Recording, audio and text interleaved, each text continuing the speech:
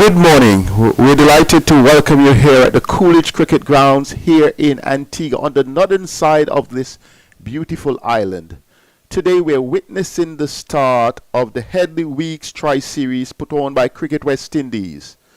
Today's opening game though will be between Team Headley and the West Indies Academy. Earlier today we had the toss and we will join Joel on the pitch.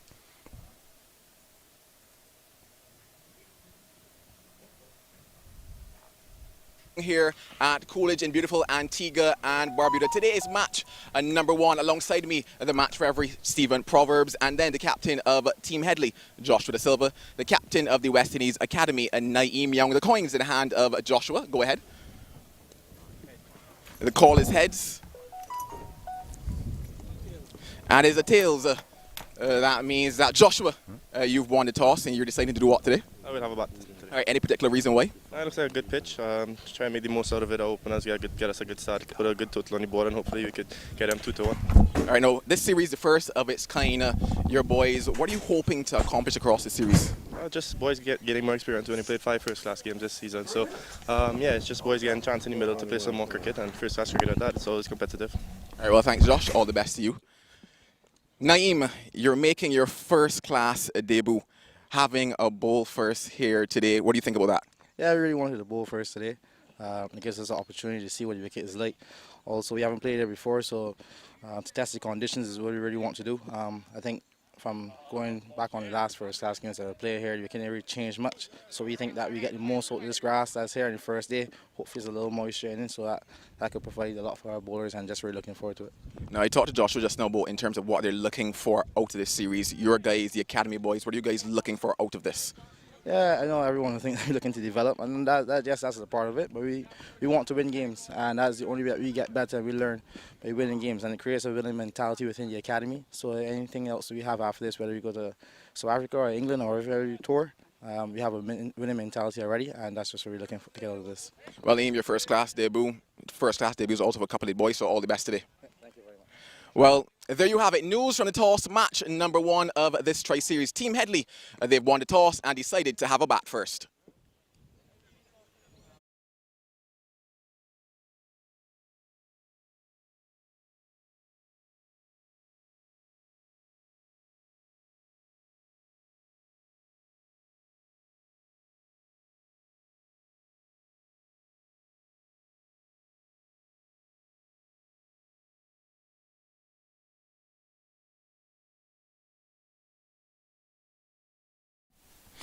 So thank you. You have witnessed the toss, and it is Team Headley winning that toss and deciding to bat. Team Headley being captained, as you realize, by the West Indies wicketkeeper bat Joshua Da Silva, and his team omitted from his team for this game Sunil Ambris and good a catch Moti. So the rest of the players: Darren Bravo, Karen Powell, Akeem Jordan, Kaveem Hodge, Shane Moseley, Tivine Walcott, Justin Graves, Anderson Phillip, the pacer from Trinidad and Tobago, coming back after injury, Chaim Holder and Marquino Minley. Vernon Springer is beside me, and the team that lost the toss is captained by Naeem Young. It is your little special favorite team, the emerging players, some people would call them, but they're actually West Indies Academy. Naeem Young will be happy to have Ashmead Ned and the rest of the guys with him. Yeah, so the team today, and welcome again, Seth. Welcome to this historic moment here at the Coolidge Cricket Ground, home of Cricket West Indies, based in Antigua and Barbuda. Kirk McKenzie wearing the number 54. Keegan Simmons, the number 32. Teddy Bishop, an exciting young player. Number 14. Kelvin Anderson, number 23. Tevin Imla, who is drafted in as the wicketkeeper. Kevin Wickham, the number 4, and as you rightly said, Naeem Young, the captain. Joshua Bishop, wearing the number 45. Naeem Young is wearing number 7. Ashmin Ned, somebody would have played for the Leeward Islands Hurricanes in the Super 50 competition. John Layne as the fast bowler. Kelvin Pittman, young exciting prospect fast bowler from Antigua and Barbuda, getting an opportunity at a stint out with the St. Kitts Nevis Patriots at a training camp here along with Wickham. So it'll be pretty interesting. Can't wait to see McKenzie Clark, Akeem O'Geese, Raymond Simmons, the fast bowler, and Joshua James, the fast bowler. I like McKenzie Clark, and maybe if I had my own way, I was still part of the Leeward Islands Hurricane franchise. I think that is an exciting young prospect that we should be seriously looking at, McKenzie Clark. But it's game set and a big occasion. We have Mr. Assam Basarat, who is here, big tall umpire, and I think we can look Umpire Brathwaite, Gregory Brathwaite. Gregory Brathwaite, one of the most senior and respected umpires here. So we move from the Cool and Smooth T20 white ball now to the red ball version set. Yes, and this is a welcome sight here. The men in all white, and you would see already Powell will be taking his stand as the opener. And when you look at this team, it's really exciting to see some of this, whom we will call senior players, Vernon, some guys who would have been in the West Indies team over a period of time, who did not really, let's say, embrace the opportunity or were not given the run. He is partnered by Shane Moseley. So a good combination here, a solid senior opener and an emerging opener. Well, pretty interesting period of time, and then, you know, this is also, we don't want to say trials, but it's going to be a test for when the West Indies select their A team. I'm just maybe mainly concerned, Seth, of the turnover of players, and based on the amount of cricket that is also being available. You know that the ICC Test Championship is now more or less restricted into certain areas. Sometimes you might maybe play 6-8 Test matches maybe within a year cycle. Is 6 Test matches enough? It's almost like pressure on Seth Burton. If Seth Burton gets 2 Test matches and he fails, then he's out. He's out of the conversation. And out for a time. And out for a time before you can get back in. So by the time you look, 2023 is gone and 2024 is here, and then you really don't know in terms of what has been happening. But we're starting with Layne here, Seth. Yes. And Kyron Powell. We look like we have 2 slips. Well, in fact, 3. And the gully. Well, yes, 3. Going to be pretty important to see how this track plays at. Yes, it has some grass, so Layne should extract some bounce. No ball. First delivery, and no ball on the pads. I thought we had the Sophie Richard Stadium, because that seems to be a disease from our commentary booth area, from the Sir Kurt Lambers end. What disease? The no ball disease. It is a strange start. Very strange. A no ball from Layne into the pads of Powell. Powell usually is very stern on those deliveries on the pad, but on this occasion, he wanted to play nice, so he just nudged at it. Well, nerves for everybody. Well, he gets it right this time. Going through to the Silva, and you can hear the chatter. It's good to see that at least that team spirit has started right for the West Indies Academy. I'd like to hear the same amount of noise set after the first hour of play. And they're still there. The youngsters have the energy, Vernon. So we'll find out. I am going to see that perhaps until lunch. Let's hope so.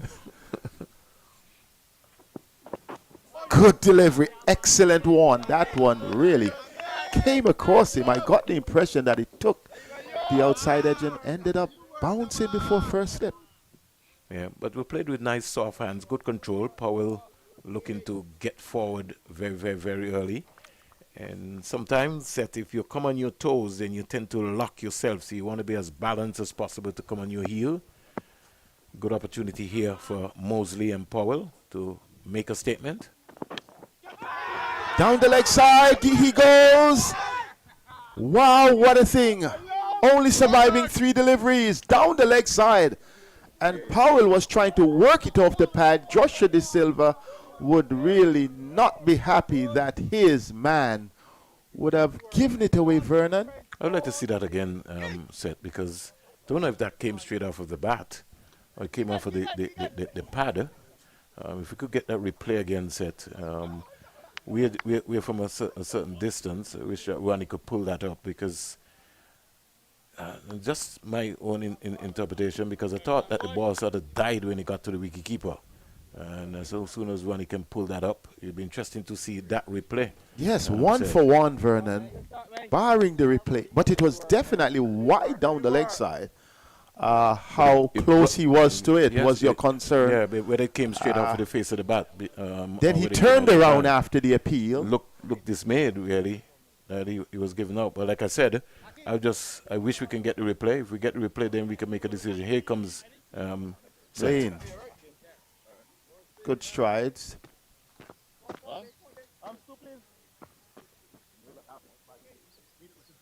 Could have.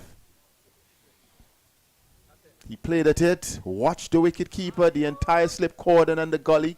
The wicket keeper, they were all up on that one. Tevin Imlach, he was confident, and it is 1-for-1 here.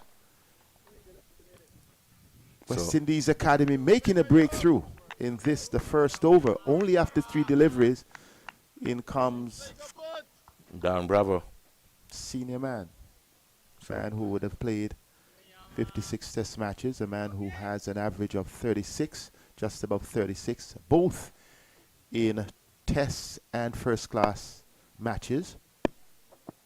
Oh, he goes on to that, like the aggression from Johan Layne. He is peppering it. When we looked at the pitch this morning, it had some brown grass on it, just some streak of green grass. Looks a bit okay at this point. Groundsman Kadeem Phillip says that it may have in a bit of early morning moisture. So I guess within the first hour, or under this brilliant sunshine here, it may dry out and it could play quicker.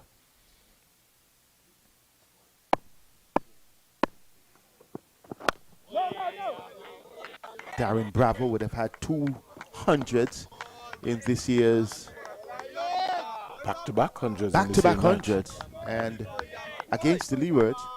And he would be happy to have at least gotten the chance to say, I'm still around. Because no one doubts his quality. The challenge may be his motivation or his consistency. 17 first-class hundreds. The Trinidadian left-hander who should have been the hope, or who was the hope of West Indies when he came onto the scene. Layne is trying to make a statement here. Bravo goes up and tries to pull at that. Not coming to grips, I believe, with the bounce here. And was beaten on that occasion. Completing his over, Layne. Bowling a good first over. Taking the wicket of Kyron Powell. 1-for-1. 1-for-1. Powell gone caught behind of Imla, of Layne. Just looking at some movements. I've got to maybe just look at Bravo again and see maybe if this is a strategy. I've seen him come out and just before he goes into his stance, he waits for a while. The last final delivery set sort of hustled him. He was looking to paddle that to square leg rather than looking to hit the ball up in front of him. But it's early days yet, so maybe he's still looking to assert himself and see the true nature of the bounce here. Yes, I think that is important. All 3 of the Headley 11 are left-handers, the top 3. So it's an interesting situation here. Moseley will face, and Kelvin Pittman will have his first bowl in first-class cricket. Kelvin Pittman, a young man you would have looked at over time. One for the future. Just hope that he can get his strike pattern and his rhythm right. Sometimes I just think that he loses his rhythm. Saw him in the nets with Coach Andrew Coley, going through his paces, along with Wilden Cornwall, who's part of the coaching staff. Once again, first delivery going down the leg side, a pattern that we saw. The only thing is that it wasn't called no ball. You would never forget that, right? No, I'm not going to force that. Because you're going to say when last you've seen a no ball starting. Even though he took a wicket, you're not going to forget even that. He took a wicket. And the good thing about it here, Pittman just more or less just leaning away, pushing the ball. So it'd be interesting to see him now. Well, they have a good bowling coach in Kenny Benjamin with them, who along with Andrew Coley took the team to Africa.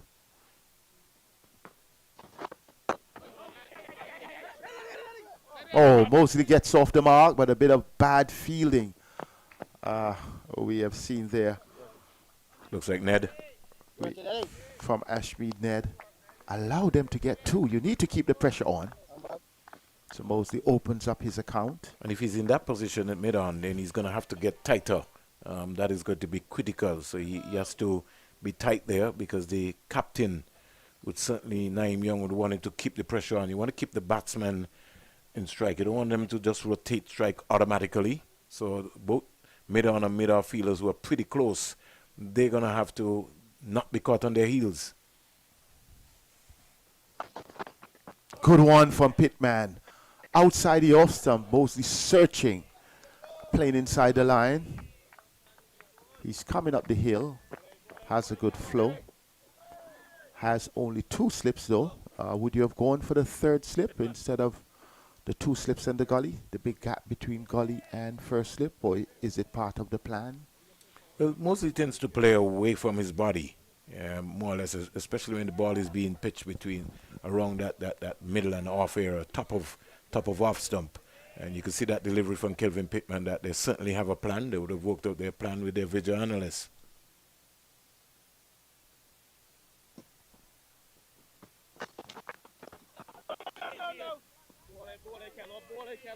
He's attacking the stumps, which is good. And you realize that they would have brought the fielder from on the onside, on the offside, onto the leg side area. And they've now encouraged their mid-on and mid-off to get a lot more tighter. Because Moseley also tends to fall over and play the ball into that right short mid-wicket area. Yes, one of the flaws of his batting. We looked at him in first-class cricket right here. Could do some tightening up. Has a very low crouch on the bat. Good pace, good carry. Yes, and good line. Keeping the batsman in check. It'll be important to know how consistent Kelvin Pittman will get bowling here. I just think that once he gets stronger set and angles his body, because that seems to be a major problem in the Caribbean with the amount of injuries that our young fast bowlers are having. Something that they got to take care of their bodies.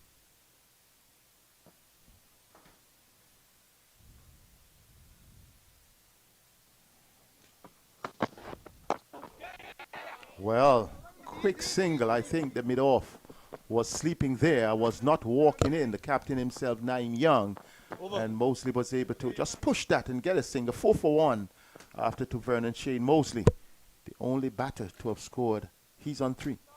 Yeah, we're looking at to see 4 for 1. And as I was saying to you, Seth, it is going to be very important that these two players are not allowed to just come and just drop the ball and get an easy single, both Bravo and Moseley. But good awareness, game awareness here by Shane Moseley. Experience also showing here. And I think Naeem Young also will have to encourage his fielders that they got to get as tight as possible, especially in the first half an hour. Moseley takes his usual middle stump guard, and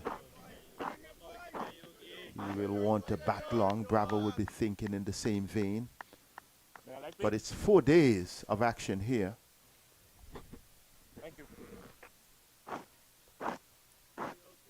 After this, it will be 3 back-to-back games, each starting on a Wednesday, concluded on the Saturday. So the weather looks good. The right time for cricket, actually, in Antigua, post-Easter period. Layne getting some respect from Moseley. That one stood up at him. He was able to defend. Well, when you have a Duke's ball in your hand, you're always taught as a fast bowler pretty early that you need to attack the stumps. I just find too many times that bowlers are trying to bowl a fifth stump line. You got a new ball in your hand, anything can happen. You got to be able to. No batsman, especially opening batsmen, like to be feeling the new ball on their head, where they have to be forced to defend. Drives at that. How is that the cry? Not out, says the umpire. It will be interesting to see that one again. as you mentioned, Moseley likes to play across the line and found himself trapped.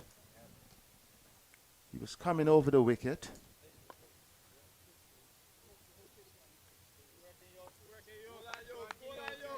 Pitch outside leg. Definitely angling down leg. Fair decision by umpire Brathwaite. But he need to turn his hips set and look to hit the ball down the ground. He's in his rehearsal, he's still looking to clip that ball. And it's a new ball, so it's swinging. So you got to be as careful, you got to be as tight as possible. Shows a different approach in standing up straight. But it's clear, Vernon, that, well, what you're saying, these are some of the challenges that ought to be worked out. I believe that he wants to get on with it. He wants to score some quick runs here. But at the same time, he could have gotten himself, if that one had straightened, he would have been in trouble. But as you rightly said earlier, bowling to the wickets with the new ball is key because you give yourself at least 3 options: bowl, LBW, and caught. When you bowl like that, yes, one option. The only option may be caught at slip. Also the batters would take. Over the years, Seth, if you look at Moseley's innings, he hits a high proportion of boundaries in his approach. And so, you know, he's always looking, as you rightly said, to get on with it. So Moseley, he wants to tee off.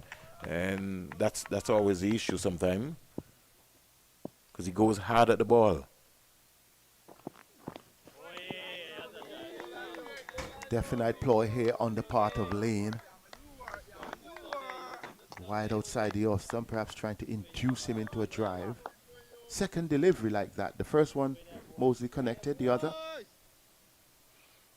And I've done something different, Seth. If Layne is going to bowl that line, I brought the mid-on over into the short extra cover position, catching. Because Moseley tends to hit the ball right into that area.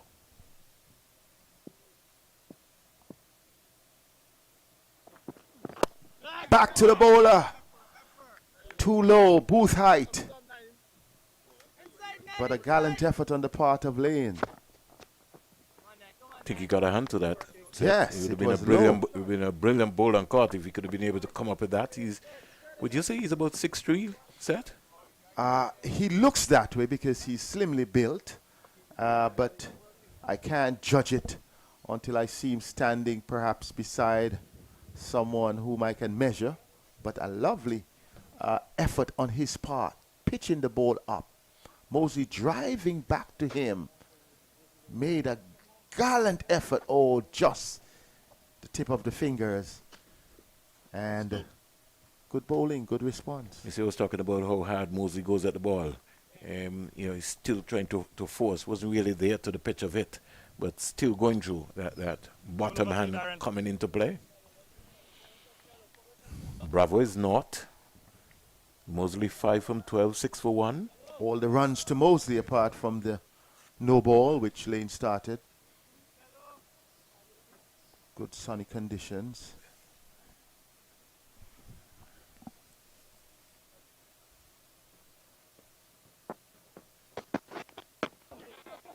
Bravo, looking to get off the mark, chance for run out. Loud appeal, not out, says the umpire. This is really frantic running. The importance, Set, of if you're inside, you're close. You got to nail that. And if you realize, out comes the physio. The physio. Moseley goes down for that single. But I think it would have been a collision in terms of the fielder coming in from backward point, looking to get it. Let's hope that he's okay. Both physios out there for the West Indies. He looks like he'll be fine. Yes. Don't think he will want to come out at this time. Just drop the ball. He reacted late, Set, as if he in my impression, I don't think he was backing up in terms of what's happening. The collision there with the number 23, who's happens to be Anderson. Anderson. Yeah, so almost like a boxing bout there. You know, when you're playing rugby sevens. All the attention to Moseley. You see the importance of what I was talking about, set about getting tight In the field. in Could those have been a areas run there. out. You know, in the days of people like Keith Atherton and Gus Logie, Moseley will be going back to the pavilion. Looks as though the spray comes out, so he may have. Do you think they work, Zet? Vernon, I must be honest with you, at times I question it. I think it's in the mind. To some extent, yes, it brings a nice cool feeling on the injury. Sorry, Seth, I didn't mean to be... No. I believe a lot of it is in the mind. I didn't mean to put you on the spot like that. It brings a nice little cool feeling, but I can't say that it works. The players would tell you that. But, you know, some things are marketed so well that your belief in it is oftentimes greater than the impact it has. Yes. So Vernon, you're so technical. You like to lead me down the road. So let's look at Moseley being treated there. If you have just joined us, Team Headley won the toss. Joshua Da Silva decided he wants to have a bat, and he started with Powell and Moseley. Before long, by the third delivery, Powell edged Layne down the leg side. Imlach took it. It was 1 for 1 because the first delivery was a no ball. Moseley, who you're seeing in our view, started the scoring on this occasion. Just nudged one into the mid-off region, got his 6th run, collided with Kevlon Anderson, who picked up that and on the arm the return. Hence, you see what we're seeing now in our view. The physio having to come out to give some treatment to Moseley, who is just getting back his gears on. All that Moseley must be saying, I have gotten a good body from Kevlon Anderson, who had the momentum, but I'm fine. But I think the momentum would have been also that his left knee collapsed, set in so outside of the collision, and maybe just now and again, you know, a little old bones as we get a little older. You know, you feel some of that. But one thing he just doesn't worry about the old bones. Yeah, but I think one of the things he was recognized is that he said to the physio, you know, thank you very much. You know, she was able to come up with the magic. And says to him that you're ready to go. So he jumped up and got himself organized. So the spread did work because Moseley is ready to go again. Well, Pittman is ready as well. We're in the 4th over of the innings. And still 2 slips in the gully. I like the idea of a 3rd slip for a young fast bowler. Don't know if this pitch, has pace. Don't know if this pitch is encouraging you for that, but you never know, Seth. Pitched up, Moseley drives. No, looks like the first boundary of the morning. He's in trouble, Seth. He's hobbling. Don't think he'll make it. Wow. It goes down. I think he maybe might have had an old injury on that left knee there, and he was hobbling. Yes. I think for his sake, he needs Seth, to retire. Yeah, Right. and I know he maybe does not want to come off, but I think he's gone. Yes. It's a goner. And the challenge, you were saying it worked. So what worked? Well, it worked for the period of time. Psychological. Yes, psychological there. Outcomes there. I think it's a left knee there. Whatever it is, I think it's might be more than the left knee now. That he's now saying to the physio. Shane Moseley is down. He's definitely in pain. Hold on. They're going to get the stretcher. Yeah, I think he's gone. He's going to be a goner. Physio is working again. She's a very powerful physio. The knee set. Yes, it looks that way. Look like we have to get, I think it might be easy for him to just really take the pads off there so that you can get the proper circulation. That's what they did at the start, but he resumed. But he's still trying to fight, but I don't think he'll be able to run. And Tanya Martin is saying, no, you got to come off. He still wants to carry on. And she's saying, no, I don't think you could be able to make that. That left knee set, he collapsed, and he just couldn't make it. The name of the game, so sad way to depart, but he still has the opportunity of coming back, just scoring the first boundary of the innings to move up to 9, pushing the score up to 11 for 1, all ones. And unfortunately, all attention will be on him because he's the only one who would have scored to date for the for the team Headley. And Kevin then Hodge he comes has to out now, walk set. out. And Kavim Hodge, I've been speaking about him during the 4-day championship, even though the 2 matches we got Vernon did not include the windwards. But over the years, he has been thereabout, very fluent batter, and also with his spin bowling, offers options. Played a long time, set. When I say a long time, he played in the St. Kitts Nevis 13 and under festival for Dominica. He came with Trevor Shillingford and Thomas Kentish and Phoenix Thomas and all of those guys there in a bit area. And he was around the system in West Indies versus Sri Lanka. He was around the team. And because of not enough A-team cricket, then he just fell away. But I think it's something that world cricket going to seriously have to look at. More A-team tours. Has a low crouch. Pittman, wide delivery. Too far away, was not called by the umpire. I think we're back to red ball. That's right. The transition is critical. He was just bowling the white ball last night. 2 nights ago. Yeah, the Survivor Stadium in the cool and smooth T20 action. And different situation, T20 pressure. Now has to make the transition. See the defending champions, the mayor from Liberta, who is alongside me, Seth Burton, making a statement, 4-0. Good delivery from Pittman. Good defensive work from Hodge. Just would like to see Hodge coming on the front foot there, Seth. He was almost caught in 2 minds, and he was dying on him, and he was just there saying to Bravo that he's getting the ball in swing. So if he's getting the ball in swing, you've got to be able to have that head looking down to get out onto your front foot. Because if you miss, you know what's going to be happening. Mr. Bassarat will certainly be in the conversation. Well, Hodge coming off of a pretty good ending to the regional tournament. Good delivery on the part of Pittman. Hodge, you see he's really trying to concentrate. Good But this bowling. time he got forward. Yes, he got forward. And Pittman is teasing him. It's good probing stuff from the young fast bowler. Gave him a wide one at the start, then one almost Yorker length. This one closer to the stumps, Yorker length. Let's see what he does. More control here so far from Pittman in this spell with the red ball. This time he goes leg side. Hodge, I don't think he maximized that opportunity that was presented to him. Nevertheless, he gets off the mark. 12 for 1 after 4. Well, here was Pittman pounding in that final delivery of the over there. Never really got upset.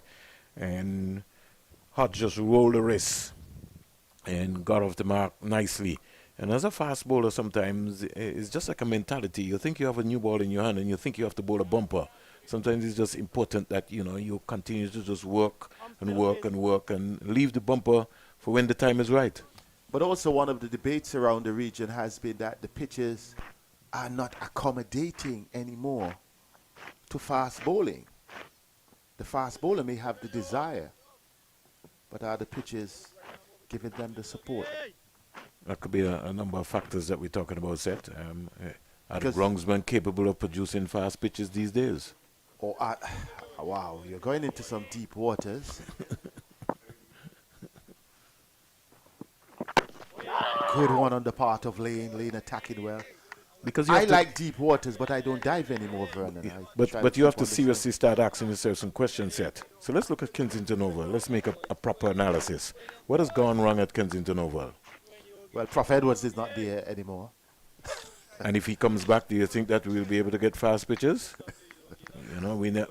Maybe there's a lot of factors that are way up to this set. The soil, the clay, the contents. There's a whole lot of dynamics that makes things happen. Hard shoulders, arms. To continue that conversation, the Caribbean, there were pitches that when you got to Kensington, when you got to Sabina, even the ARG at critical times, apart from the fact that it has really been the paradise of high scoring, there were times when the balls were flying good carry. So you knew what was going to happen at those three. You knew when you went to border in Guyana or even in Port of Spain, you would have the spinner type pitches. Layne trying to make good of this pitch, but those days are gone when you could say, okay, we know perhaps we're uncertain whether recreation grounds will be mile or will be fast, but you knew that you had Sabine and Kensington, which would have really given good pace. These days, you really can't say that. And this problem is not just only unique to the Caribbean, it's unique to world cricket. Because even if you look in Australia, Seth, you see that they're now building drop-in pitches. So that's another conversation.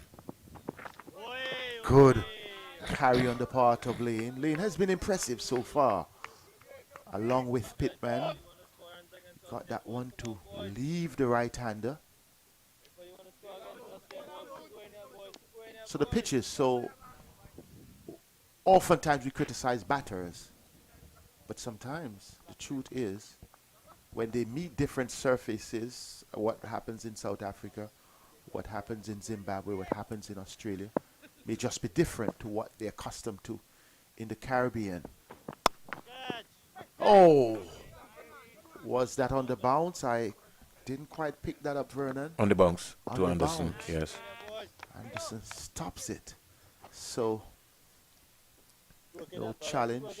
But I think the key to batting is to be able to adjust to situations. Well, it depends on where you go, Seth, because if you go to Australia, the bounce is going to be automatically different as to in the Caribbean because they tend to produce more hard pitches because that's their culture. If you're in Fast bowling. Bridgetown, the bounce may be different than here in St. John's. Yeah. Also, when you go to England, the ball is going to be seaming around. If you go to Pakistan, they're looking to seam it around also. So depends on where you go. You just have to make that adjustment. That's the key. 3 slips still waiting. Pulled away for 4. Bravo. Pivoting well. And slashing that one down to backward of square for 4 to end the over and to get, in fact, move on to 5. Let's have a look at that. He's sparking over the wicket. Goes up on the toes. Showing some command here. And Darren Bravo takes his personal score up to 5. 17 for 1 here after 5 overs. Well, I said to you, Seth, that it was almost like a nothing delivery because it really didn't have any pace on that. So on any given day, he can play that shot. Where you want to see him being tested is when the ball is coming up above his shoulder, more to the badge area and that body line area there. So I don't know if this track today will test Bravo. That's another conversation. It's something that, I still feel that he needs to go into the net set and really work on the short ball. And we realized that Virat Kohli at a point in time when he came back from Australia was struggling. And the next time they saw Virat Kohli, he was ready for anything. So you have to maybe go back and really work on your game and work on your craft. Oh, that's a full toss. Hodge did not really take full advantage of it. Oh, a bit of loose fielding there in the offside, allowing a second. Yes, so the work has to be done. You're right. You have a challenge with, you have some weakness. Every human would have. Every batter has his own challenge or her own challenge, but it's the work that you put in outside the match, in the nets, that may make the change.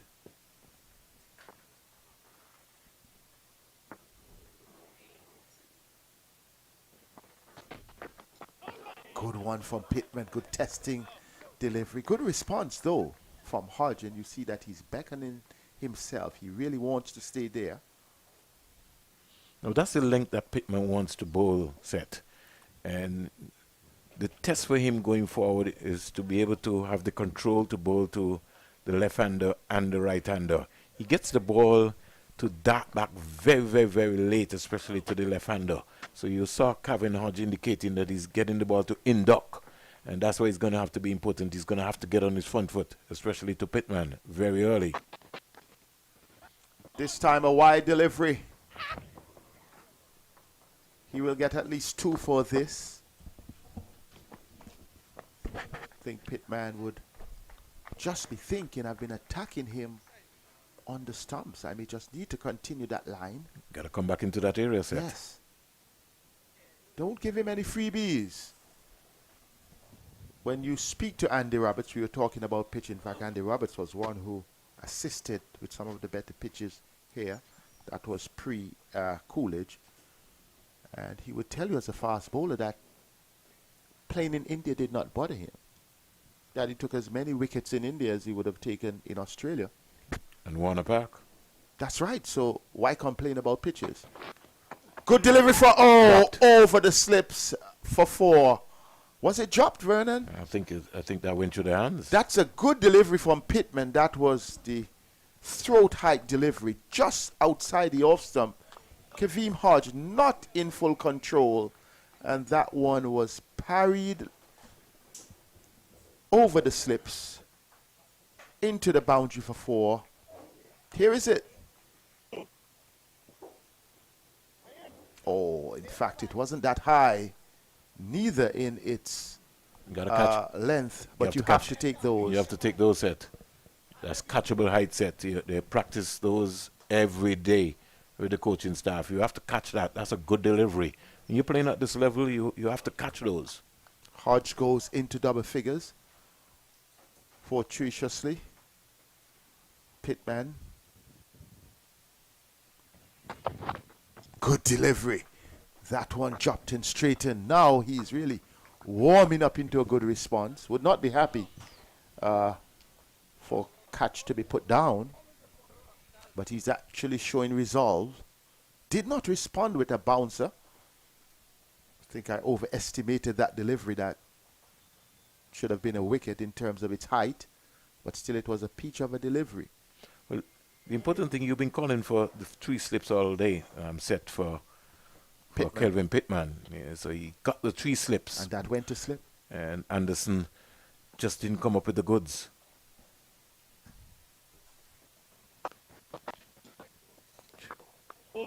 Over completed, Vernon. 25 for 1.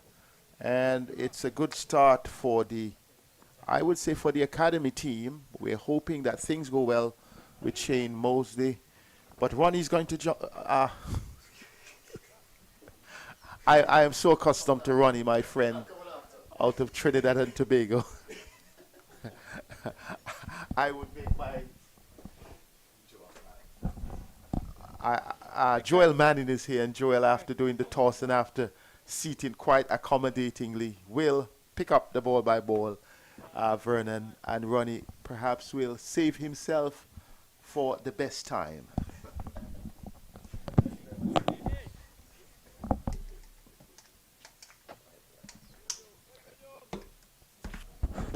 So the action continues here. 25 for 1.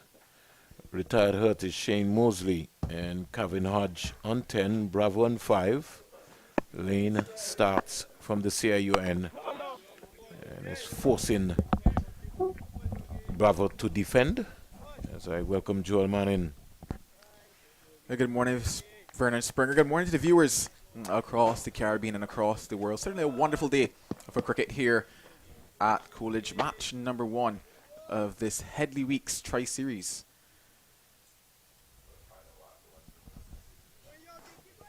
Layne so far, some 16 dot balls within his spell.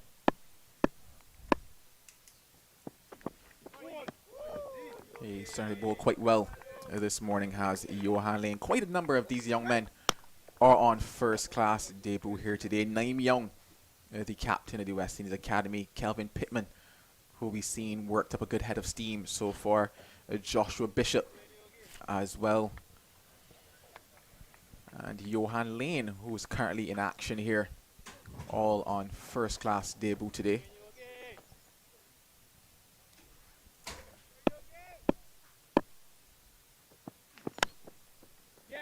And that is going to be the first wicket, or in fact the second wicket for Johan Layne, his second at the first class level. It's certainly a wonderful start for him. And Bravo playing a loose shot.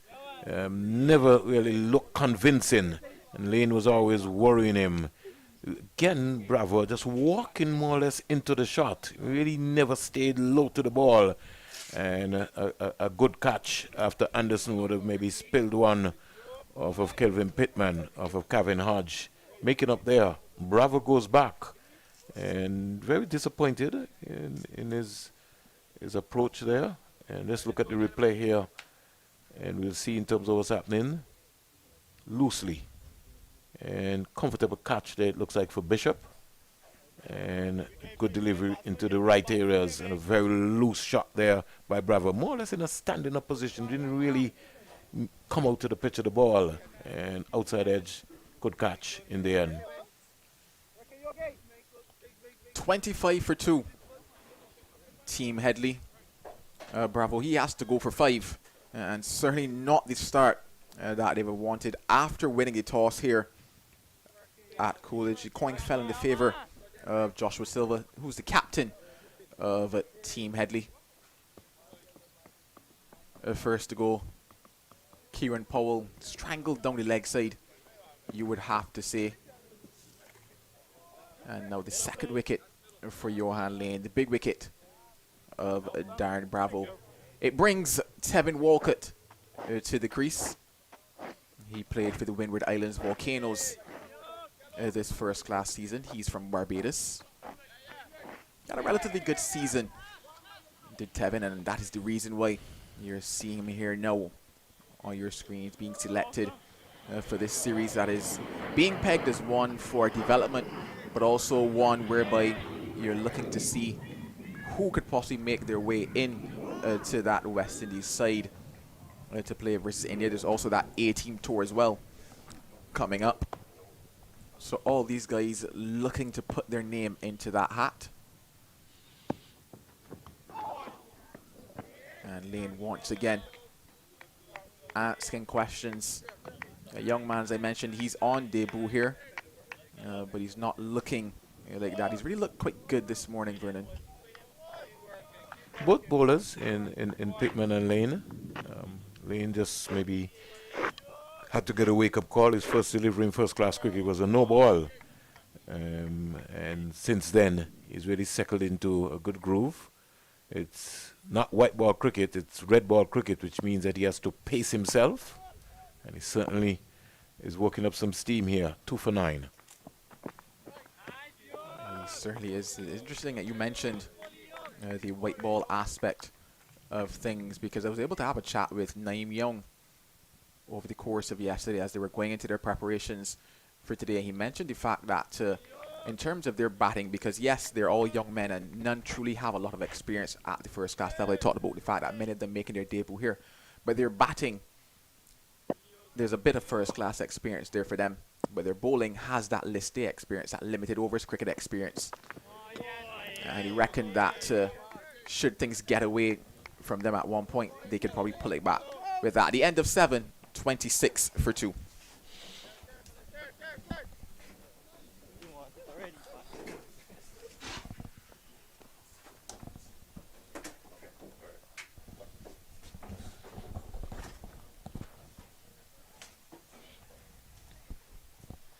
So rebuilding time here at the Coolidge Cricket Ground. West Indies Academy opted to field, and Layne has been impressive. It's 4 overs so far, 2 for 9. And Tevin Walcott, who's just come out, he's on 1. He will face young Kelvin Pittman, who's on first-class debut from Antigua and Barbuda, plays for the Bethesda Golden Eagles, the graduates from the West Indies under-19 program for the Leeward Islands. He was also part of the St. Kitts Nevis Patriots in the CPL. Didn't play, and again was invited by the St. Kitts Nevis Patriots. Had a camp last week, a couple of weeks ago, right here in Antigua and Barbuda. They played against Scotland and local teams in terms of preparation and identifying talent. And trust me, oh boy, Kevin Wickham, he was on fire.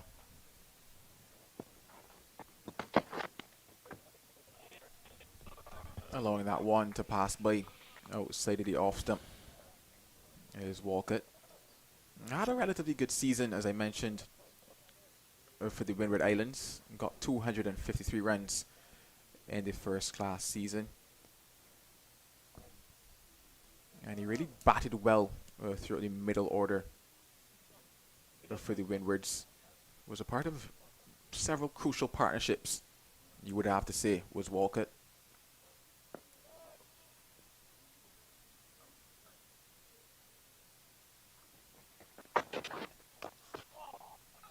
That's going to be his first runs. First boundary for Tevin Walcott. A lovely shot there. Thought Kelvin Pittman missed his run and overcompensated by trying to bowl a short ball. And there are certain areas that you have to land the ball if you're going to really bang it in. And that one was just maybe more or less in the 8-meter area, not in the 6 and 4 meter area. And it was very comfortable for Walcott, who would just punch that. Nothing ball really, and on any given day. Anybody will hit that away for 4, and Kelvin Pittman was dispatched. Certainly not where he would want to be, Pittman.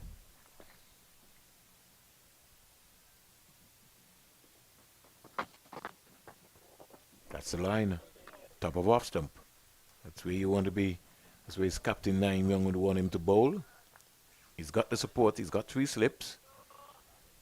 He's got 3 slips of gully, backward point, short cover, mid on, mid off. You got 1 fielder out. The lone figure of Layne. He's not a Joel Garner yet, but he's heading there, maybe more or less of a Anthony Gray sort of height. 30 for 2. Finds the edge, but falls well short of second slip. But you know why? Because he played with soft hands. Unlike Moseley, who tends to go hard at the ball, Walcott was quietly in behind the line of the ball and just playing with soft hands. And that's why it died down to the slip area. Just playing inside the line of that one slightly was Walcott, but as you mentioned, those soft hands and that ball falling well short. It's a wonderful opportunity here for Tevin Walcott. And he's batting with his teammate, Gavin Hodge. Yeah, this pair would have spent quite a bit of time at the crease across the first class championship. But if you look at the Windward Islands batting during the just concluded West Indies 4-day championship, especially in the last 3 games, Walcott almost was like a lifesaver and really batting in his role as a wicketkeeper batsman, and you know, holding that aspect, that area together. Even Justin Graves, who I thought really, you know, he's now turning out to be a real beautiful all-rounder.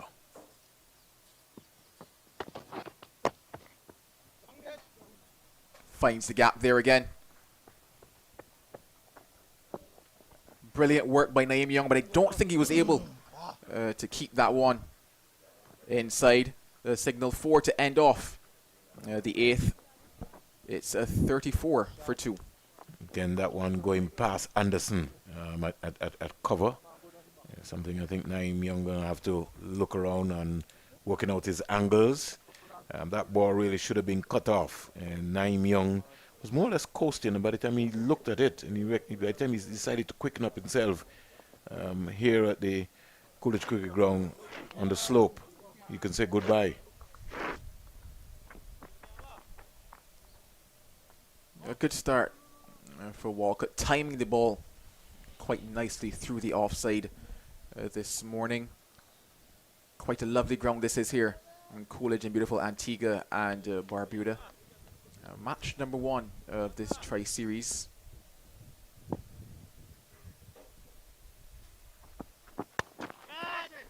An easy catch. He looked good, but he's got to go. That was a poor shot, Joel. He was not in position, and you know it's early days. It's red ball cricket, and I'm not saying that because it's red ball cricket that you know you don't put away the bad balls, but he was just never in position to play that shot and fell prey. Easy catch there for Ashmin Ned. He got on top of it, swiveled there. Easy catch in the end, and the academy team, they're on top. Certainly on top here this morning. They lost the toss, but since then have won all the battles this morning. Picked up 3 so far, all going to Johan Layne. He's certainly having a wonderful first-class debut here.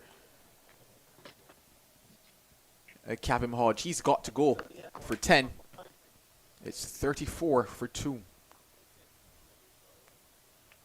So, pretty important period of play taking place here.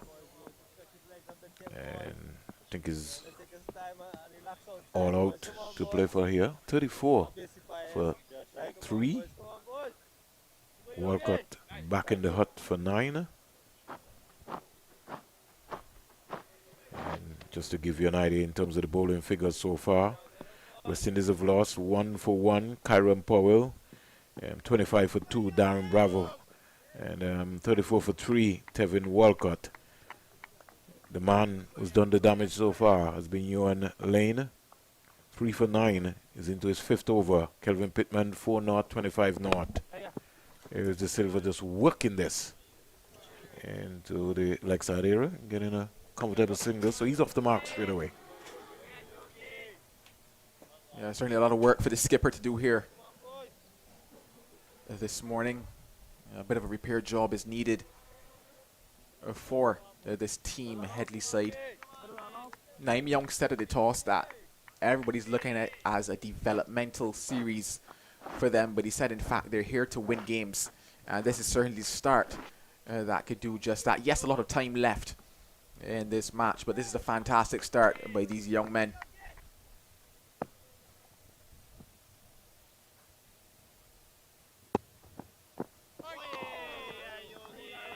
Fantastic stuff by Johan Layne this morning. He stuck to his lines and his lengths, and he's been rewarded. Yes, it is on the back of what you can consider to be a couple loose shots this morning, but he's put the ball in good areas. Has Layne applied a bit of pressure, and he's reaped the reward for it so far.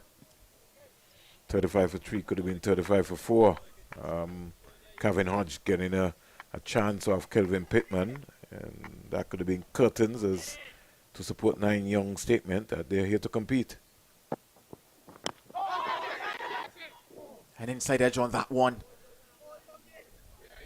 Onto the pad, but falling short of Gully. Could have been another chance there. But they're certainly asking questions this morning. That one ballooning off the pad and just dying in front. And with that change, Joel, Kevin Hodge has decided that he's going to bat off stump to Layne. It drives uppishly.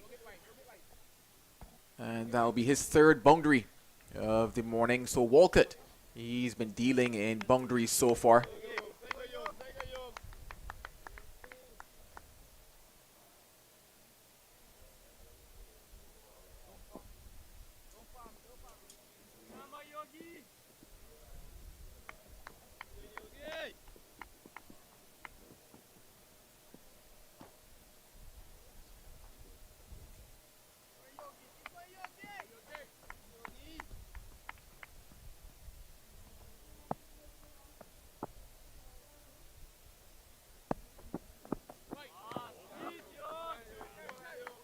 A dot ball to close out that one. After 9, 39 for 3. Very impressive spell so far here from Layne. And when we look at the context of the game, we'd see at least 6 boundaries have been hit in the morning's session, which has been pretty quiet. But we'll have to say in the Headley Week Stride Series that the academy team, they're large and in control here. It's certainly been interesting to see how the batters from the Headley side have gone about their work this morning. Darren Bravo playing at one wide of the off stump, looking to be positive, looking to score runs. A dismissal of Captain Hodge as well, looking to get on top of the bowling. Kieran Powell, not necessarily one that you would say was him playing a positive shot. He was just looking to work that one down towards the fine leg area, and it took the edge. But you would have to say that they're looking to get on top of the bowling, and it's not really worked for them so far. Change bowling from this immediate centre, and it's going to be the captain, and Layne Young, coming in to bowl his first. You just wonder, with regards to the approach for the Headley side, whether or not it's a case of maybe underestimating the talent on hand. That's not to say that they have, but it's just, you know, a consideration here, probably thinking that given that the experience is on their side, maybe it would have been an easier task for them this morning, could have played a few more shots, but it's been to their downfall so far, and quite a bit of work to be done now with the skipper at the crease in Joshua Da Silva. A bit of movement on offer for Young as well. His first class game. Has a bit of list day experience as Layne Young.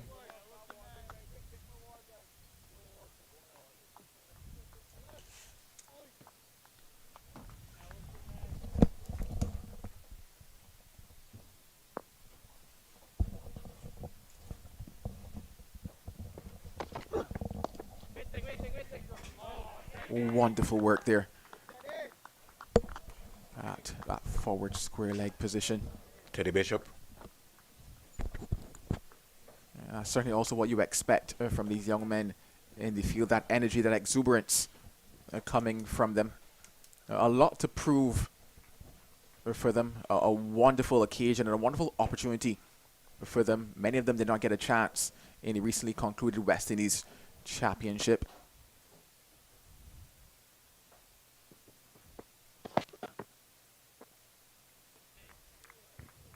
There's a chance to showcase their skills here. They will have two matches in this Headley Week series. One versus Team Headley, which is starting today. The other versus Team Weeks, which will be the second game of this series. I mentioned the fact that there's an A-team tour coming up. And if a couple of them are able to put together some performances, they could probably see their names in the hat for that one. So certainly all to play for beyond just the development of these young cricketers on showcase here today. Just would like to see Layne Young really attack the stumps, and I think the delivery before the fifth delivery was more or less going down a fifth stump line. It's a good bowler. Got to keep attacking the stumps. He's got a brand new ball in his hand. Kept it tight throughout his first. It's 41 for 3.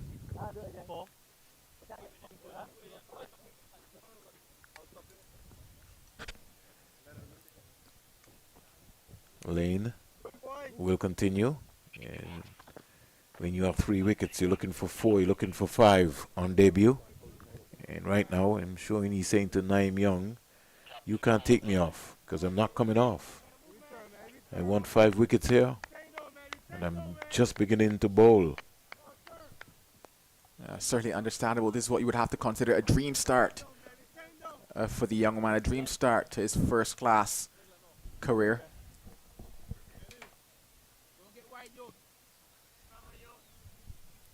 So, pressure continuing here. 3 slips of gully, backward point, a cover, mid on, mid off. The lone fielder out in Pittman, he comes into the conversation. He's coming around now nicely, picks up, gets to the ball, rifles a return into Imla. Worked away quite nicely there. It's Tevin Walcott. We mentioned the fact that he was a crucial member, a critical member of that windward side, and he really got into stead. Or rather started the tournament well, got an 87. to start things off at 87, not out in fact. And then ended the tournament well versus Barbados. 55 and 35 were his scores, but it was the crucial times that he batted at where they required somebody to stand up at the crease.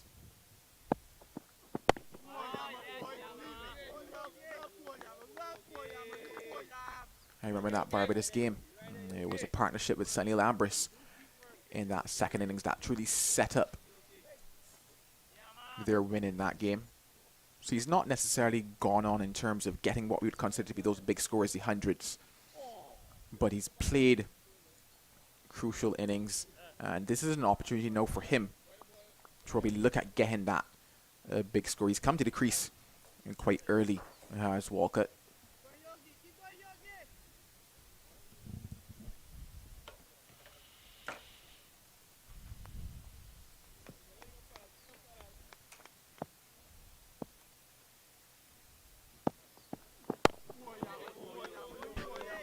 Massive support coming from Teddy Bishop at first slip, Kevin Wickham at second, and then you have McKenzie at third, and young Simmons there in the gully area.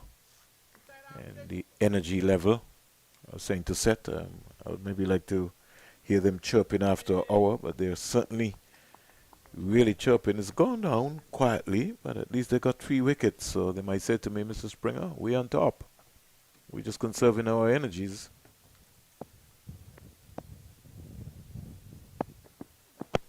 Wrapped to the pad, and he's sent on his way. The dreaded finger goes up. Johan Layne strikes again.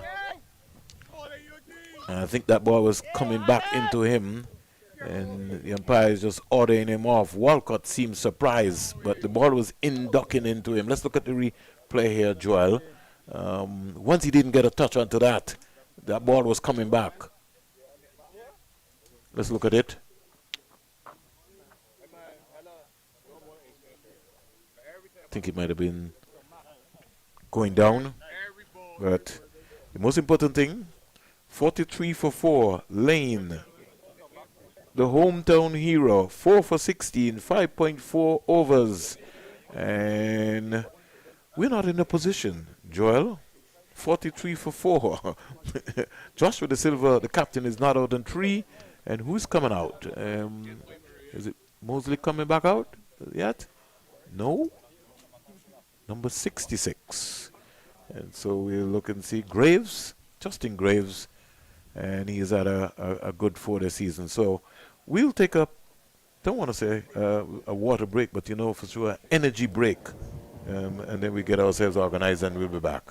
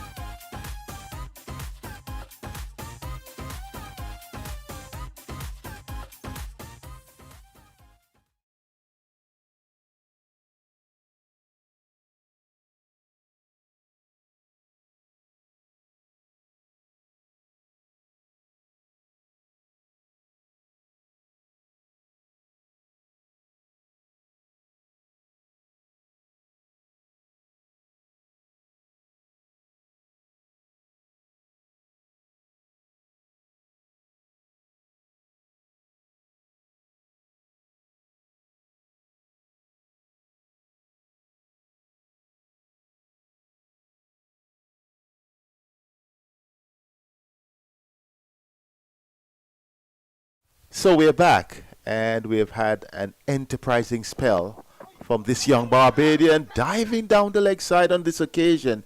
Imlach, but taking it, but not coming off the edge.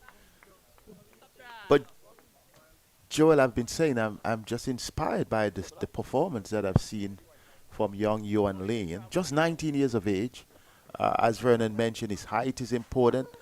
But oftentimes you have height, but you don't have pace. And he has both. And his capacity to improve is tremendous. And I'm eyeing this youngster. I know I get anxious about West Indies cricket returning.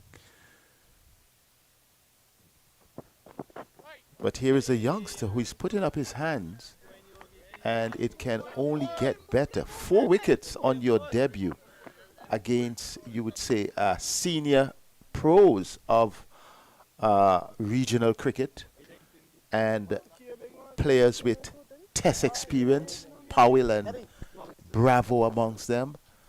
Kudos to this young talent. Yeah, certainly fantastic work by him so far this morning. Deserved all 4 wickets that he's gotten. Probably a little fortunate with that last one of Tevin Walcott, probably sliding down the leg side. But nonetheless, it's certainly been fantastic work for him. And as you said, probably certainly showing signs that you would want to see coming up of a young fast bowler. I had a chance to first see him when he played in that Under-19 World Cup last year. He looked quite good coming through that, and it's nice to see that he's gone into the academy setup, and you could see that the work that's been done, you could see the results starting to come through in terms of how well he's bowled here this morning. Young struggling a bit with his line. Young is more known in the T20 circuit, well after playing for the West Indies under 19. Transitioned well into T20, but not getting the opportunity for first-class cricket until now. So commendation for CWI in looking first-class status for this series. It's very important for the youngsters.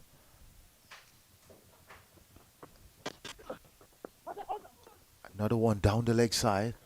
So he's struggling with his line. When Naeem Young came on the scene, well, when I saw him first as an under-19 cricketer about 4 years ago, he was really bowling well, variety, his variations. But that was then white ball cricket. I'm not saying he kind of transitioned. So my hopes were high. And also he did pretty well with the bat.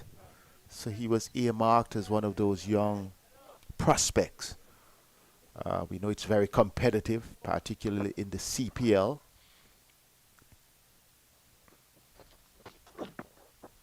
Third one down the leg side, hence an opportunity here.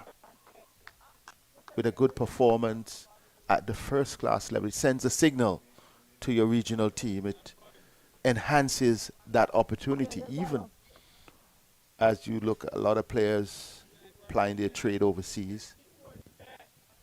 So Naeem Young will have to perhaps settle, and he may have to sacrifice some of his variety that he may have brought into his white ball game for this cause.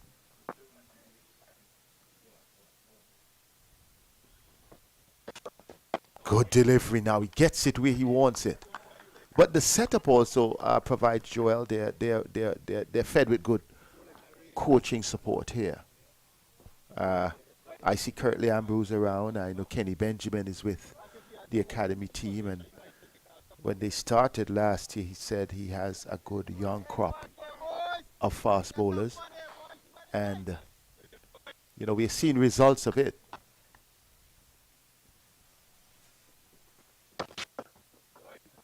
The truth is, in the current setup, Kimar Roach has blossomed well, may not be in his prime.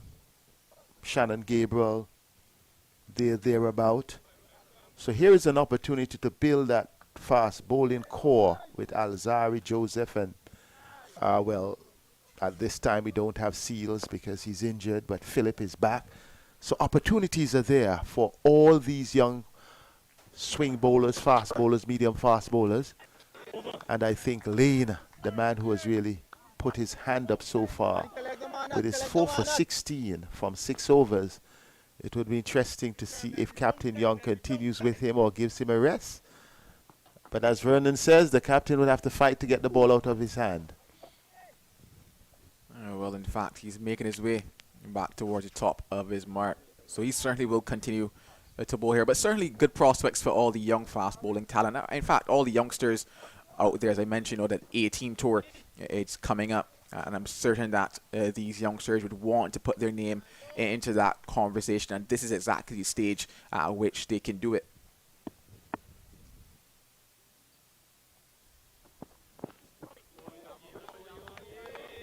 Layne continues his long spell. He's in his 7th over. The news on Shane Moseley is that he is nursing a knee injury. He's been treated inside by the team physio. And we really hope that everything will be okay for him. Not only for the team's sake as the series progresses, but in terms of his personal health, his personal well-being. This is what is impressive about young Layne. He is managing the wicket well. He's going down just outside the off stump. He can bowl the same delivery at the same spot. First one, then the second. And I think it sets up in the batsman's mind, is he going to come here again?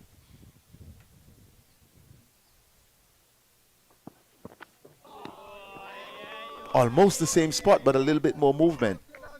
Yeah, certainly into what is a fantastic bit of work here is Johan Layne. And he's really been keeping it where he wants in terms of the lines and the length. For the most part, he's a bit outside of that off stump, asking questions, asking batters to be patient versus him. Darren Bravo went back inside playing that loose shot outside the off stump. This one fuller and closer to the stumps. And you can tell he's enjoying his bowl. Real good strides.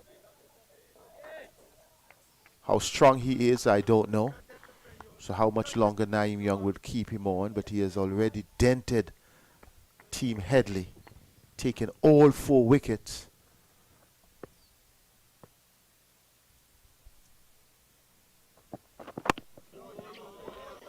Keeps the batsman on the check. Justin Graves realizing that he has to wait to get off the mark, and that is part of the anxiety here. You get the batsman guessing, keeps him guessing. This one is outside the off, this one is outside, then these two are on stumps. He's perhaps in his mind wondering then what the final delivery would be, because the control is impeccable from Layne.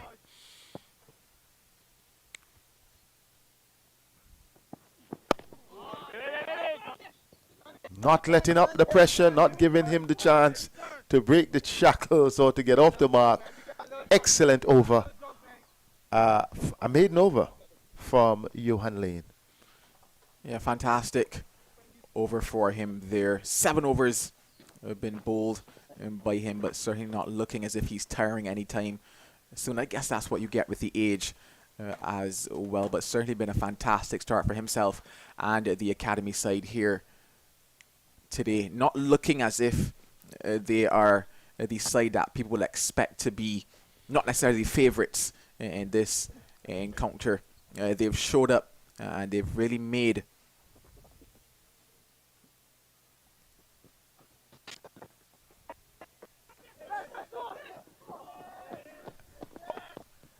good work here this morning. Joshua Da Silva, a lovely single, you would have to say. Soft hands working it into the offside. They're going to need a lot of that, certainly, today. Tevin Walcott was finding the boundaries, then he departed. It's going to be interesting to see how they dig themselves out of this, because in the same way that the guys from the academy side are looking to have people talking about them, a lot of these guys on the Headley side as well want to get back into the West Indies side, have their name as a part of the conversation. Yes, a couple of them are already in the West Indies setup, but certainly would want to ensure the selectors know that.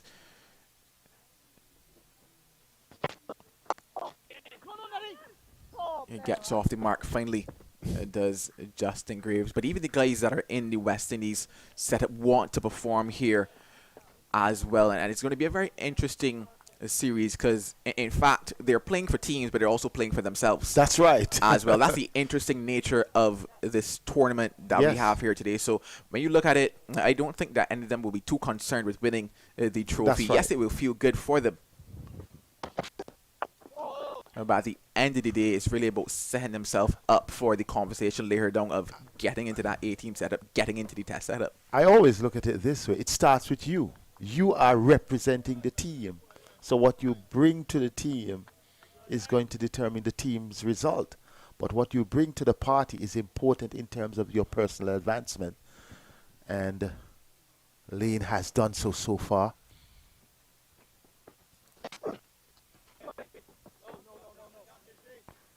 And I think the selectors too, they have done this rather carefully in terms of the selection of the players. It's good to see Joshua De Silva. There is no threat to his position, well, that's my personal opinion as first choice wicket keeper. But it's good to see that he's brought into the setting here to keep him focused, to keep him well oiled, to keep him competitive. That's definitely going down. But you also mentioned I was going to say older players, but the more established players, the Powells, the Bravos, these players would have to then see it as a second opportunity. Yeah, that one probably on height as well, going down the leg side there. Could maybe even be a case of an inside edge, not certain, but certainly a good call there by umpire Bassarat.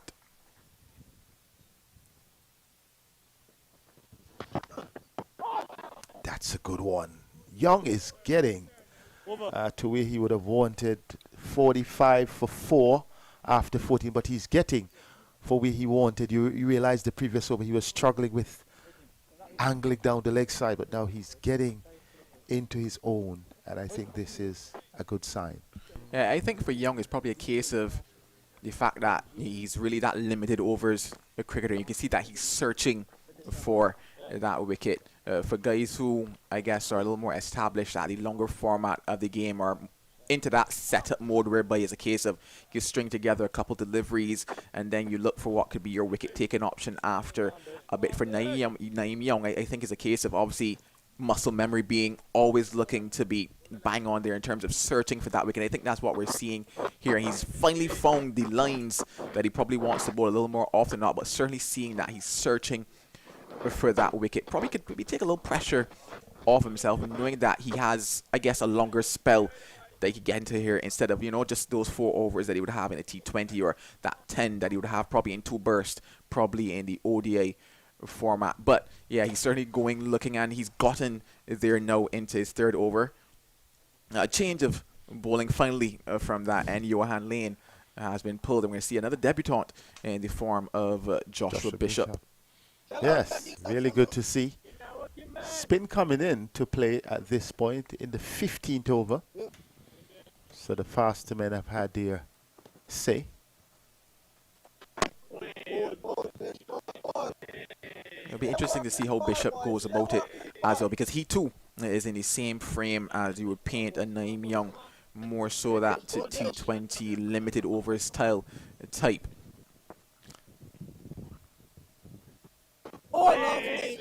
It would be good to find out. We could perhaps do a sample to know what preference these players have. How do they value this opportunity?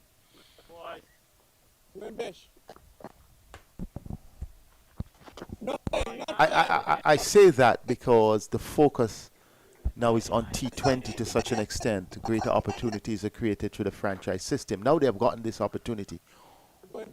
Which would they prefer? Oh, that's a good one. He kept it out well in the end, steering it to backward point, but I got that impression it was an arm ball. It rushed onto Graves, but good technique. Saved the day.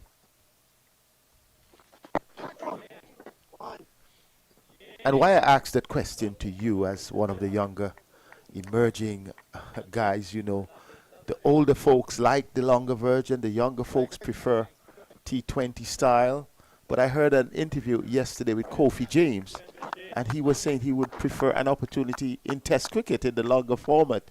And you thought, okay, you are a guy in that fast-paced game. Why would you prefer it? We'll get back to that. Good bowling on the part. Good first over from Joshua Bishop. He kept the batsman in check, but perhaps that's a conversation we can always have in the future. You know, I think for a lot of these young guys, there's still that pride of wanting to get that baggy and wanting to play in the longer format, especially given that to a lot of them, even though, yes, they would be into the T20 cricket, they still have, you know, they would have grown up under looking at the stars of the likes of Brian Lara and those guys, and they have played the longest format. When you think about it, I think that they want to also get to that level and probably make a name for themselves there. Yes, you would say the money is in the T20 format, but in terms of the records, in terms of having your name being called, it is certainly the longest format. That's a big point. And you would say once you are a good cricketer, you are a good cricketer. Should be able to excel in T20 the same way you excel in Test cricket. I think the top batters in the world have that down pat, the top bowlers as well. So the aim must be to be a good cricketer, to always make an impact, to be consistent, more so to be outstanding.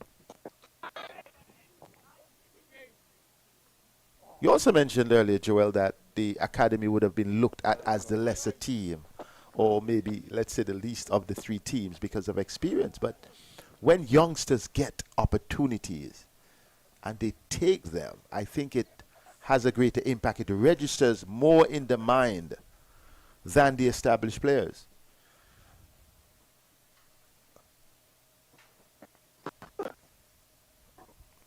That is why I want to commend this initiative. Because let's look at, we were speaking about Johan Layne, his 4 wickets. If, let's say, the same 4 wickets is taken in the future by, let's say, a Marquino Minley, you'd say, okay, at least he got a look in Test cricket already, so that is expected. So they have, in my view, more to play for than some of the established players who may be eyeing a return rather than just looking at the A setup. Once again, Young keeps straying down the leg side. He has gone back into that bad habit. Not the same pace as Layne or Pittman.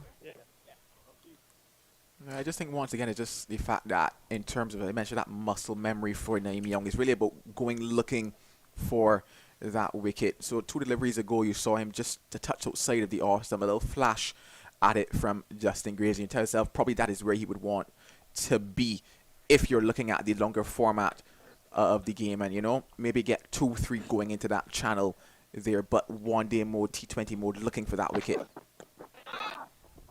That's quite an observation. I remember Curtly Ambrose said that when he started his career, he felt as though he wanted to get a wicket with every delivery. And it was the late Malcolm Marshall who said to him, you really can't get a wicket from every delivery, so you know, you got to know how to plan it. And that's what we saw from Layne, planning the deliveries, consistently hitting some spots. We have also seen some of that from Pittman.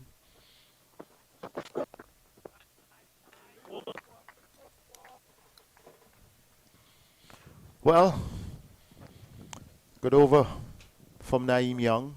Only 2 runs coming from that over. What is your view of the pace of the batting so far in this game?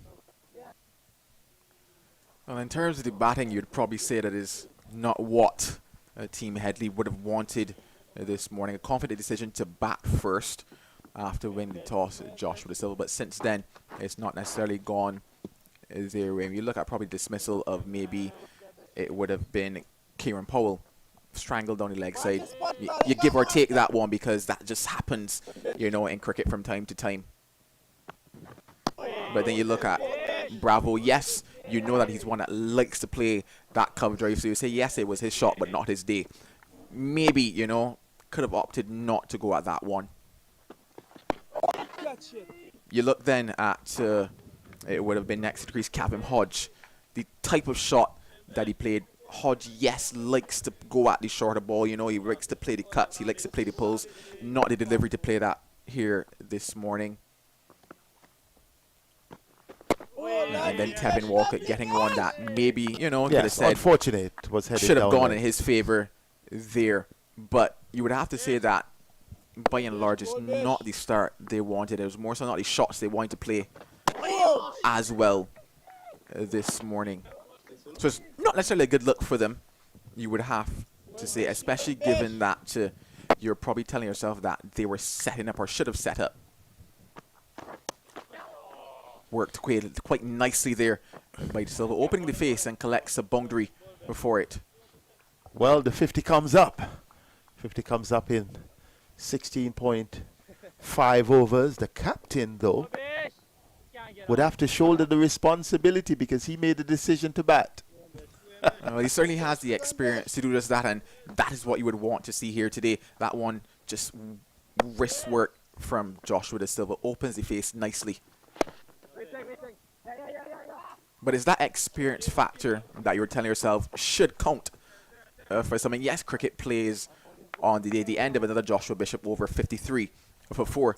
But yeah, you would tell yourself that experience factor should, in inverted commas, count for something. And because of that, you'll probably tell yourself that having won a toss and opted to bat first, they would have been looking at maybe a take a 40 without loss here so far the morning, a 60 without loss, and looking to really, you know, show these youngsters what it is to come and start playing at the first class level. In fact, it's not been that, and they've been put on the back foot now, and it's a question now of, okay, how do they respond? Because Joshua De Silva has the experience, not just at the first class level, but at the test level.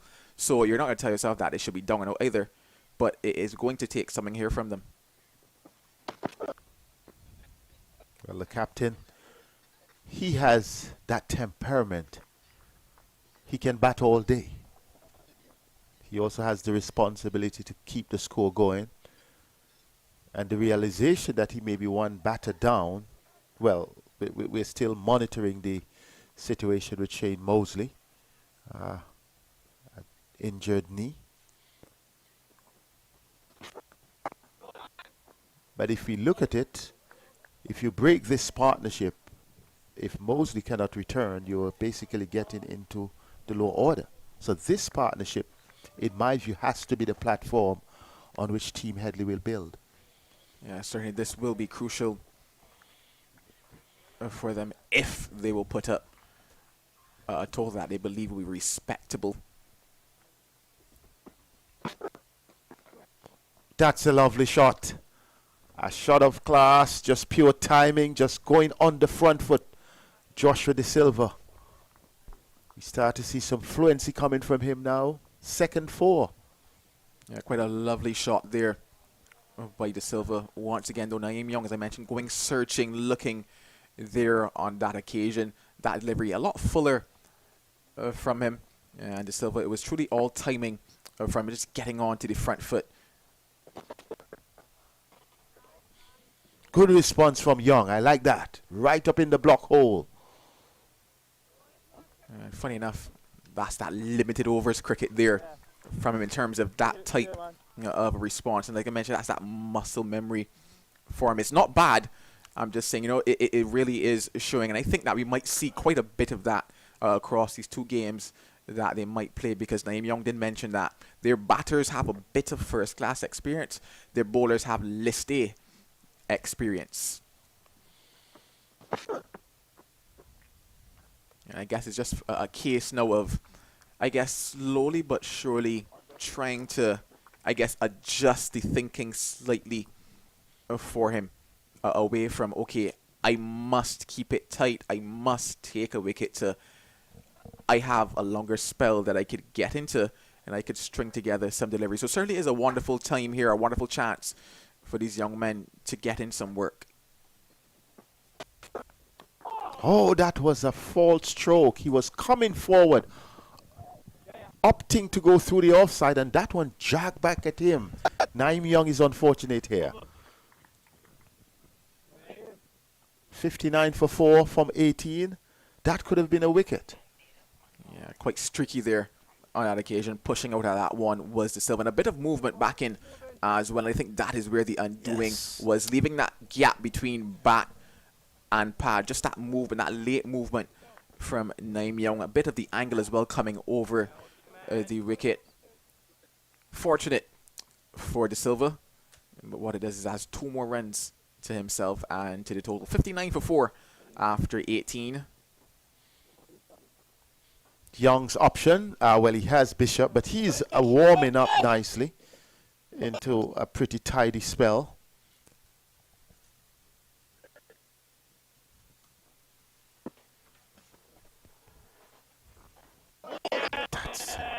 That's a wicket.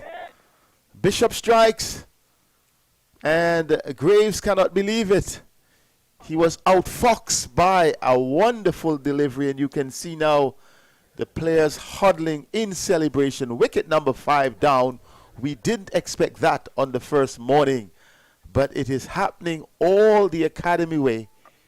Joshua Bishop coming in and really doing the trick here. A partnership of just, 11 runs? And we would just see how it all,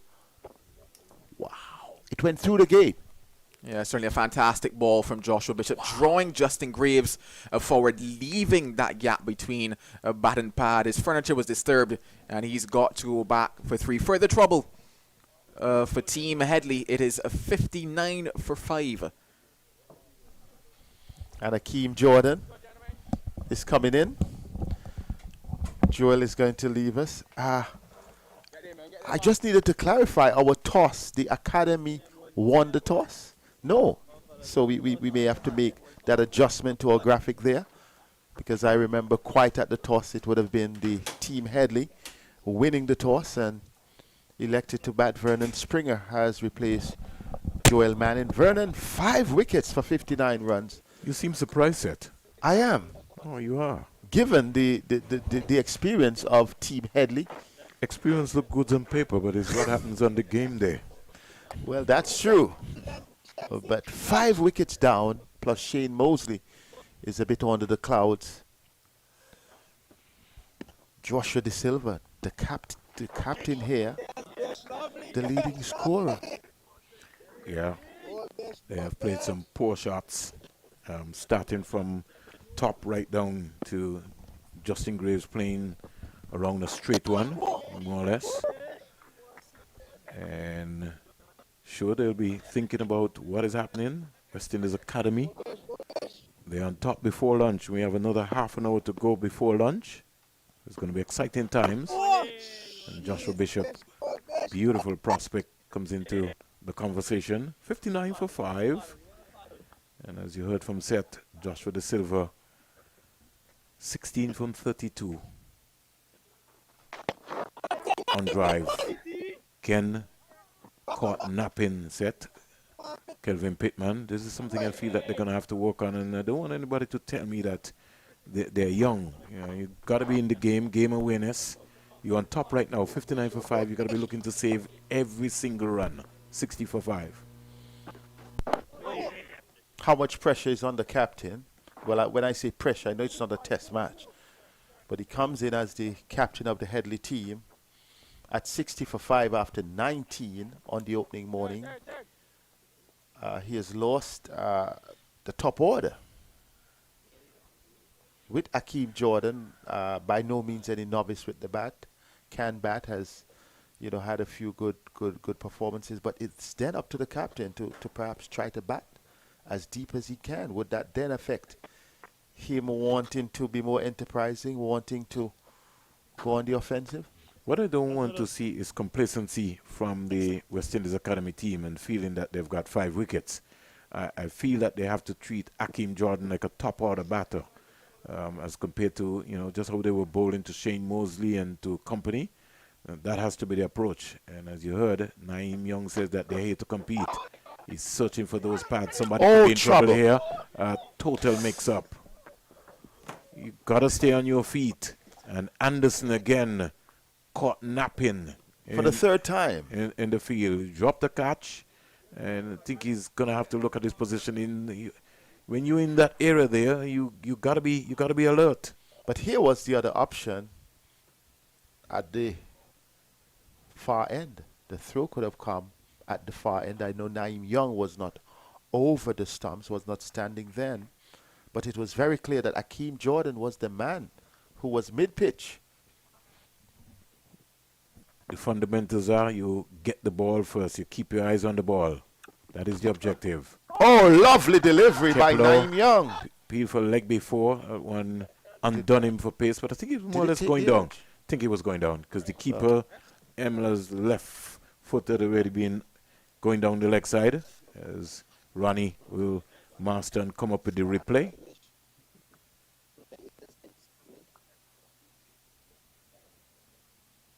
Wow, that's a shout. Yeah, but if you see where Imla's left foot was clearly going on the onside right there, might have been just missing simply because the Silva walks across the crease. That's why maybe you'll be looking that way. Yes, that was an extra effort delivery on the part of Naeem Young. He really was going after the wicket, and Joel and I were speaking.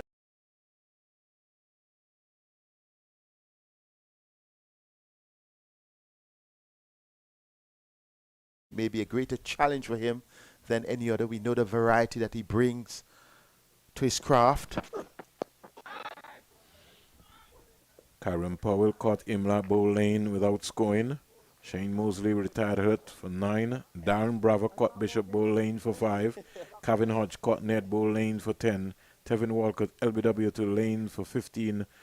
Justin Graves bowled Bishop. Joshua Bishop for 3. Akeem Jordan not out 2. To come next, Minley, Holder, Phillip. They could be bowled up before lunch. You never know.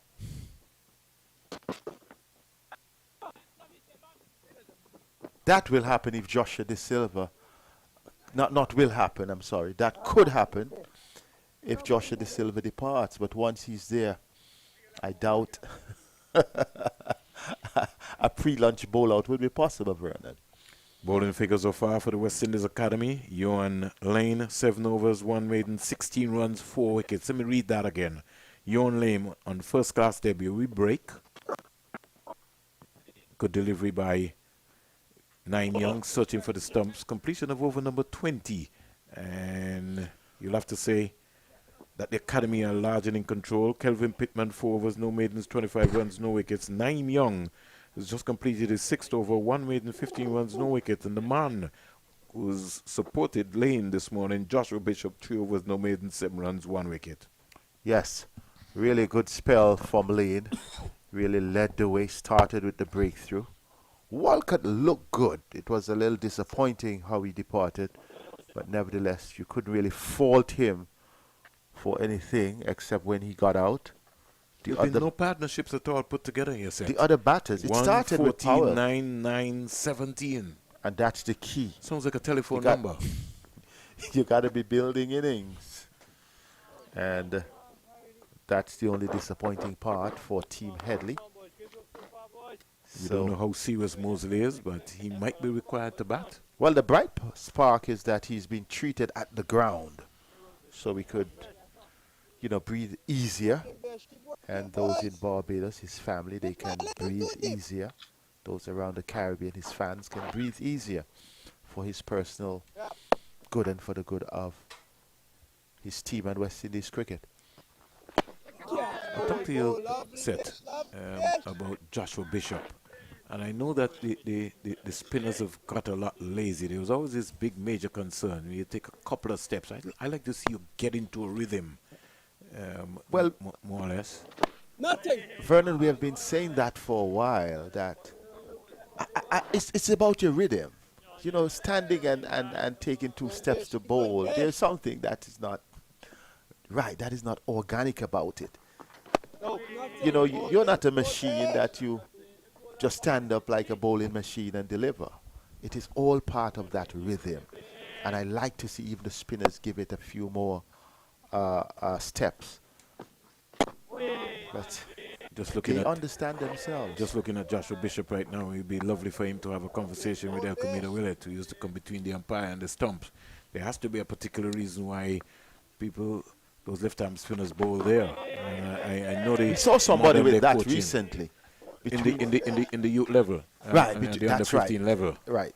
right? The under Because you've 15. been able to put more revs and put your body into that position there to get the ball to go across as a left-arm spinner. Flighted delivery by Bishop, stroked into the offside, getting an easy single. Ned coming around. We're yet to still see Ned, but Bishop has been getting in his overs very, very, very quickly. 4 overs, 1 for 8, 63 for 5. Yes, it's a well-balanced West Indies Academy team. 2 good fast bowlers, the medium fast bowler. You mentioned Ashby Ned being in the attack as well. So they do have the capacity to knock over this team rather quickly. They have a lot of options too. What is also going to be very critical and concerning is when they go to bat, what their mindset will be. 63 for 5 is going to be critical. Joshua De Silva, 18 from 43. He's in strike and waits for Layne Young. Short delivery, and he just pulls that through the middle area. No pace here. Layne Young will have to understand that this is a track that you have to seam around on. Boundary here to Joshua De Silva. Good sound of the bat coming off there. It goes up to 22, and the score, latest score here, the Coolidge Cricket Ground, the home of Cricket West Indies. You'll have to say Team Headley, 67 for 5. Well, the captain is leading by example. As I said, he is the one who makes the decision. He's the current West Indies Test Pro. Stands as wicket-keeper bat, but has had some very useful high-impact innings for the West Indies. So he has to show that. Disgusted with himself, Vernon. That one was on the pads, his meat and drink shot. And I don't want him to feel that because he's captain that he can't assert himself as a test player. When you come at this level, right now you have to allow and let the academy know that, hey, I'm Joshua De Silva. That's right. Dictate the pace. I'm the West Indies wicketkeeper, right? And I'm going to put you guys under pressure. Under some pressure. Mid-off, you got to go back because, and all this lot of chatter before lunch. Yeah, I'm going to put you under some pressure. Yeah. I'd like to see that. I saw him get an opportunity to play for the Patriots. We break for that one. Comes quietly forward. I think that is good for him to develop his game, playing the little T20 game, because he can hit the ball. Yes, he can. And we you're right. We saw that against England. You're right about the psychological aspect of that. If he, when we say let loose, we don't mean play loose strokes. But if he goes on the offensive, he's making a statement. I'm a level above you. But at the same time, the challenge would be in his mind if I go on the offensive and I lose my wicket, it could appear careless. That I'm the captain. He needs to have a word with Sir Clive Lloyd, and he needs to also have a little word with Sir Viv Richards. In the context of the game, you have to fight fire with fire.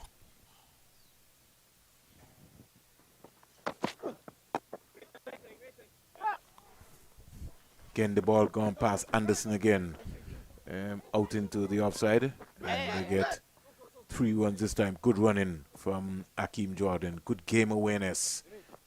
Doing all of the right things and capitalizing to work out that fielder will not be able to run him out on the second run or even on the third run if you run hard. Something that we have witnessed set from the Scotland players who are playing for the respective teams here in the Cool and Smooth T20 tournament. They've just been running. They're looking for everything. And that's a factor that we were even assessing during the under 15, that something has to be done in terms of that intent, running, positioning yourself, communicating. And I think that perhaps is something that the coaches would need to look at.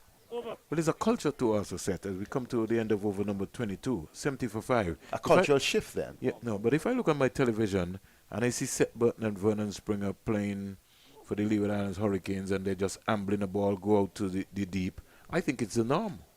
I'm with you. I'm with you. I'm with you. So they see it, but and they own it. Yeah, but if they watch Australia, if they watch Australia, and then they realize, like, hold on, wait a minute, the name of the game is runs. That's right.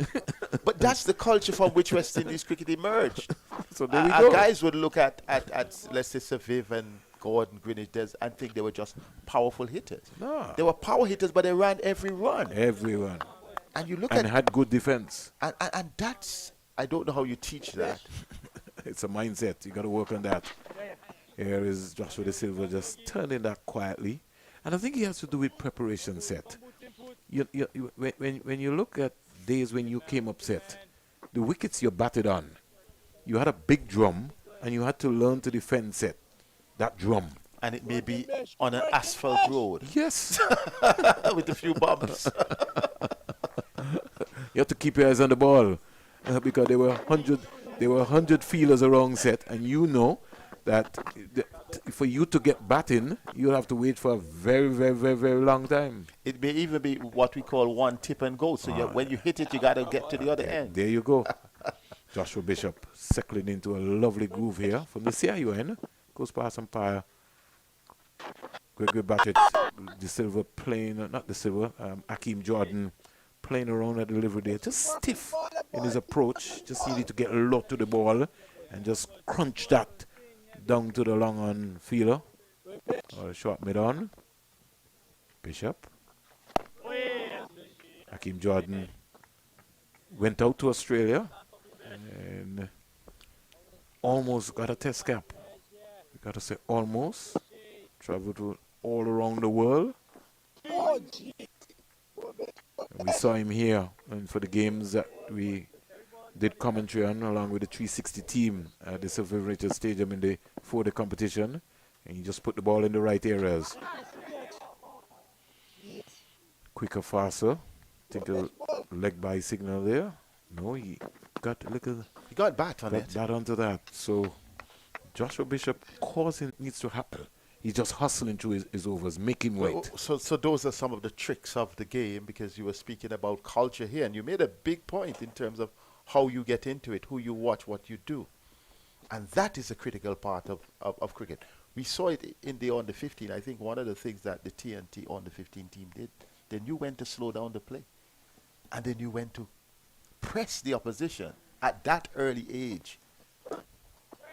Naeem Young on the top of off stump. Good leave by Hakeem Jordan. Good take, good cricket all around. Young still clambering away. He's got 2 slips of gully, backward point. The cover in Anderson, I feel, is very much out of position. Mid on, mid off. And one thing that I picked up, Seth, is that Imla is going to have to get involved in the conversation by sorting out the angles for Naeem Young, who's the captain and the bowler.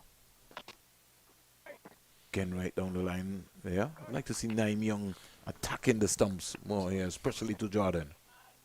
Depends on the team dynamics, because what do you tell the captain? But that's a conversation that can take place, because as we speak right now, Seth, and the reason why I said that is Naeem Young is bowling, but let's look at Anderson at cover, or short extra cover. He's wandering around, he keeps drifting around, so you just need Imla to just remind him of his position in. Well, it depends on Imlac's personality.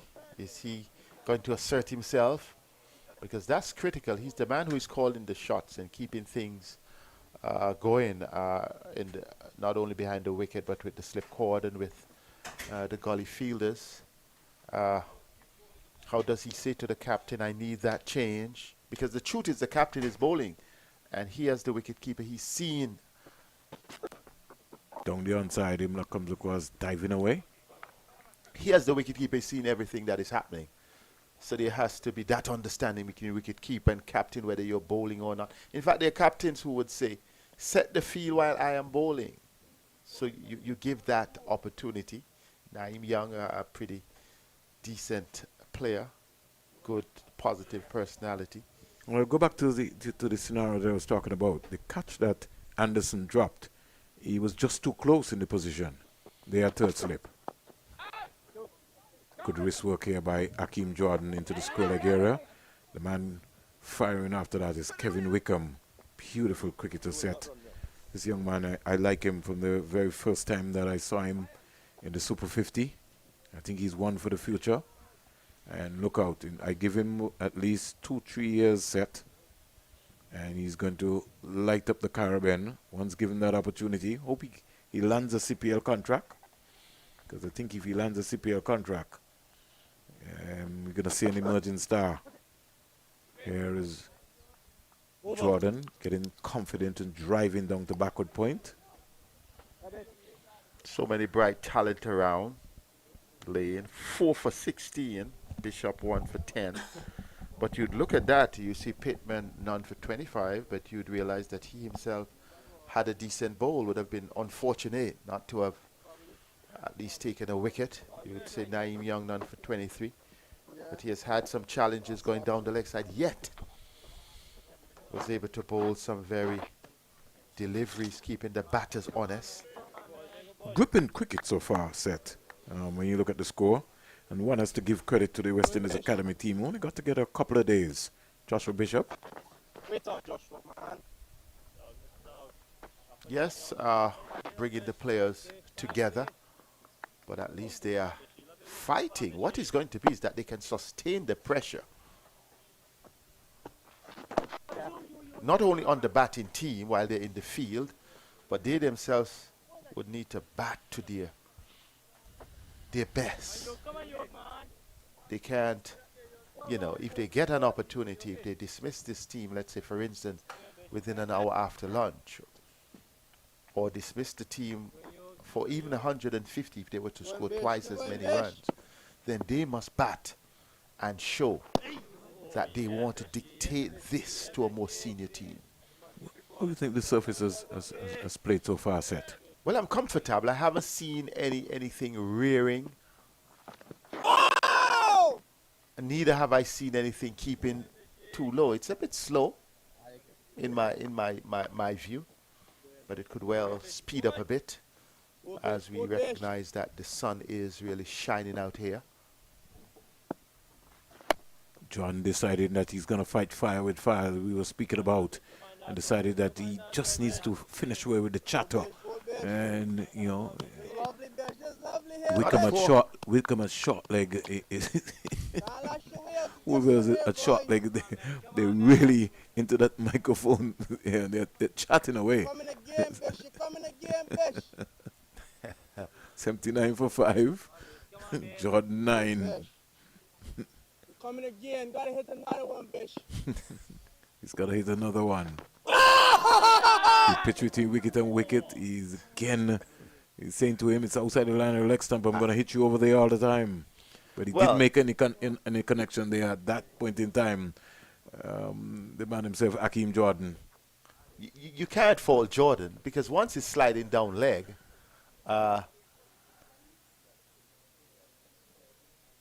right, he is going across because he would not be getting LBW. We look at the field, the offside was packed, the onside only 3 fielders clearing the top. An opportunity, and he has the captain with him, so maybe he has given him the license. I think the other option would be for Hakeem Jordan, if he can, is to sweep. That's an option, Vernon. Yeah, I think. But he would tell you, remember, I'm not a top order batter. No, but he's a batsman. He's a batsman, and he can play cricket. So that's something he has to work on. Joshua De Silva dropping, getting another single. Again, I think when they go back in at the break set, they're going to have to recap. There's too many easy singles. Got to cut those singles off there. In fact, they're on top, 80 for 5, so they should be hungry, looking for everything. Nice partnership building, 21 between De Silva and Jordan. This is best partnership. For lunch. They need 2 wickets, 11:52 in Antigua and Barbuda, 10:52 in Jamaica. And wherever you're following us on the Cricket West Indies YouTube channel, we're broadcasting from the home of West Indies cricket. You're limiting the time zone to the Caribbean. Yeah, well, What about Australia? I'm getting to go all out there. Lovely drive by Hakeem Jordan, through cover, downhill, 4 runs. Yes, he can bat.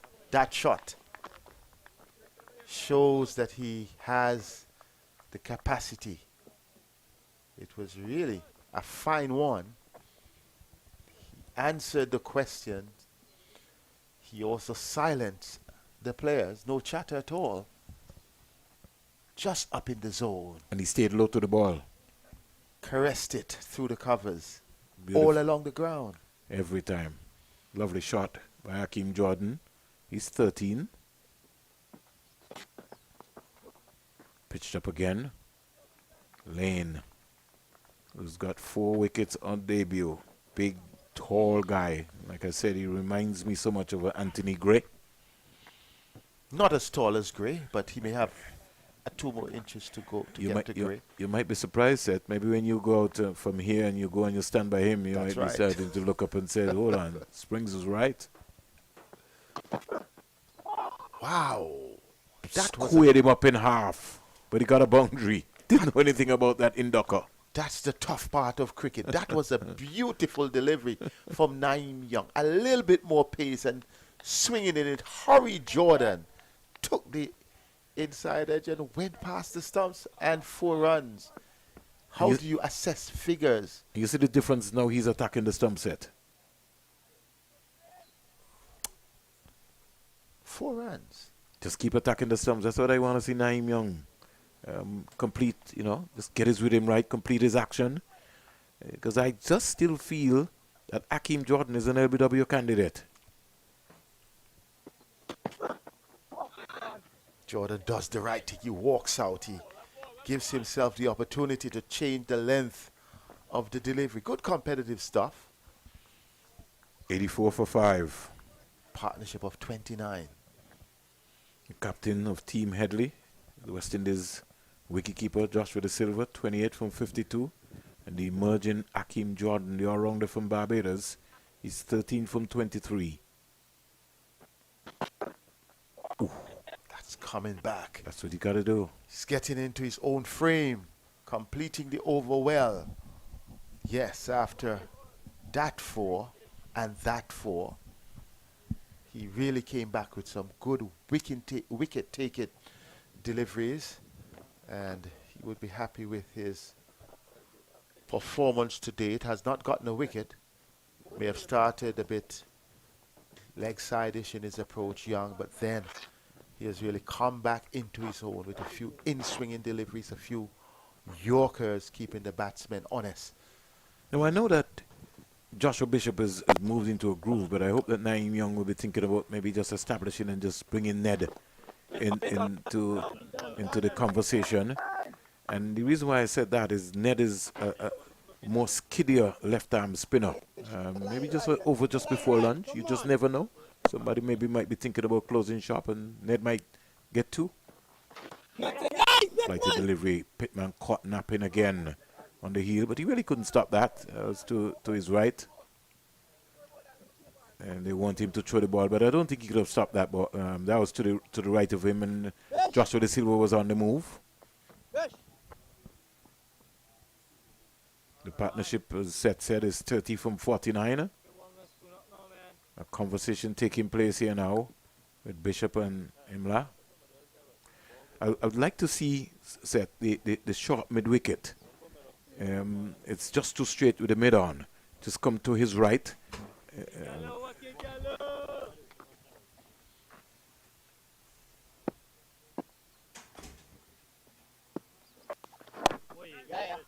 Oh, that's a lovely shot, Vernon.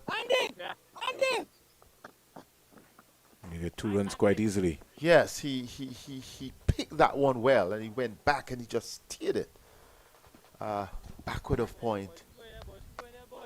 Hakeem Jordan shaping up nice. Come set for a long day. Yes. Scoring rate has picked up significantly. Well, his judgment is good because that one was lined just outside the off stump and bounced a bit.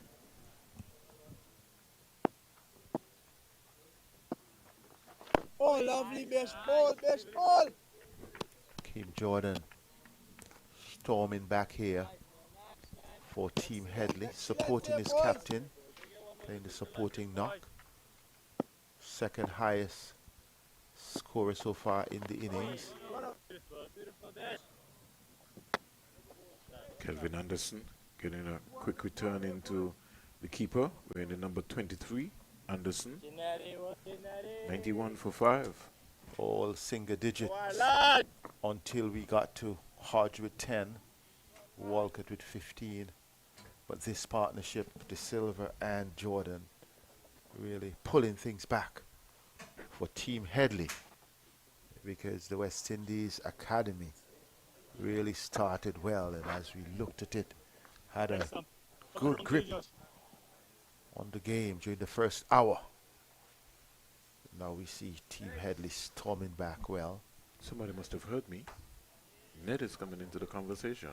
Well, I was going to ask you if you would have done that before lunch. Perhaps the same way there are outside microphones that feeds back into the system. Risky there from Joshua De Silva.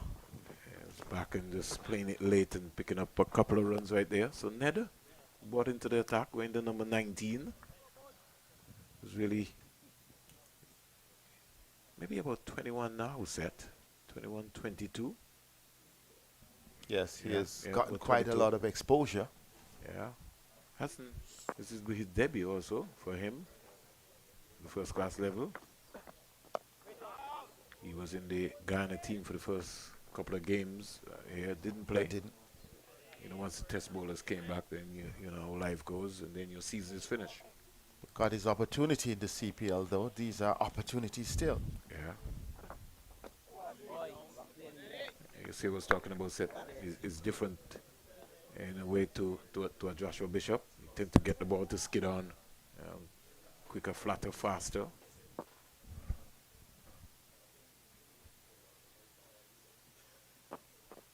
Stops, didn't get his rhythm right. Joshua De Silva seemed not to be ready. Slip, short leg, short mid-wicket, mid-on, mid-off, cover. Goes quietly for Joshua De Silva. Just like to see Ned just toss it up. It's just before lunch there. Just put a little let him look up. It. Yes, let him look up. If he wants to go, let him go.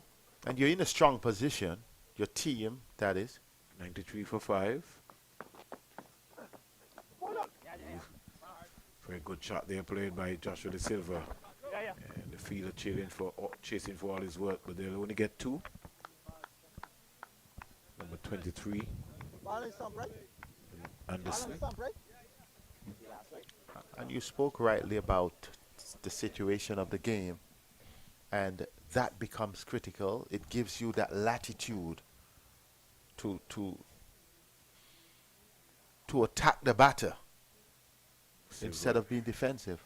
Yeah, it's tugging that ball into the leg side area. So in the meantime, looks like it is lunch. So lunch here at the Coolidge Cricket Ground, the home of Cricket West Indies. Team Headley at lunch, 96 for 5. The captain Joshua De Silva, 34 from 60. Hakeem Jordan, 19 from 31.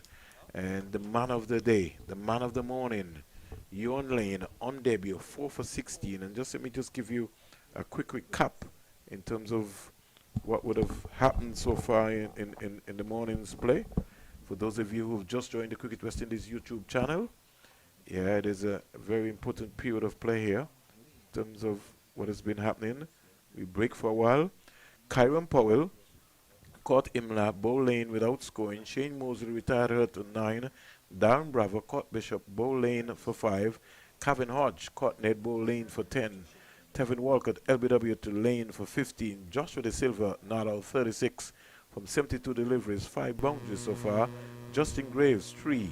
He was bowled Bishop for 3. Hakeem Jordan is not out 14. 21 balls faced so far and 1 delivery. The bowling figures so far for West Indies Academy, Layne on debut, first class debut.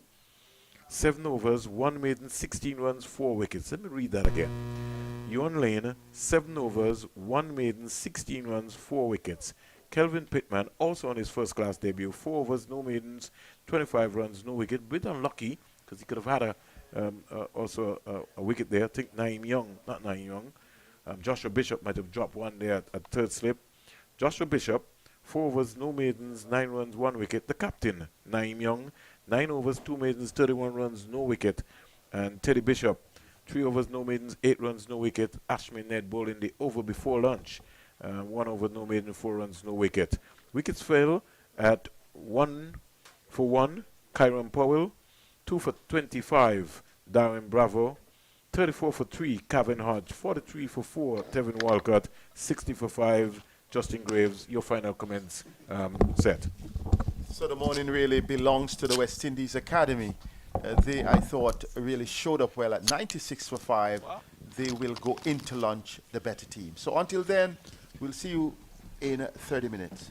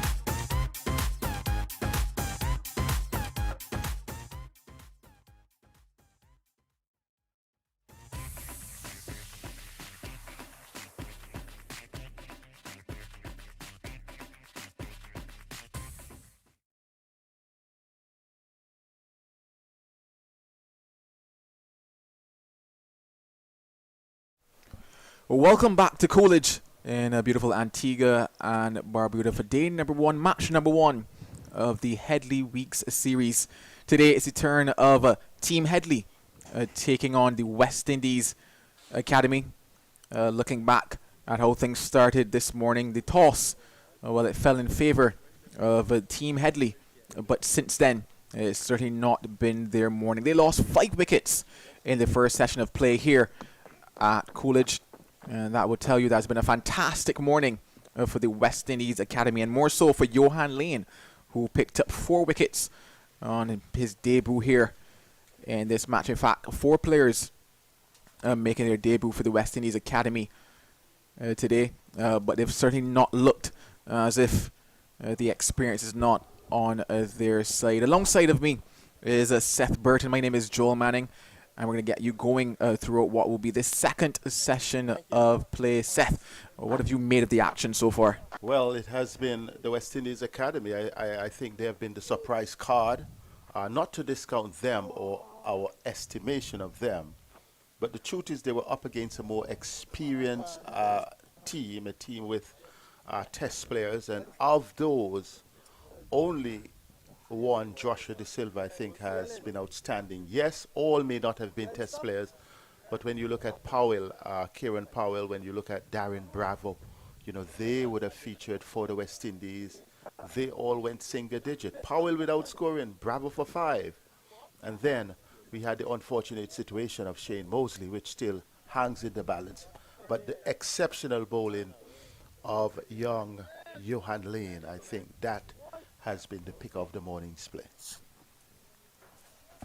Well, it's going to be Joshua Bishop to get things going for us here after lunch.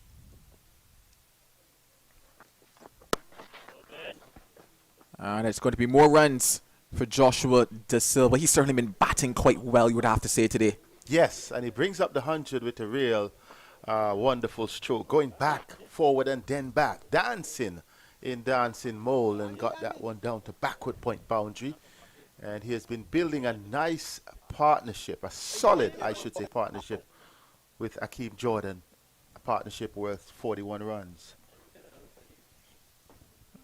Welcomed partnership for them, especially given how things have gone for them. This pair came together when the score was 59 for 5, and not the position that they would have wanted to have been in after winning that toss and opting to bat first. So a repair job still needing to be done.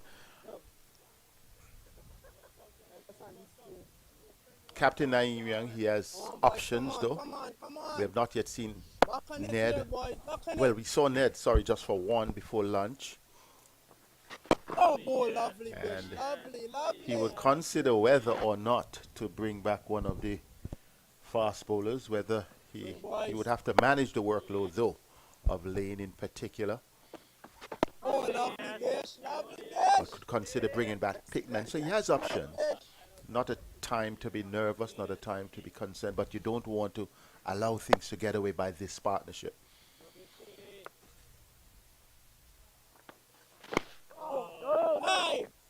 They certainly wouldn't want to let things get away. Things are currently in their favour. Take one more here, especially the likes of De Silva, and I'm certain that they'll be smiling even more.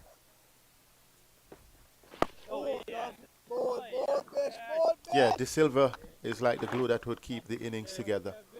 He has given assurance by his batting for the West Indies, and even now with this team, and Akeem Jordan has built on that assurance. Pulled away to close out the 29th over. It's 104 for 5. Well, he has shown his intention. He has come out, the Team Headley captain, and he has really been dominant. 2 boundaries in the first over after lunch. I guess they may have had a team talk, and he decides that he is going on the offensive, and he has done that successfully, both in the off and the on-side. So let's see how it continues from here.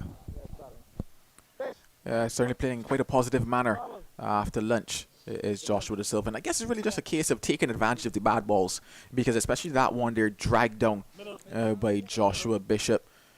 No one deep on the leg side. Just had to get it over that man at short wicket. He did just that, and he motors along into the 40s. And it looks like Pittman, Kelvin Pittman, will start from this end, is it? Yes, indeed. And Layne is next to him at mid-on, and I like that. Deep mid-on, you can have that fast bowler discussion, and the captain is to his left. So Naeem Young, he's ticking all the boxes, ticking them well so far.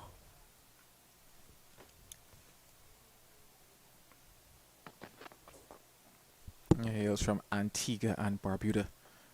Does Pittman, a young man who we're hoping that he could certainly make a career out of this. Just the one list day game for him coming in that match where the academy would have played against the Leeward Islands. Picked up 1 wicket in that one. Plays for the Bethesda Golden Eagles, one of the leading clubs here.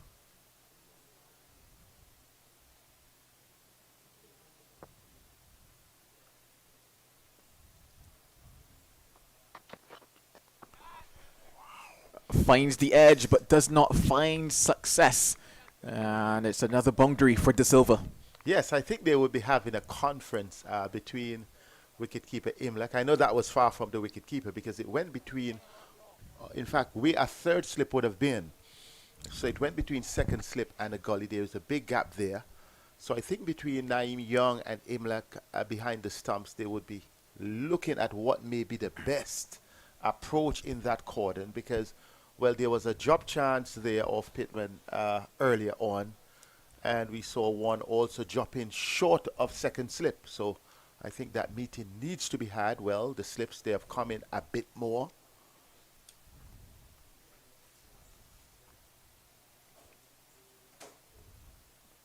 Wow. And this time, finding the inside edge. So he's hit the outside edge on one occasion. The inside edge on this one. A bit of movement back in to the Silva, and Pittman will be wondering what does he have to do to pick up his first class wicket. Well, at least he has created some uncertainty on the part of the very assured Joshua De Silva. 2 successive deliveries could have resulted in success, but he has to learn patience.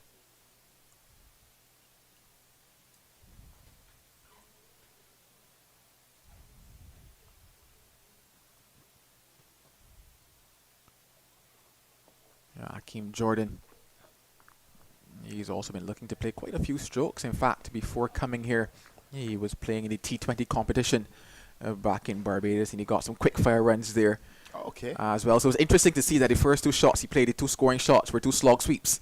I said he's clearly still in that T20 mode that he had before getting here. It's also interesting how players have to make those very quick adjustments given how much cricket they are playing these days.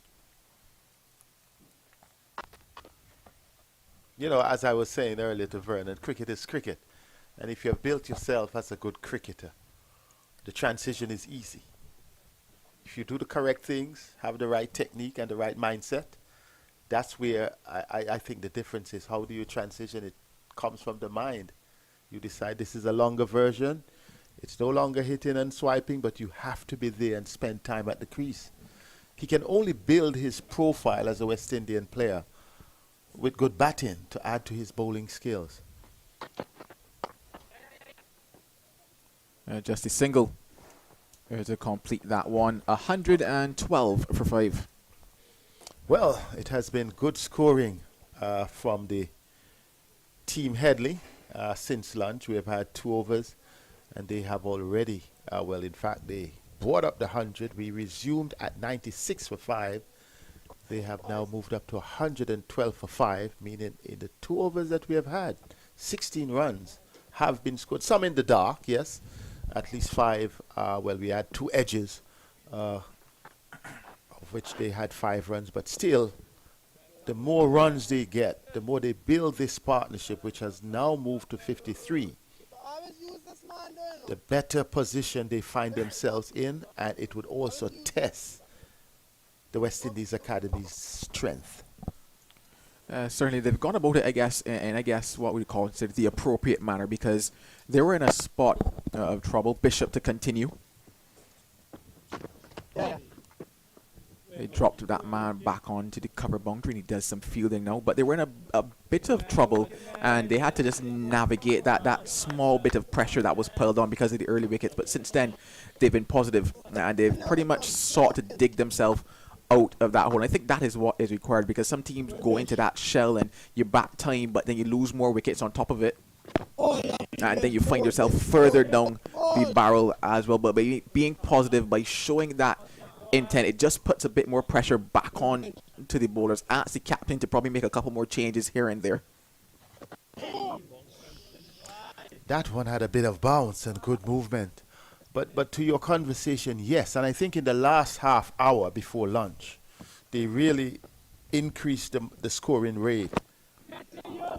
And shots like that is what we're talking about. It won't have the legs to go to the boundary, but that's the intent that we're talking about. The field is in. The ball was pitched up, given some air, you would have to say, by Bishop on that occasion, and just taking advantage of the fact that the field is in. Obviously, you would expect that because the pressure is still on Team Headley, but it's been good stuff thus far. This partnership gone past 50 between Hakeem Jordan and Joshua De Silva. And that was the key. We didn't have a partnership of more than 15 once prior. These two have batted well, and once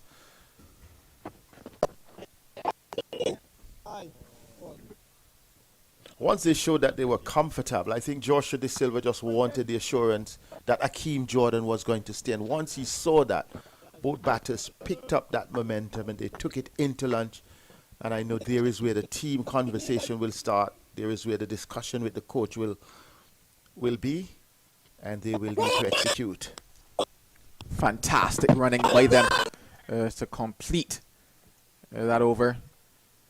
And in fact, it also brings up the 50 for Joshua De Silva. A wonderful knock, we would have to say, by him thus far. Certainly, a wonderful knock. 50 from 72 balls, 6 fours, and he's going at a rate of 69. When you look at it, he started not struggling, but started consolidating, realizing that he had lost his top half, realizing that Moseley is under some distress with an injury. And he has really shouldered the responsibility well supported by Hakeem Jordan. Has certainly been a knock expected of the skipper. Leading from the front is De Silva. Soaked up the pressure earlier on in his innings. Started to capitalize on the bad balls. Good running, as we saw there, especially with that quick single taken. And it's good signs from him so far. He would want to carry on.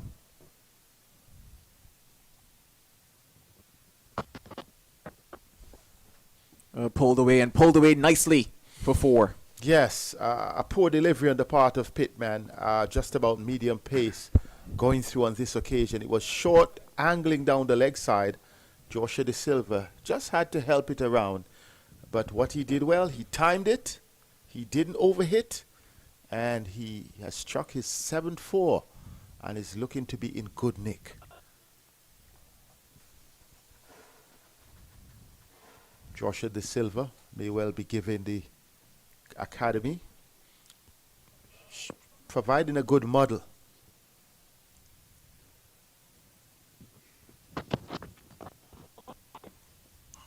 Of how to mix defiance with aggression. I think the balance is important. You mentioned you can really get bogged down and be batting, not turning over the strike.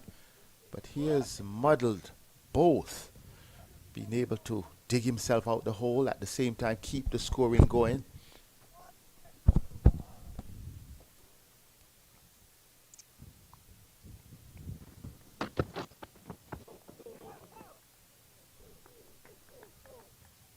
And he relishes that opportunity to bat first, because as a wicket keeper, oftentimes you're behind the stumps for 90 overs, perhaps more, 100 overs, and then to take the bat, added bird. But when you get it fresh, and perhaps that was part of his mindset, that he knows not only the experience that he has in the team, but his ability and his hunger for runs may have been a factor in that decision.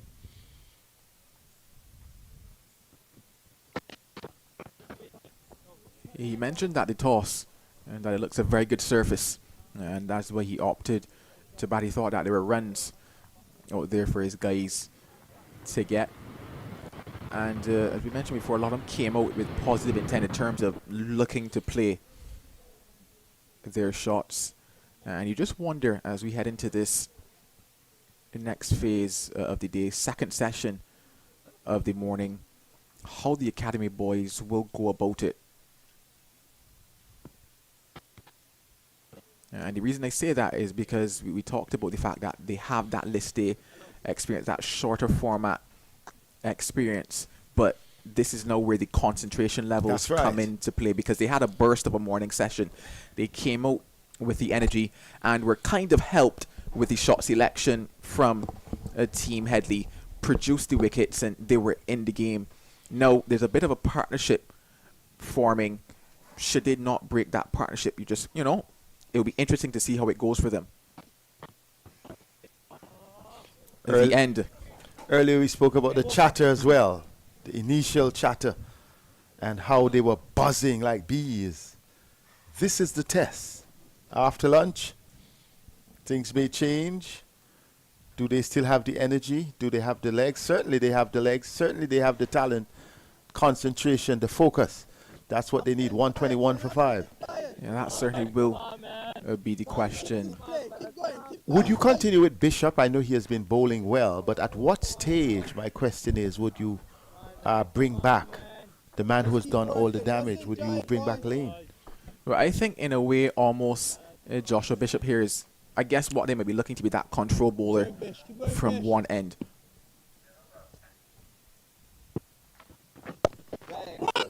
And given that he might bowl what you consider to be that longer spell from that end, hopefully tie up things from there, and they go searching from the other end, probably utilizing the seamers. I was speaking more also in the context of Layne taking his 4 wickets from that same Airport Road end, or should I say the CIU end, the northern end here.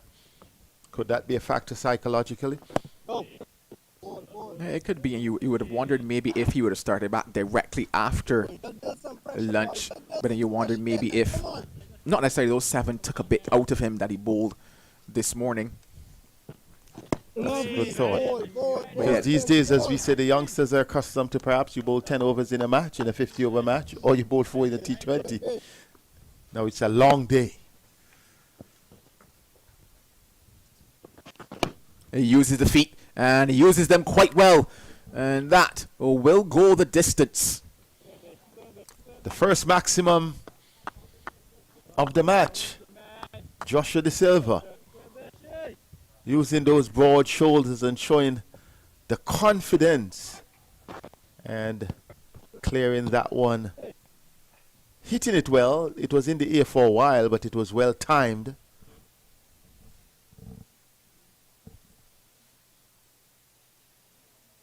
I like Bishop. After that, he still flighted the ball pretty much on stumps. I think that's good. He believes in his craft. He believes in his ability. Thought about coming down again, De Silva. The end, though, of that over, it's 128 for 5. Joshua De Silva. The reason why I said I like it, I realize most spinners you see around, once they are struck once, they resort to a defensive ploy. And the fact that he felt that he wanted to go back there, I think it speaks of his character. Yeah, certainly still asking questions and hoping to pick up another one is Joshua Bishop. It's going to be Pittman to continue from this media centre end. If Pittman would be guilty of one thing, I think he's a bit expensive. Yes, we have said at least perhaps 10 of those ones would have gone through, through edges, 2 boundaries through the slips. But I think you're not taking wickets. It is also important that you do not allow the batters to score freely. Yeah, and that then is where I brought in the conversation factor of maybe they're looking, as we're going to allow them to bowl this delivery. They're giving Pittman that chance to almost go out there, express himself, and look for those wickets, go searching for those wickets. And you kind of find at times that when you're going hunting, going searching, you can go for runs. And hence why maybe then the Bishop factor came in there, because, okay, if we go for a couple from this bottom end, we want to tie it up at the other end. At the other end, which also can help produce the wicket for Pittman as well, because if things start to dry from the other, you might find 1 or 2 more shots being played at this Pittman end as well.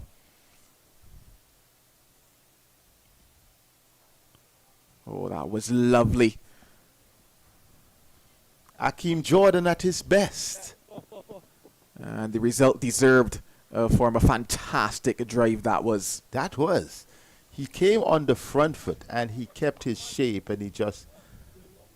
That looks like the shot of a top-class batter. Not a low-order batter. Hakeem Jordan would like to tell you that he belongs higher up the order, and shots like that certainly put his name in the conversation. It was textbook, you would have to say, for him. The timing was immaculate, and the result was what he wanted.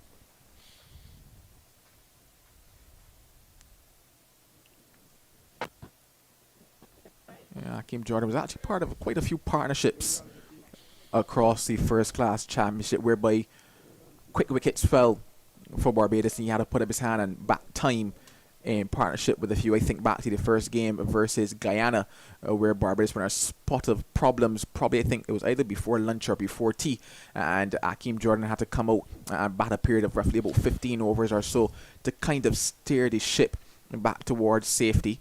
1 or 2 other times in the championship as well, he had to perform that role.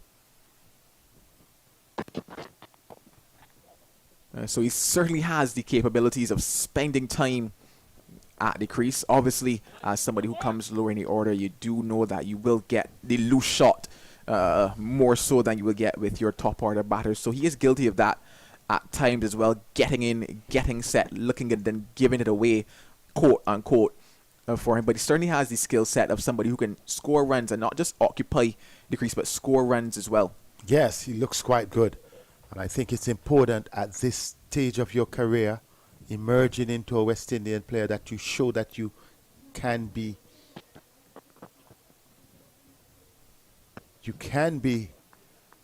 a good batter. You can't just be, I'm a specialist bowler.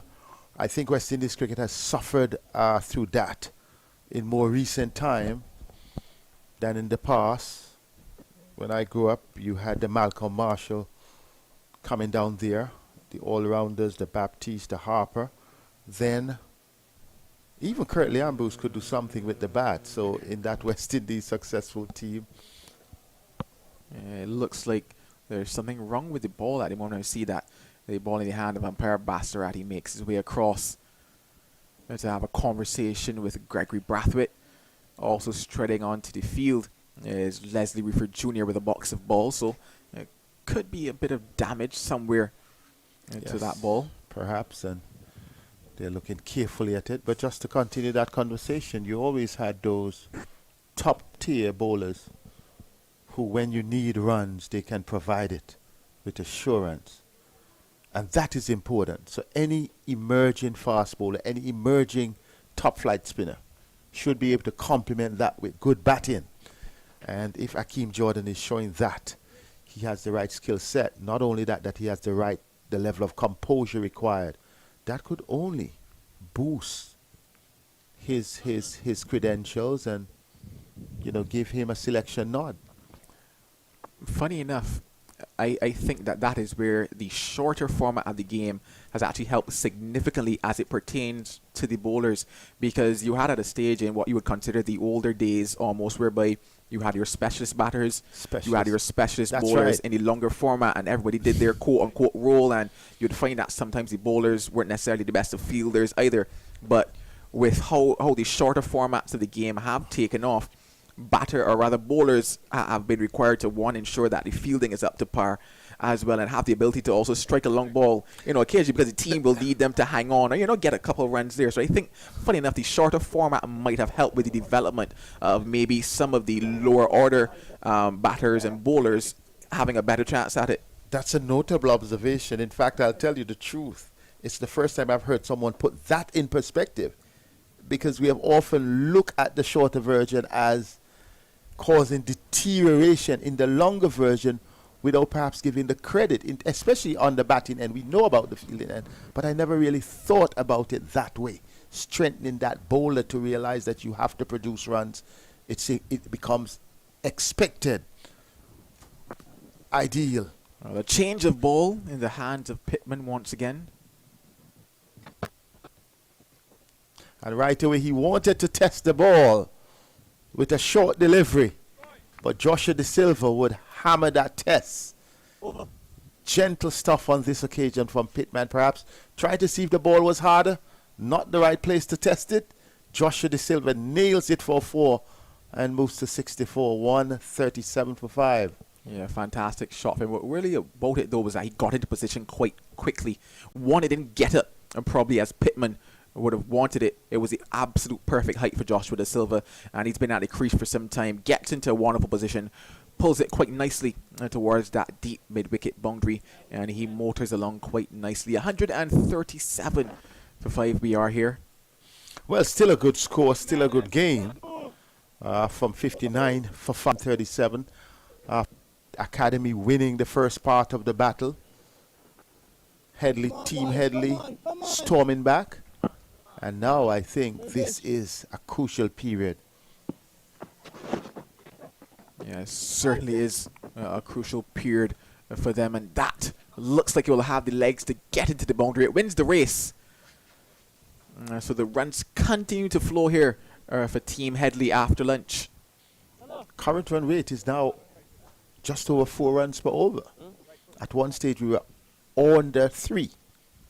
That was when the flurry of wickets took place, the first 18, and then, wow, it's good to see how these two they rotated the strike well, picked out their boundaries very well, putting pressure back on the youngsters. Nothing.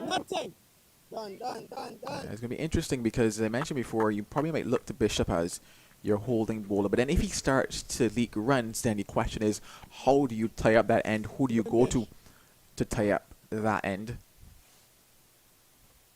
Wow, that's a risky shot from Jordan.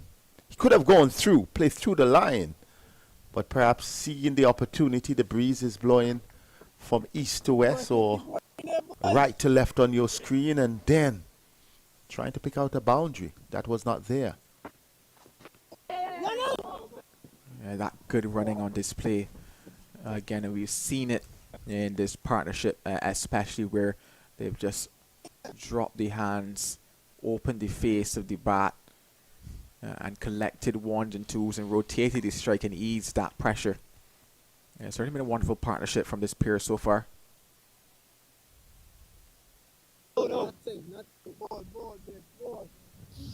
But they have options, as we say. Joshua Bishop an option. Could Ashmead Ned been called upon to play that role? These are some of the things maybe going through Naeem Young's mind. Oh, lovely, Bish. Lovely. Finds his way back on to what he wants to bowl here, Bishop. The end of that over, 142 for 5. I think much of this, though Akeem Jordan has been doing well and gotten up to 35, I think so much hangs on Joshua De Silva's wicket.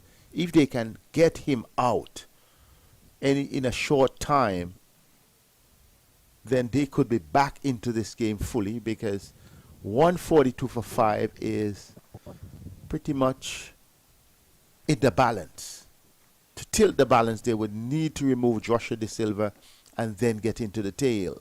We don't know currently what the situation is with Shane Moseley in terms of whether he would come out again or what would happen. But if they can take Joshua De Silva out of this equation, then they would be back in things. I questioned in terms of how they would operate from this media centre end, and probably looking at the rotation of bowlers from this end. And it's going to be Johan Layne, the man with the golden arm for them today. Yes, a test for him coming up the hill here.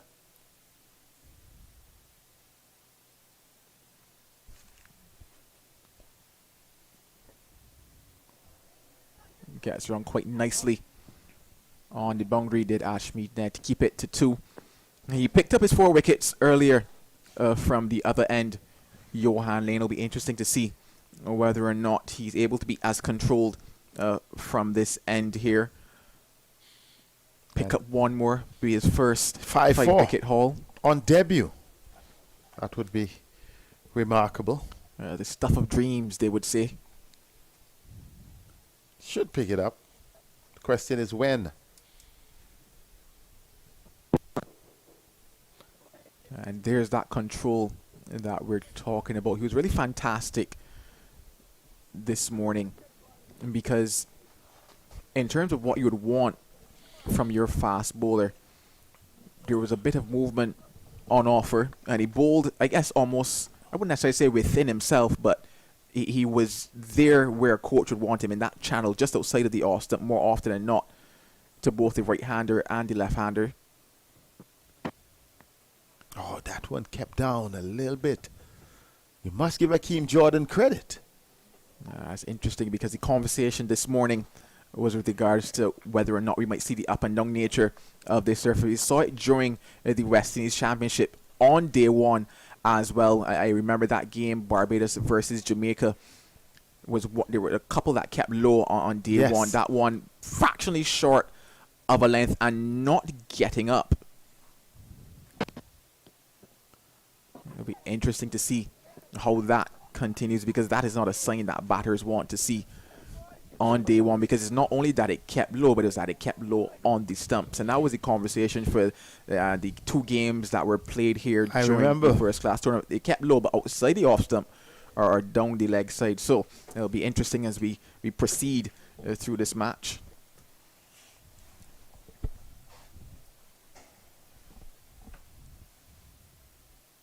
For Layne, what I'm watching for, he bowled the new ball real well. How well, now that the ball has been softer, how well would he bowl with it? Because oftentimes you have those strike bowlers who would take out the top 2, the top 3, sometimes the top 4, and then when the ball softens, it becomes a challenge. Now that would be part of his learning curve, but at the same time, as a youngster, it would be interesting to test his capacity. Oh, whipped away nicely. We'll look for 2 again. And they get it to close out the 36. It's 146 for 5. Good batting on the part of Jordan. Realizing the ball on the pads going down the leg side. Whipping it off the pads. Rather than some may try to hoik it over the top. If we look at what the scoring rate is it Dr. Shallow walking across the park here with Jimmy Adams? I didn't quite pick up. Is it Director Bazarat, the Vice President? Yes, they're taking a walk across. And these men have West Indies cricket on their shoulders to deliver the goods for the next 2 years. Outside of Adams, I'm not sure how his contract runs, but that's a key part of the machinery and the leadership of West Indies cricket, because Jimmy Adams directs the cricket. So he is key to operations. The vision comes from the Shallow Bazarat combination. And the directors support that mandate, and the CEO executes that mandate. So all three are thinking. Once they're thinking in unison, then the future can be as bright as the sunshine is today. Well, one man who'll be hoping that his future is bright, Ashmead Ned, he comes back in. Lovely, Nettie. He said he just wondered, because tried to leak a couple runs, did Joshua Bishop. Yes. From that end. Ned is somebody as well who has that list A experience. I believe he just has the one first-class game to his name. But he is somebody who is accustomed to coming in and tight. So be flatter, usually on target, and cut well for the I would say the T20 version of cricket. Bishop tends to give it more flight and at times drift because of the air that he gives the ball. Ned could be more defensive in mindset. In fact, I was incorrect. This is actually Ned's first-class debut as well. I thought he might have gotten one first-class game previously, but no, this is in fact his debut as well here today. Yes. Oh, lovely, Yes, in fact, he was called to the Guyana team for a couple of matches towards the end, but once the players returned, he didn't get the debut as expected. But he's getting it now. Nothing. Each of these players would remember this date when they made their debut. It matters not whether you're in the position of Layne or you're in the position of Pittman. They would remember today as the day when they made their first class break debut. Oh, lovely. The end of that net over 147 for 5. Between Pittman and Bishop, 43 and 46 runs respectively. Contrasting that with Layne, his 8 overs, 20 runs and wicket. So you'd find those bowlers who some people may say leak runs, but it may be leak because in Pittman's case, he had a few edges that could have been converted to wickets. And in the case of Bishop, he was, after getting his wicket, he really was trying hard to create opportunities, and those must also be encouraged. So don't just look at the figures and say it's none for 46, it's none for 43. It's a group of players who are really trying to gel as a team.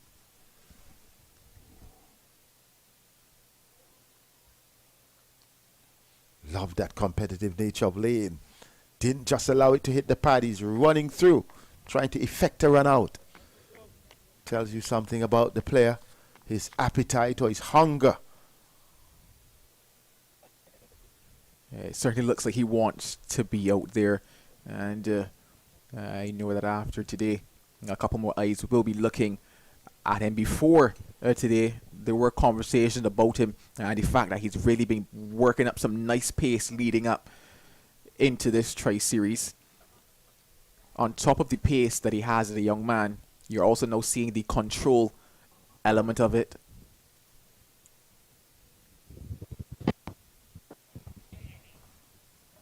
The balance was the reason for that shot by Akeem Jordan. He's spent some time out there, and he too is really playing his part in this partnership. Into the 40s now is Jordan. Certainly it would have been difficult without his support of Joshua De Silva for them to be at this stage. 150 coming up. 150 coming up in this, the 38 over. Good scoring rate again. 4.02 per over. And Akeem Jordan is doing himself a great, he's putting some credit in the bank here. Gotten his first tour with the West Indies. Oh, beautiful delivery. Jordan was trying to crash that through the offside, but that was a good one. It held its own.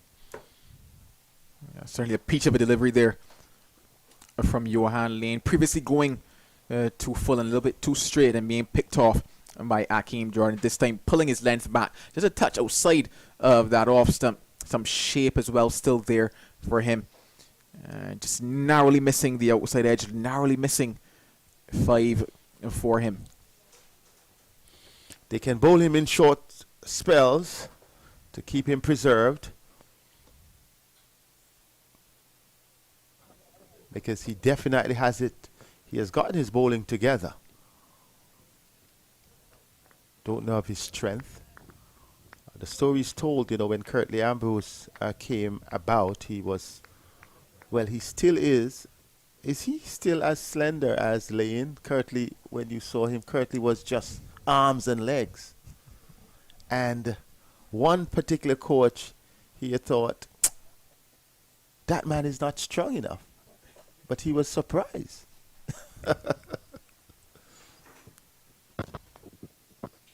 Once again, lovely movement on offer for Johan Layne. So here am I asking the question about how strong Layne is, but the question is his capacity. He has everything in his favor.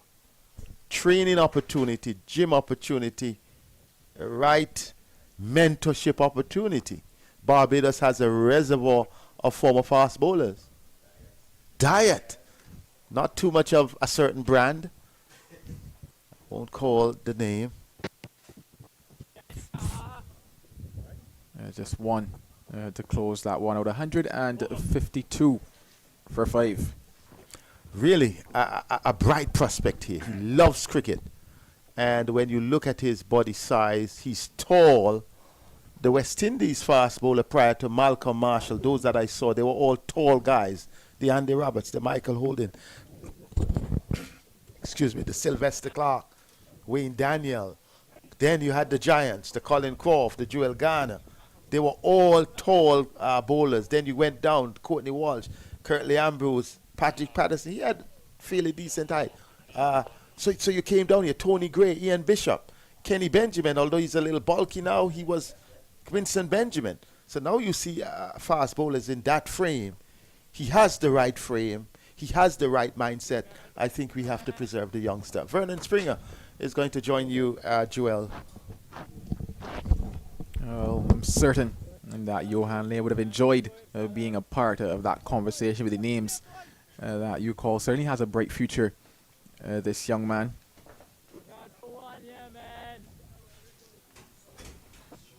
It's going to be Ned to continue his second over after lunch. Just bowled the one before the lunch interval.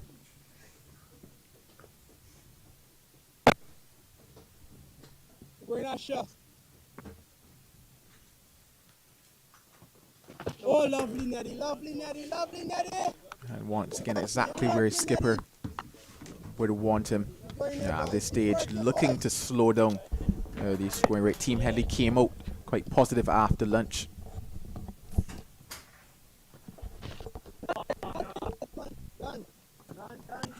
Can't get that one through. As I say, good afternoon once again to Vernon Springer. Good afternoon to you, Joel. Interesting times ahead here, and the Team Headley team fighting back. Oh, lovely, lovely, lovely,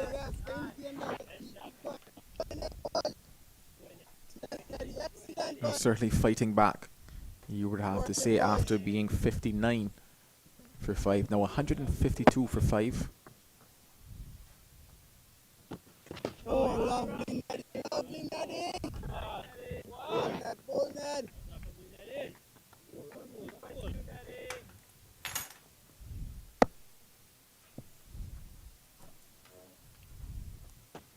Nothing, ball Ned, ball Ned. Smart. Building pressure here from Ned, from the CIUN. He's going to have to be the guy that is going to have to support Layne. I think he's bowling from the right end now. Darting at those pads here. Made Nova in the process. And Joshua De Silva 67 from 98 and Hakeem Jordan 42 from 55. Very important period of play here. So far, very disciplined. 39 overs bowled and one extra so far. The lone no ball of Johan Layne, who started his first-class debut. But since then, he's been the man among the wickets. 4 to his name. And he's searching for 5. 4 for 25. And if he can just get that elusive 5-wicket haul, it would really spark him. I'm sure Curtly Ambrose would have had a word or two with him and just tell him to be patient and just continue to put the ball in the right areas. Still attacking. Driven up to cover. Can't score. Kevin Wickham comes around, cuts that out. And so the score remains on 152 for 5. Current run rate is about 3.88 in about 39 into the 40th over as we speak. It's a hot day here, Joel, in Antigua and Barbuda. Certainly quite hot indeed. From about 8 o'clock this morning, the sun was scorching out there. Oh, that is glorious. True cover for 4. That's a magnificent shot, cover drive. And I don't want to call him a top-order batsman, but the top-order batsman, any one of them in the team, they would have enjoyed that. Yeah, certainly. That takes him up to 46. And in fact, his highest first-class score, Hakeem Jordan, before this, his highest was 31. And if he can keep playing shots like that, he will certainly find his way to what will be his first-class half-century as well. Just 4 away now, Akeem Jordan.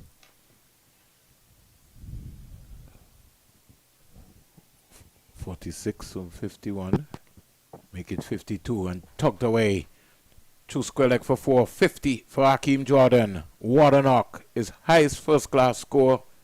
And a short delivery. Layne just losing his way. Gets a hug from his team captain. And that is a splendid innings. The partnership, that boundary also brought up the 100 partnership between these two. 101 of 128 deliveries. And we're looking comparison, Jordan has scored 40 out of that. So not bad at all. Not bad at all. He's been there alongside his captain and played the role that has been expected of him. We mentioned the fact that even though he's coming in the lower order, he's still somebody who's quite capable and quite handy as well. And he's shown just that. His first 50 at the first class level. Layne working away. Clipped away beautifully. 4 more. Layne tiring and just losing his form, his shape, and darting the ball into the Midland leg. And there's not a lot of protection on the leg side, and just whipped away beautifully.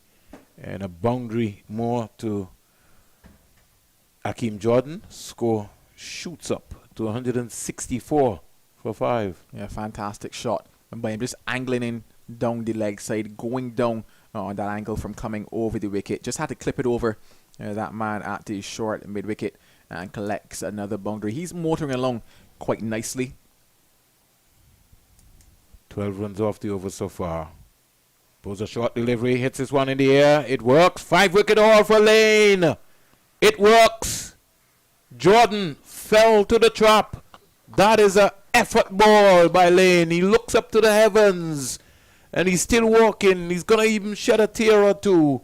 Layne on debut. 5 for 37. What a spell by this young man.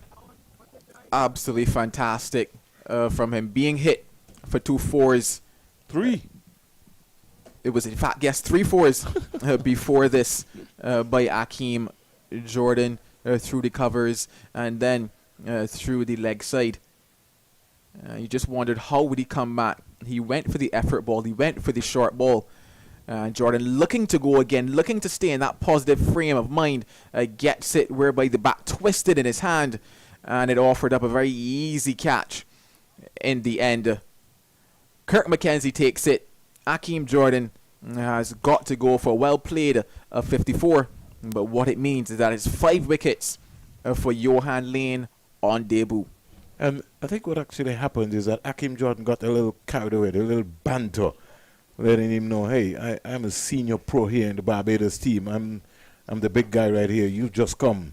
And in the end, Layne will remember this for a very, very, very long time. Right here at the home of West Indies cricket, Coolidge Cricket Ground. Layne on debut, 5 for 37.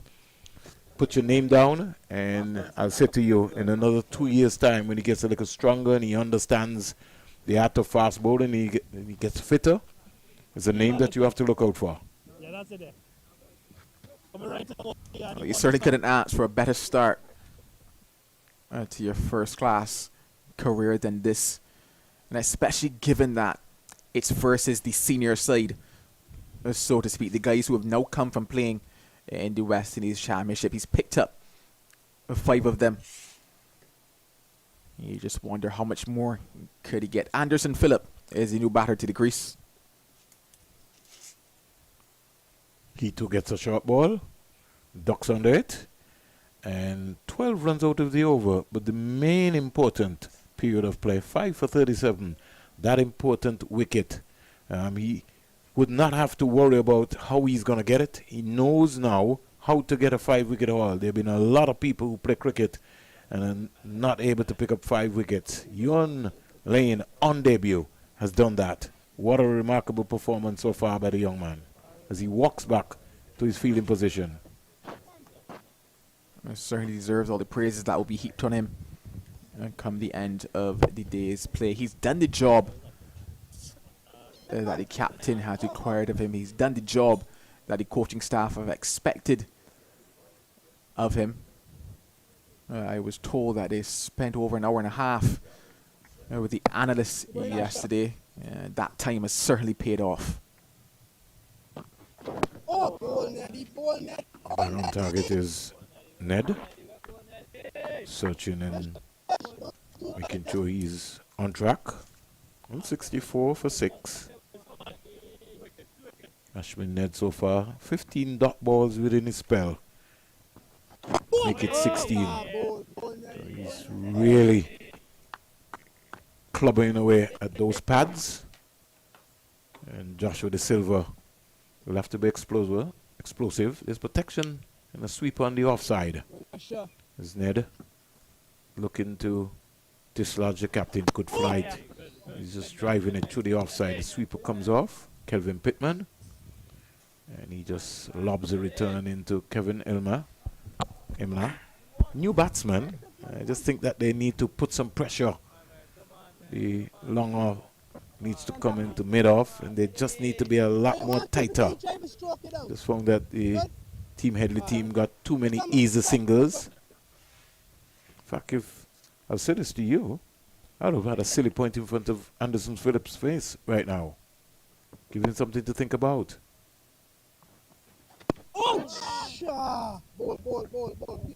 Just to pressure him, you on top. You know, 165 for 6. High proportion of boundaries so far, Joel. 22 in the innings to date, and 1 maximum. They have to seize like a tiger. They have to recognize that they're on top. Got to put a silly point right in front of him, make him think about it, make him uncomfortable. Keep going, bud.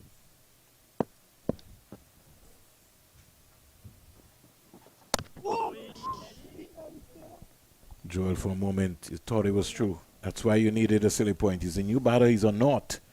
Not from 4. 165 for 6, 41 overs bowled. Yeah, certainly. Quite a few probably thought that one was coming back on the angle. And could have maybe taken the off stump, jabbing the bat down though in time. Anderson Phillip. That match summary. Not the best looking if you are Team Headley, but the standouts there. Joshua De Silva, he's still at the crease. He's on 68. The man that just fell after that partnership went past 100. Akeem Jordan, he went for a well-played 54. They got themselves out of trouble, but they're now at another stage whereby 1 more wicket, 2 more wickets, and then you've kind of undone the work that has been put in. So Anderson Phillip now has a job to do as well in partnership with his captain. Layne. De Silva defends a good length delivery.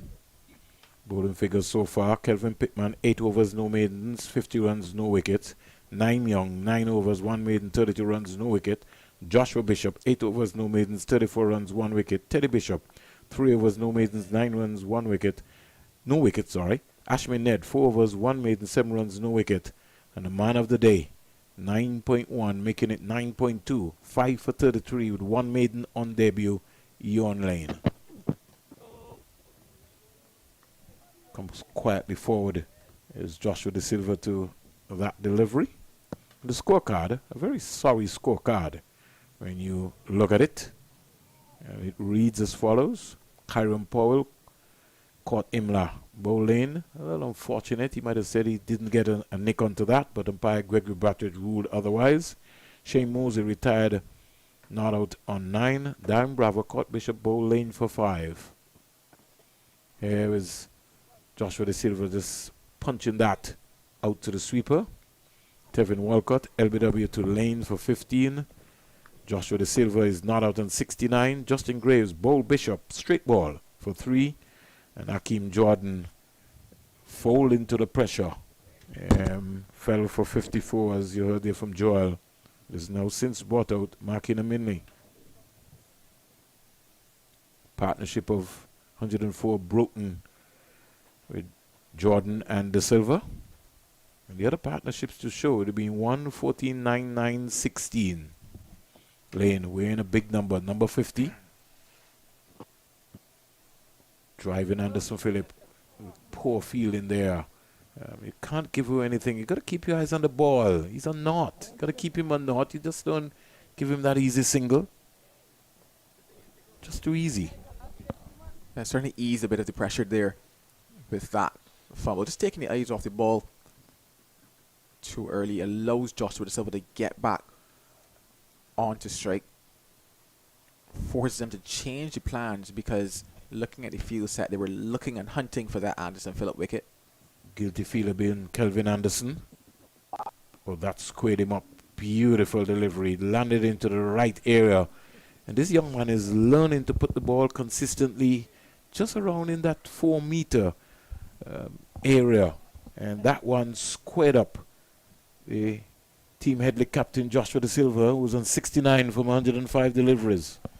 And it certainly tells you how well this young man is bowling, because 105 deliveries, Joshua Da Silva at the crease, looking very comfortable. Gets squared up with one in the 42nd over. That takes his edge. Layne. Driven. Through cover for 4. That's a lovely cricket shot, but he won't mind that.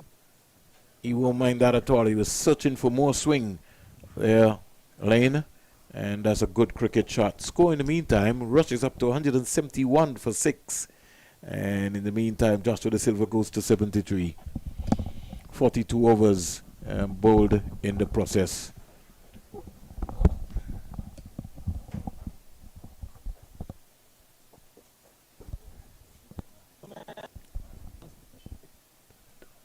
Certainly a classic cricket shot there. 167 dot balls so far. Joel.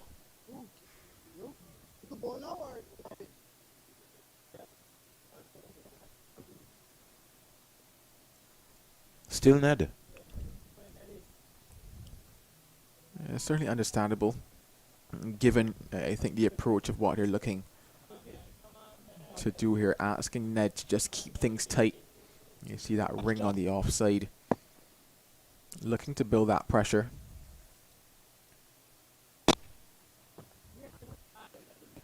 Somebody's got to be in front of his face.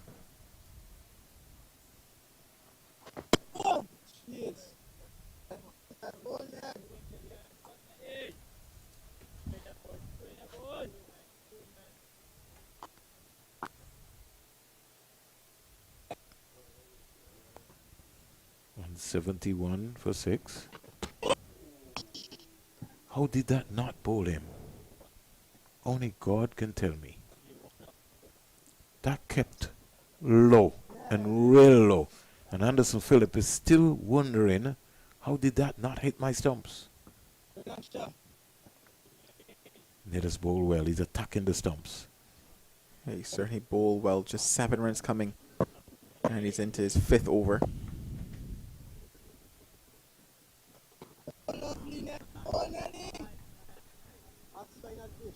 Comes quietly forward.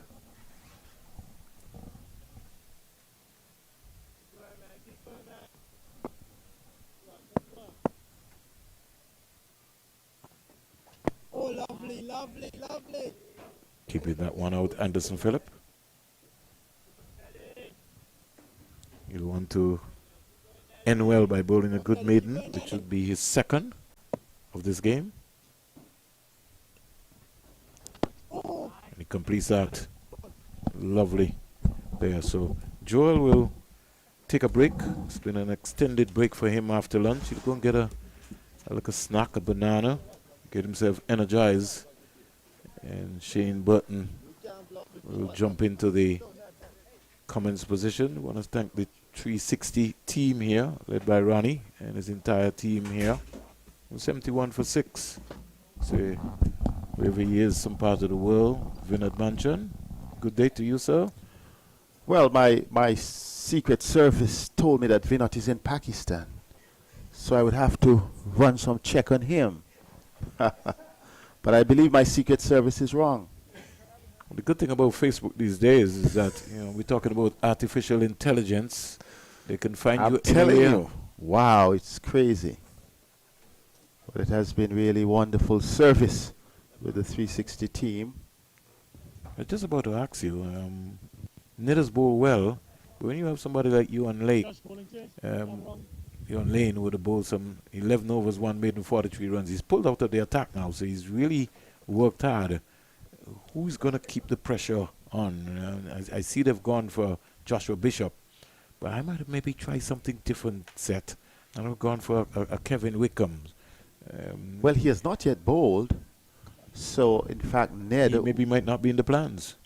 Well, I don't want to say that because when we look at it, Ned only bowled 1 over before lunch. And the thoughts that I have after this delivery. The Silva? Yes. Falling over slightly there, Seth, sorry. The thoughts that I had was that Ned, where Bishop is bowling, Ned could have bowled. I'll get back to that. Flighted.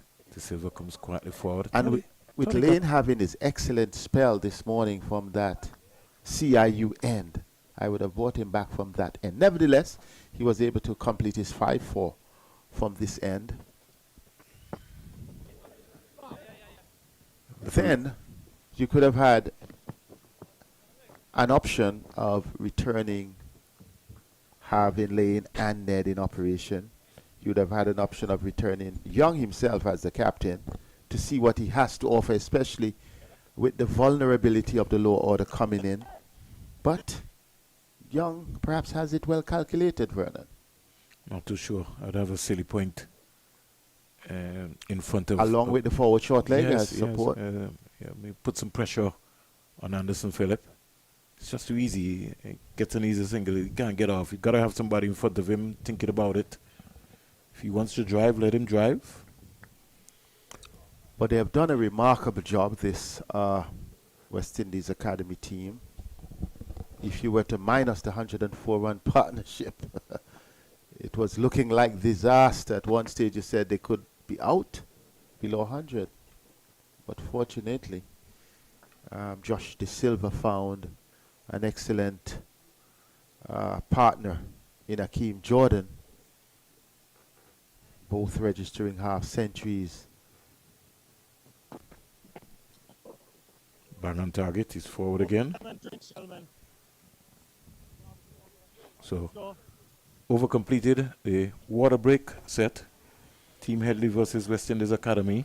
173 for 6. Joshua De Silva is not out. 74 from 111 deliveries. Akeem Jordan scored 54 from 64.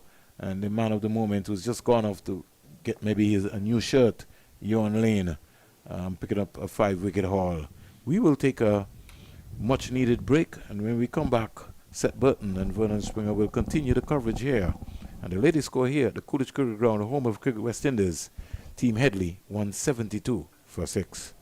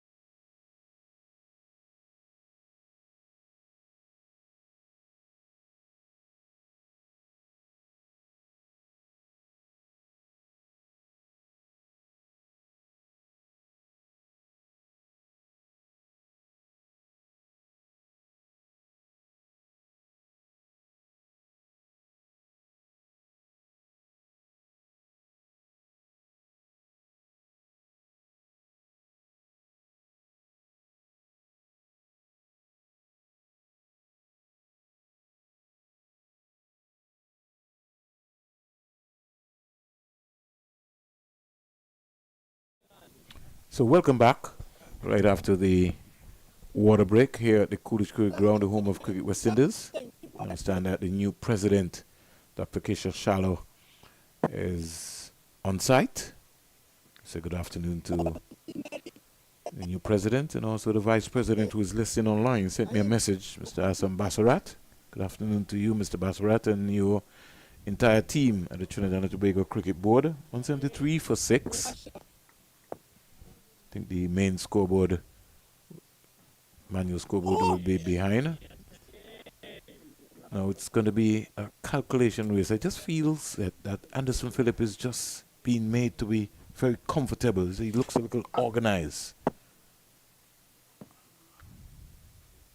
I think these are the fine points for a young captain. You've been saying a silly point would be good. Yes, apply the pressure once he gets in.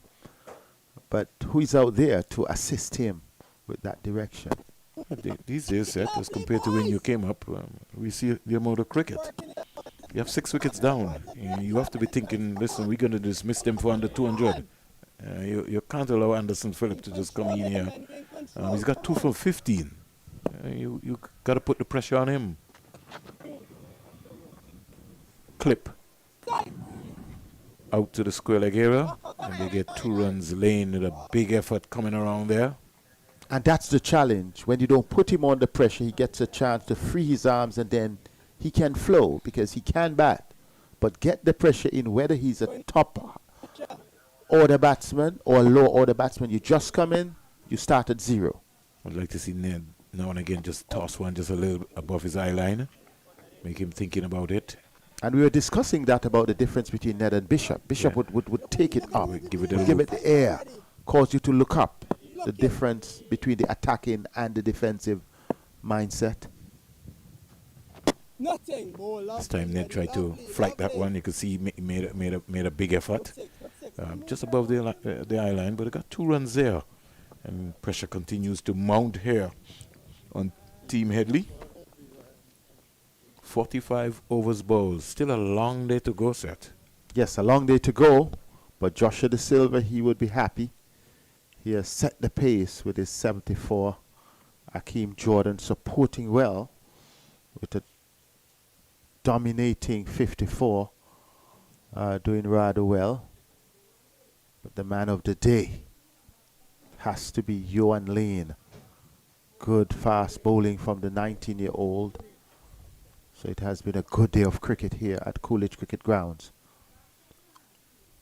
And just to let you know that the Cool and Smooth T20 competition is taking place at the Sir Vivian Richards Stadium with 3 matches today. Caribbean Union Bethesda Golden Eagles 99 for 9 set. Wow, all 9s. All 9s on drive by Joshua De Silva. Now we have 2 left-armers bowling. Need some variety, need something different. Let's get... You mentioned about Wickham. I think, that would be a good option. So he's making the change sets. He's bringing in the sweeper, but you just need that man in his face, one that can pop up. It's just too basic. Give him something else to think about. Flighted, driven, but can't score. Just above the eye line. Make him think. Let him think about something different. Let him go across the line.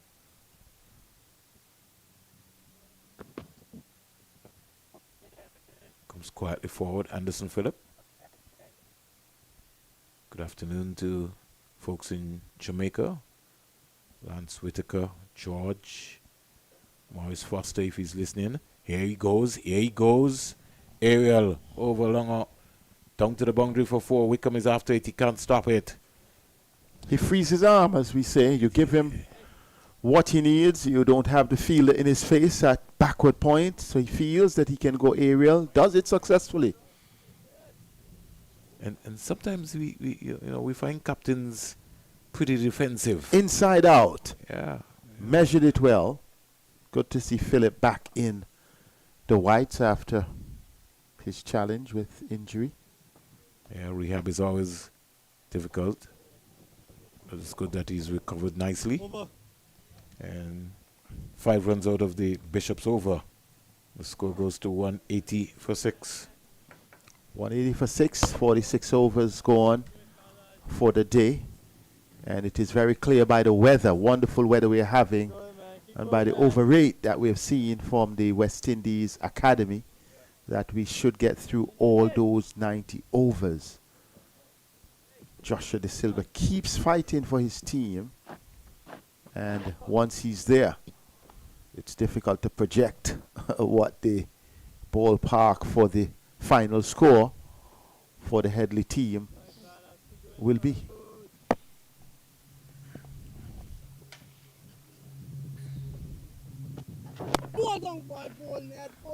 Flatter, faster. Ned angling at those pads there. That is his strength. He bowls wicket to wicket deliveries. This is his 9th over.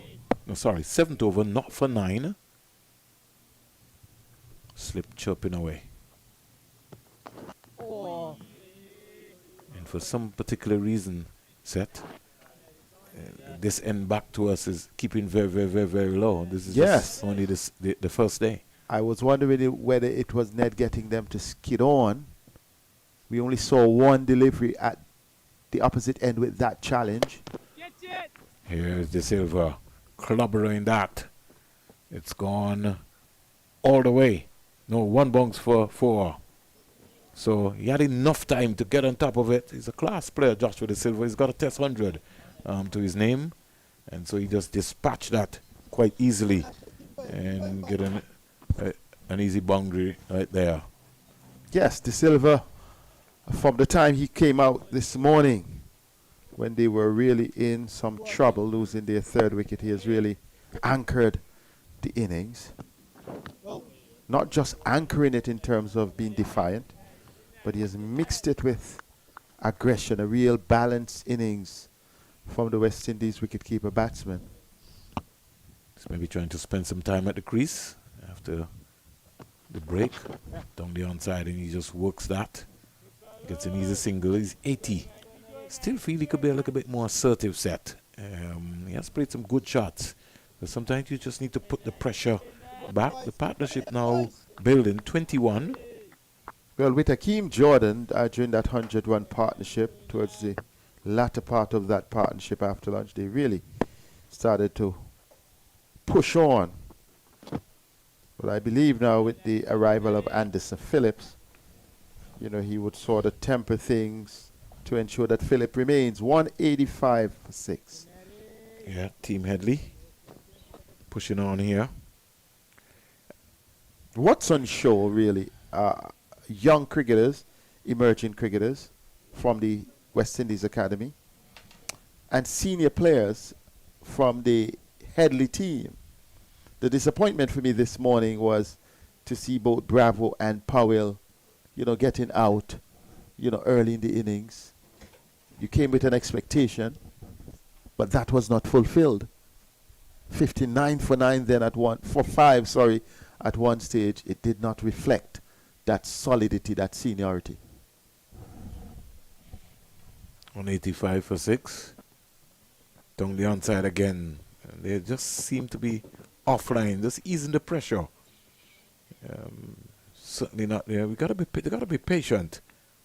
Are you hearing the chirping? Well, it's early days. They got a wicket after lunch. They got 6 wickets, so they will tell me, hey, we're just pacing ourselves. The most important thing their plan now is to bowl out Team Headley. We have seen the emerging players in the Super 50.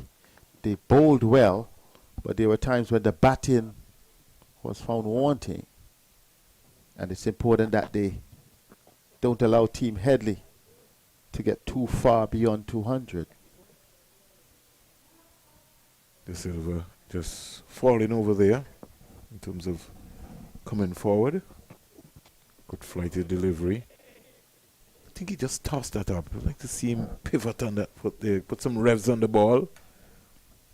Joshua Bishop.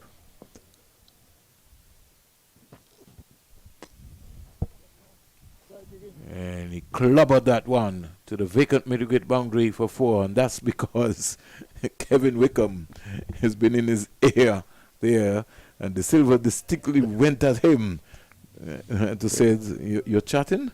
We'll take this. Well, Wickham is still on his knees. Look at it. Running for cover. Yeah, he was. It was a sharp ball there, dragged down by Joshua Bishop. Poorly line delivery there from Bishop. 91 for 6. Good flight, good control. Got to be able to make him use his feet. Over, completed 6 runs out of the over. And when you look at the pressure,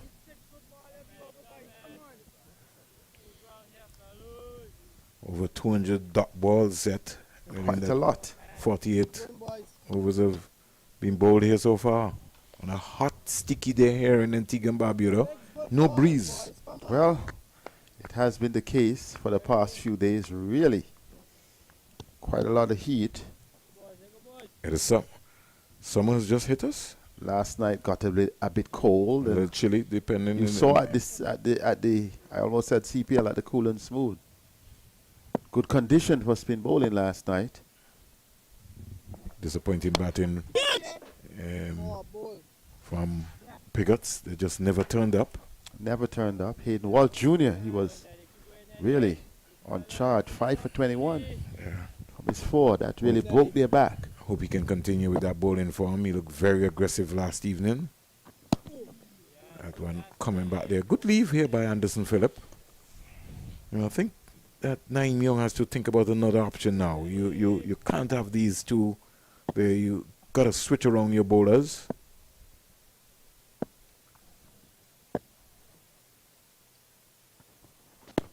I think the issue here is that they are not getting the wickets as when they started. So the option is, can we just tie up one end and keep it steady and keep it safe instead of really exploring, while Bishop has been given the latitude from all appearance. He's flighting, he's hoping he can attract someone down the wicket.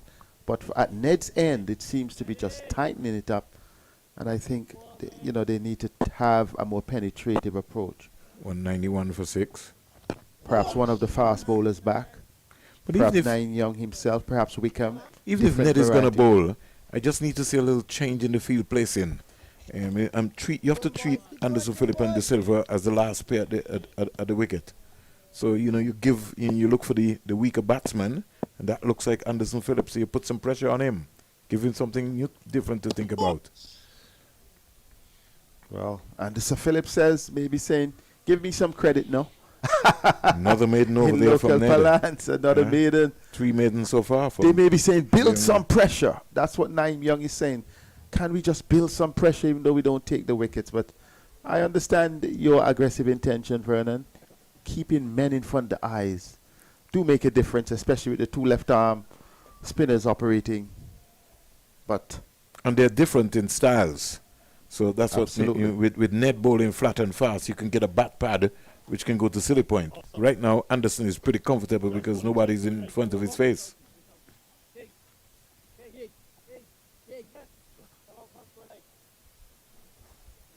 You have a change? Yes, you're getting McKenzie. Perhaps what you asked for.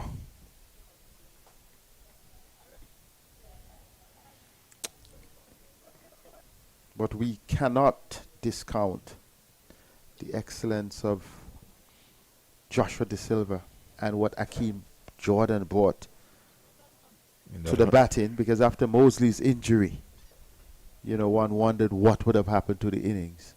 104-run partnership.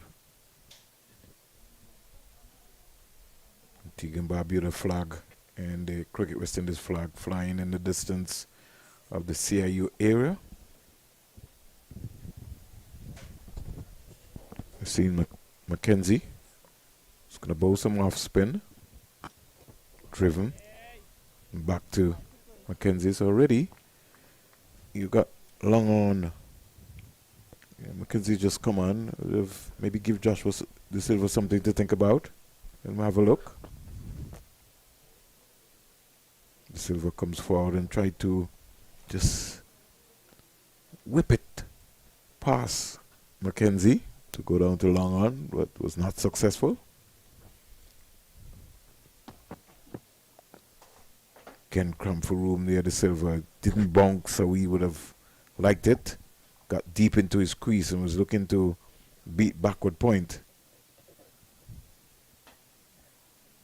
So they have gone on the defensive significantly, Vernon. Good flight. Very easy scoring shot down to Kelvin Pittman. Long on. Get 1 run. So apart from the long on, there is also the mid-wicket on the boundary. There is also the sweeper on the boundary. And perhaps they're starting to feel some pressure. And by feeling the pressure, they are letting off some opportunities to. The partnership is 28 set.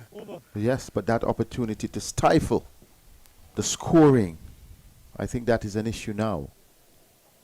Because with those 6 wickets down and Moseley's injury, we would have thought 25 runs earlier that they were basically still on top of things. As it stands, it is tilting towards the Headley team. I like your analysis. Because once you get to 200, given the flow of things, psychologically it's a different ball game.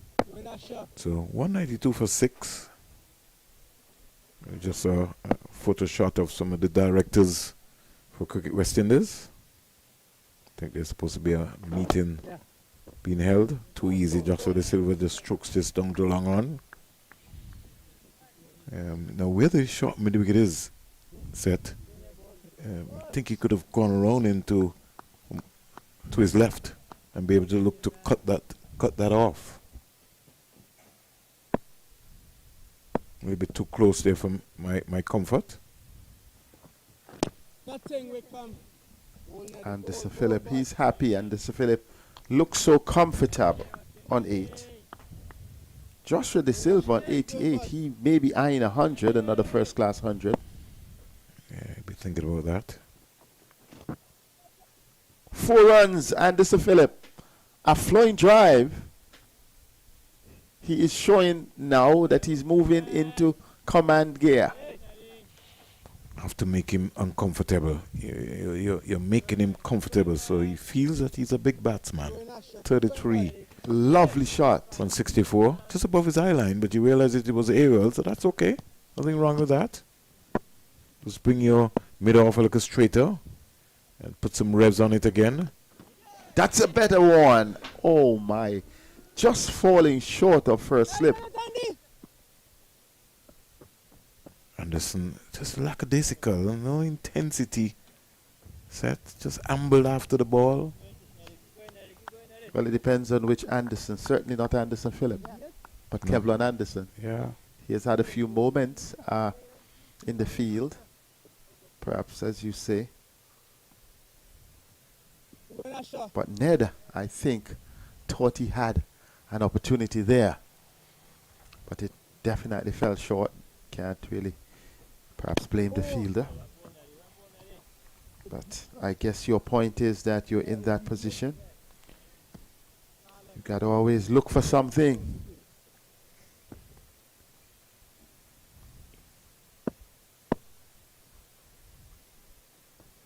Nothing. Ball, net, ball.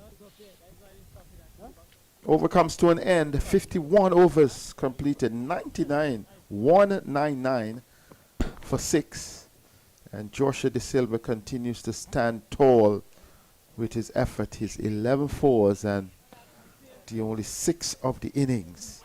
He has really been the man of the day for his team, Headley. But the man of the day overall would have been that young Barbadian fast bowler, Layne, a new name among the tall fast bowlers in West Indies cricket. While we were going down the list of tall fast bowlers, I think we had gotten as far as Bishop and Benjamin, etc., and Gray. And then if we come down further, you'd have had Rose and Dillon and King and McLean. He may not have the body of the McLeans and the Rose and the Dillon, but he has time to develop. Alzari Joseph, still Layne, but another of the tall fast bowlers. So I think, given time, if he progresses, Layne can have a place along with some of the other emerging young fast bowlers in West Indies cricket. We are not calling it too early, but a great start on debut, a 5-wicket haul, highly commended.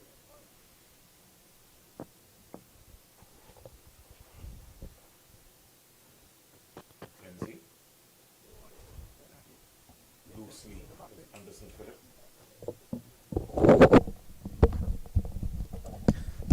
Well, yes, you may say loosely on Anderson Phillip's part, but Anderson Phillip may tell you that he has done a good job to partner his captain to a 36-run partnership, and this time he goes on the attack. But played it a bit in the air, didn't get the timing, hitting it inside out, at least getting 2 runs. You have to understand, Seth, the 200 has come up. Anderson is on 16 and he feel like he's a big batsman. Well, I guess he will feel, unfortunately, that he has done his job. Perhaps the captain has given him the license. Well, he maybe can get his highest first-class score here too. So I hope he's thinking about that. I like how you put that, because too many times we think short-term, or we think, I'm a bowler, but... Hakeem Jordan came and demonstrated and got his highest first-class score here. The partnership is 38. So Anderson's got 16 out of that 38. Has a lot of time. And this time he goes big. Goes again. Who's going to catch this? He may perish. Pittman is on it. Takes it easily. You saw it coming. Would you fault me for what I was saying? No, the Prophet Vernon. I don't want to. I think we were around the cricket long enough, Seth, and we see certain situations, like I said. He's coming. You got to put pressure on him, because if you put pressure on him, then you know what's going to be embarking on the entire process. 202 for 6, and Anderson Phillip 7. In fact, Seth said that he's done his job. His job was to score 16. No, I didn't say I said he may have felt. That's the difference. But that's the he same. May have felt. But that's why he gave it away. Well, he couldn't hear me. That's why he gave it away. I'm speaking about a prevailing mindset, Vernon. You have done this. You have done enough. No. You have to bat, as you mentioned, Hakeem Jordan, as an example. You have to bat as though your life depends on it, because every opportunity breeds further opportunity. And so we see now young Holder. I want to ask Shem Holder. I want to ask Joel when he comes on, what has become of Shemar Holder? Maybe, well, we did see him play. But what has become of him in terms of the pecking order? Let's go back 2 years. When you get a chance and the Right Honourable Dr. Desmond Haynes comes, you ask him that question. Please. No, I'm going to ask Joel. Please don't put Joel in that hot seat.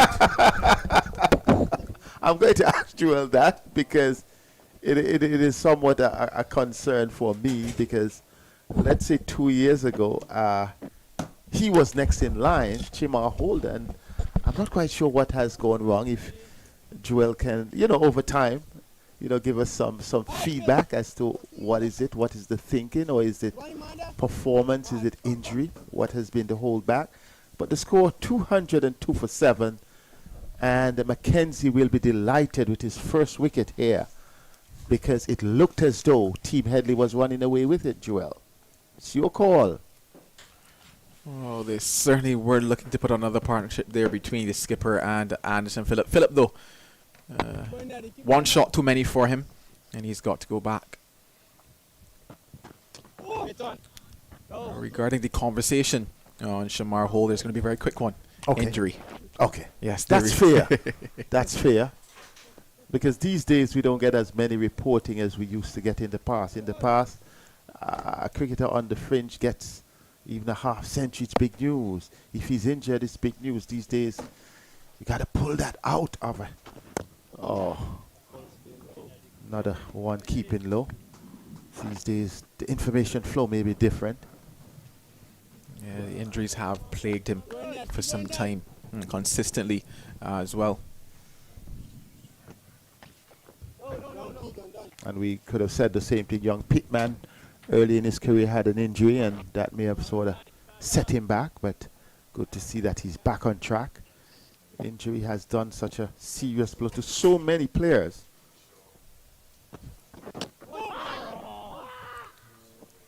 A fast one from Ned.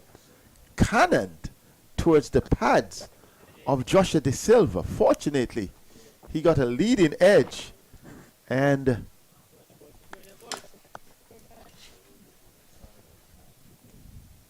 yeah, just pushed through a bit more by Ned. And coming off of the keeper's glove not being taken. Right. That may have been the cry. You know, the reaction out there told you that it was an outside edge. Our replay didn't necessarily tell us that because it had to be a very thin one, but the reaction tells you that's probably a chance. Chance, yes. That's gone down. Wicket keeper. Would have been the wicket. They wanted the last recognised batter there, Joshua De Silva. He lives on in the possibility of 100 now. Now I reckon when Jordan got out after an excellent half century, had it been Joshua De Silva, the complexion of the game could still have been different in the favour of young Windies Academy. Certainly could have been. A couple spectators have made their way into the game here at Coolidge, taking in the action. 2 there, or in fact 3 in the stands. I see a couple more into the sheltered area across towards close to that Cricket West Indies head office. In fact, those 3 are in fact just below us here. That's right. In our commentary position. Glad to have you. And they're always here. You know, you have the tourists. In time, they may come on a cruise ship and they may just come across to get some cricket. Some may be here at the hotels and may do so once they're aware of the action.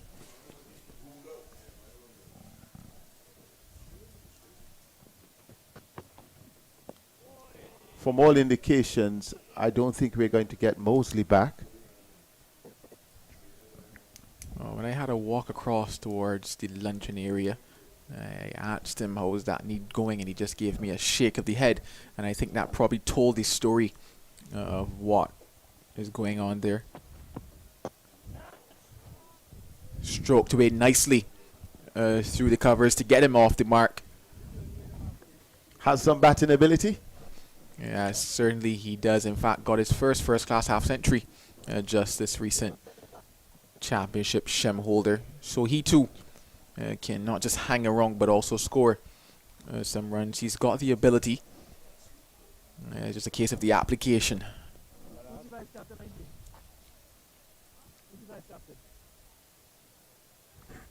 I believe Team Academy, West Indies Academy, maybe gauging what could be a first inning score that they will be comfortable chasing, because they really are toiling. Captain Naeem Young using almost all his options. We have not seen Wickham, but we have seen at least 6 bowling options so far. 3 spinners and 3 seamers.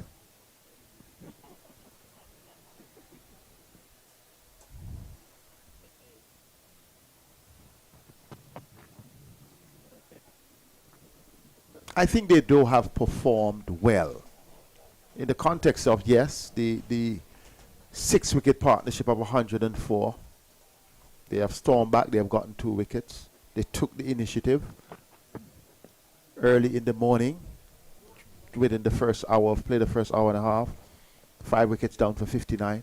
In that context, you really have to give this young team credit.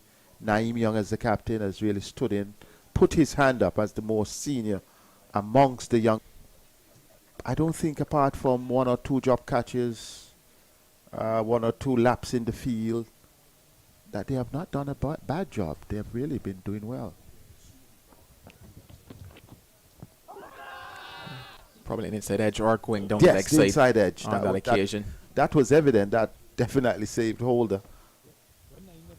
The end, though, of another over 206 for 7. Just to go back to the point that you're making in terms of the type of performance that they've put on here today. Looking very quickly at those bowling figures, I think it really tells the story. Johan Layne, the standout with 5. And then coming down, yes, Pittman was a bit expensive, but he was going looking for those wickets, probably going and doing a job that his captain has asked of him. And then you come down and you say, well, there was one for Joshua Bishop. He bowled relatively well. There was another for Kirk McKenzie. He's just into his second or third over at this stage. 3 from him.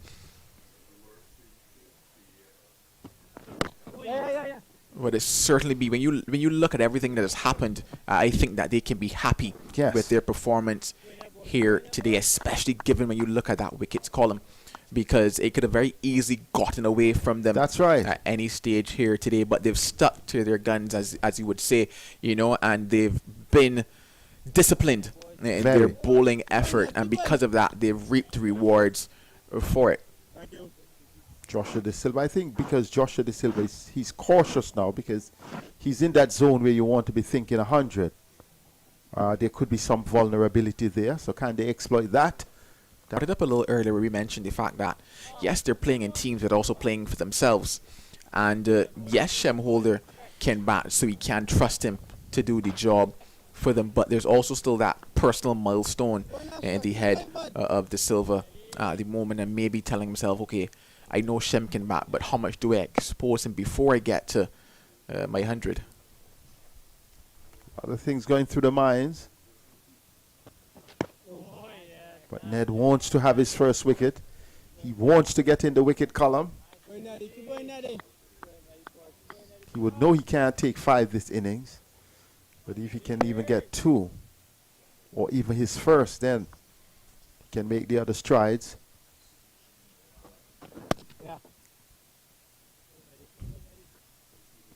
If Josh De Silva gets 100, I'm wondering if his approach would change to be more assertive. We saw a period of him asserting himself just before lunch, just after lunch, but getting 100 would then, you know, put that to rest. I would want to see that challenge, batting with the low order. I think it will all come down to whether or not Shem Holder does the role that he would hope that he does here in terms of batting well and holding up the other end, so to speak. So should Shem Holder be there when he gets to 100, I think that might play a part in determining how he goes about his innings after that. Because in a game like this, 100 would not be enough. That's right. For Joshua De Silva. You get 100, you're looking at big scores. The end of another over, 211 for 7. Yes, 100 would not be enough. And you should not just allow the goal of 100, because perhaps you want to set a team goal of getting 300 as a team and putting pressure on the young lads. I think with that mindset, it could go more, it could go further. Holder would then have the opportunity. You mentioned he had his first class half century, which once you have 1, you want 2. And you can't worry about who is at the other end. So penetration will be key here for Naim Young and his team.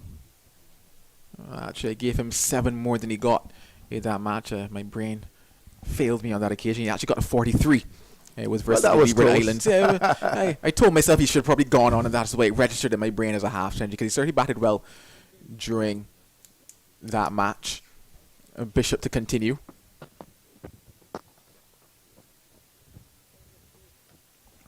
And it was in partnership with the captain, Shane Dowrich, at that stage where Barbados needed. How is Shane Dowrich? He's doing pretty good. He's actually, I believe, over in England now, playing some cricket. Okay. He was actually, in fact, offered a spot here. I know, this and that is why he turned it down. Wants to play maybe more cricket in England. Good. It could have been a case of the commitment being made already to the club, because in fact he I played a season with them previously last year also, and did quite well also. So that could have been a factor in his decision there. I know how that is. It was a solid part of the West Indies middle order during his earlier years as a wicket-keeper bat. Since then, Joshua De Silva has grabbed that position and has been doing relatively well. And in the context of West Indies cricket, very well. He's certainly been doing the role that's been asked of him, De Silva, more often than not, coming in that lower middle order period for the West Indies. He's been what you consider a thorn in his side of oppositions. He's not somebody who is necessarily very flashy and flary in terms of stroke play, but he's that accumulating type of a batter, and that's really what you want, especially in your lower middle order. You would have to say somebody who is willing to stand up there and allow, if it is a partnership with senior guys, a couple more spectators, they're joining us. Dances down and narrowly gets it over mid-on. Just, fortunately for him, went on the offensive and almost gave it away. 93 he is, 213 for 7 after 55. You're seeing some more of our visitors. When I say visitors, we mean visitors to the ground. But De Silva also, when we look at his approach, even though he's not just a thorn, but he knows he's positive even when he's in defense. He's never a scratchy player, very confident, and his wicket keeping has improved significantly over the last 2 or so years. So, in fact, broke the record, I believe, in the last series for dismissals as well.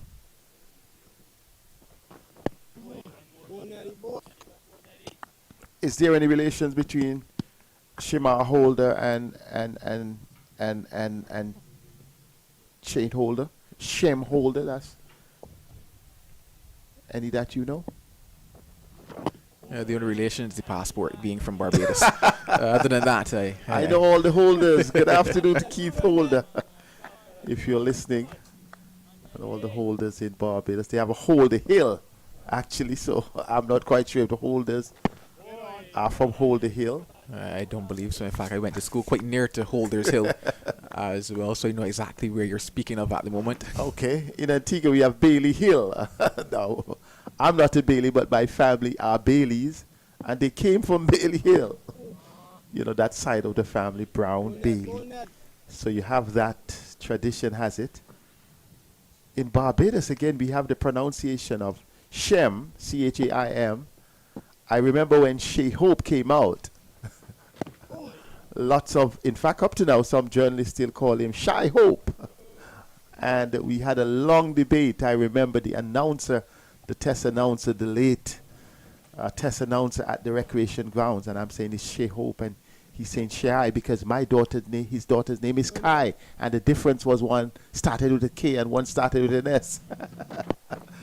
And we had these long debates about the name, but Barbados is straight English, so we should have no issue there. The end of another maiden over from Ashmead. Ned, 217 for 7. Talking about Shea Hope, he too is in England.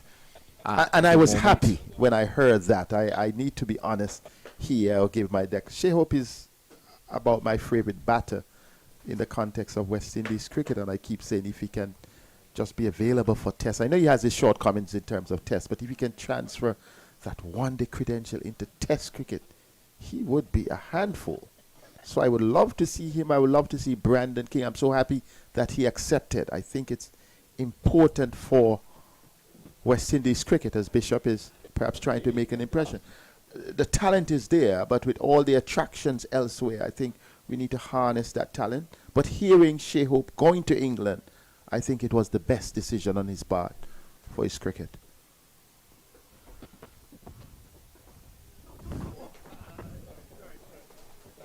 Just a single there takes him up to 98, 2 away from 100 in this opening game of the Headley Weeks Tri-Series. But certainly Shea Hope is a name that you would want to see featuring in the cricket. Certainly. Whatever the technical flaws, you have your Desmond Haynes, you have Gordon Greenidge, you have so many ex-players who can help you through that process.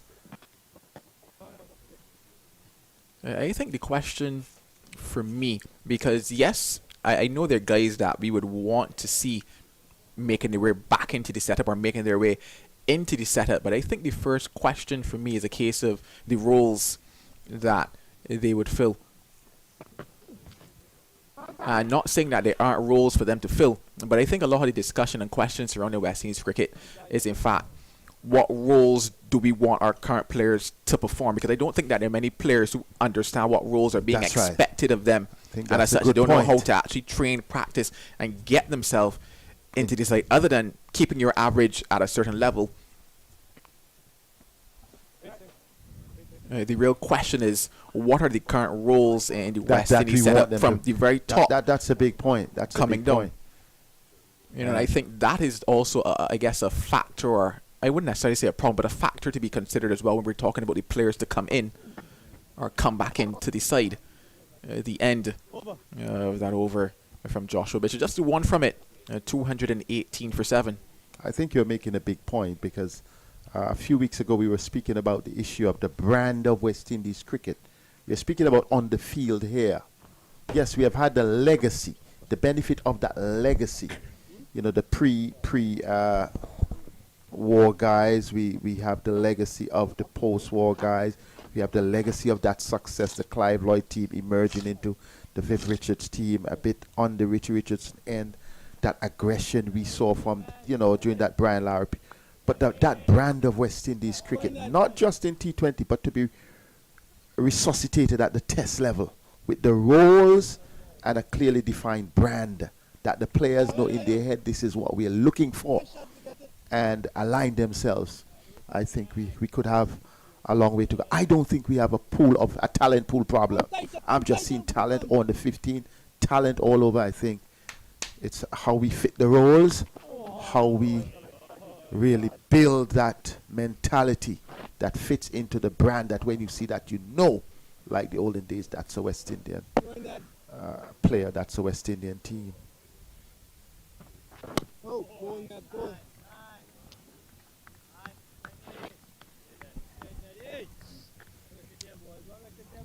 Joel, you've been called upon to do extra work today. Our colleague Mally Richards could not make it. And we do appreciate that you're not a short-term guy who jabs in the little 20 minutes. But you can do the test of time. Vernon will be happy with that.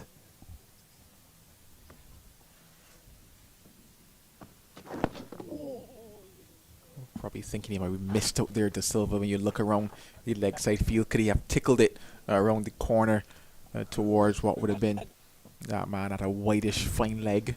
This is the pressure for the 100. A batter in the 90s is always most will struggle through, will be more patient, will be more cautious.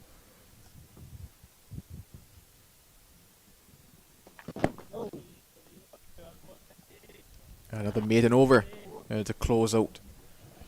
218 for 7. It's interesting because actually just a couple days ago I was having a discussion with regards to batters when they get into the 90s. Because some people like to call them those nervous 90s.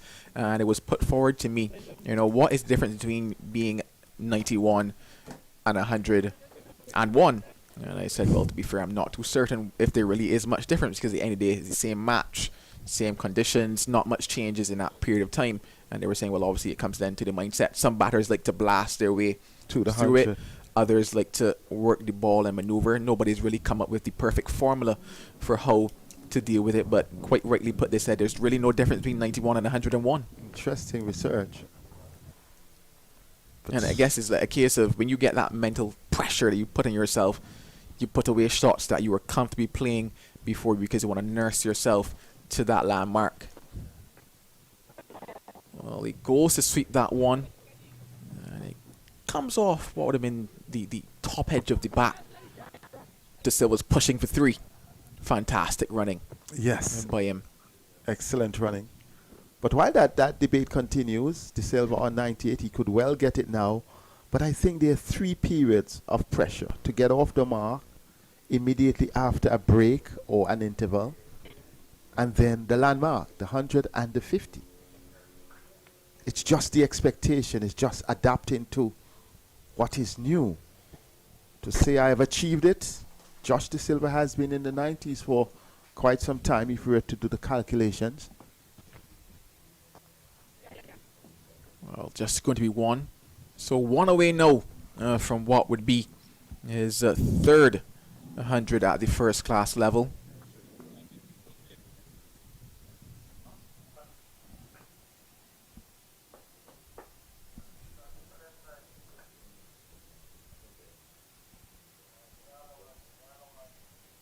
Well, at least he is confident that Holder is presenting him the right partner. He's really done well, Holder, for the short time that he's there. Batted with assurance, has not shown any sign of nerve, so that would be helpful to De Silva's mindset.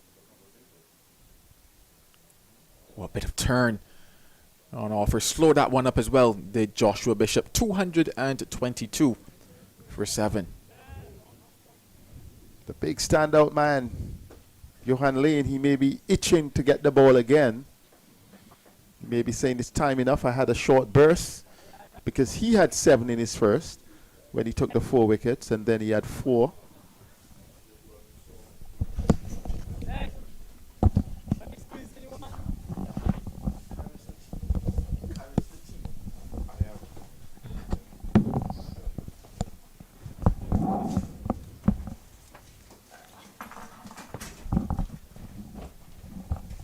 So just roughly about 8 minutes until we get to the tea interval here on day 1. Just one run away from 100 here.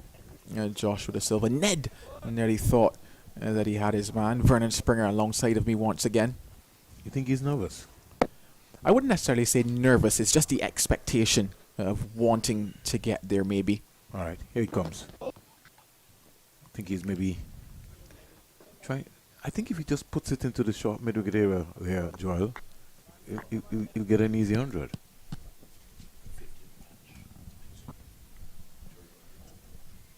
.99 is Joshua De Silva. 100 to Joshua. Oh, confusion. He gets 100. Communication line not working there between Kelvin Anderson and Pittman. He almost had a collision. But 100 to Joshua De Silva. 159 balls, 12 fours, a strike rate of 63.52. And I think it will be a relief off of his shoulder. Yeah, what a statement to make. And what is his 50th first-class match? And Joshua De Silva getting towards his third of first-class 100. A fantastic knock by the captain. Time for him to start all over again.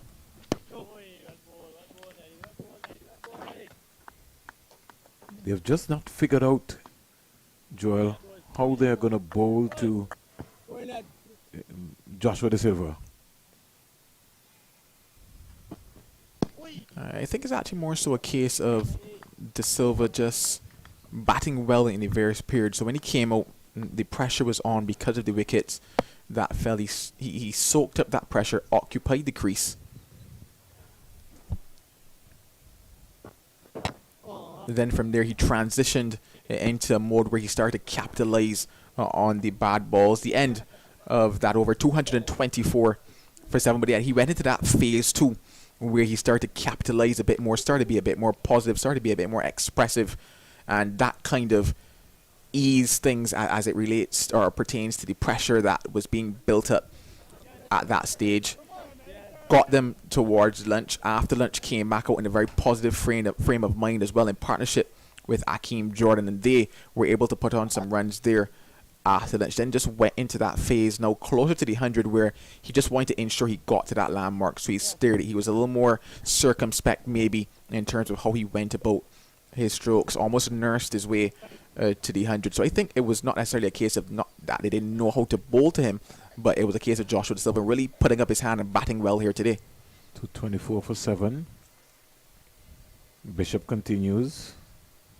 1 for 67 from his 17. Starts his 18. Flighted. Driven straight to the big man himself. Kevin Wickham just above the eye line. And Shem Holder had enough. 22-run partnership and decided that he's going to have a go. I don't know if he maybe worked out in the back of his mind that his captain got 100, but he could have maybe stayed there and occupied the crease. 136 in Jamaica. And it's all happening here. Yeah, relatively soft dismissal, you would have to say, for Shem Holder. Yes, it was a ball that invited the drive, invited the shot, but it was at a time where they could ill afford to lose another wicket, and especially with the conversation being surrounding the fact that Shane Moseley more than likely will not make his way back to the crease. It meant that he was the second last wicket in terms of batters to the crease. So I think that the better option would have been to work that one along the ground, especially given that Kevin Wickham was relatively deep. Could have taken the single, continued to be out there with his captain. Instead offered what was a very simple catch to Kevin Wickham at mid-off. And what it means now is that 224 for 8 is effectively 224 for 9 for Team Headley. I hope that Shane Moseley will be okay.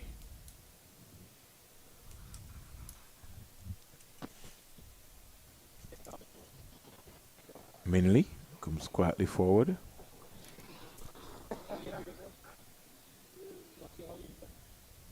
The Silva would have played for a number of teams during his small career.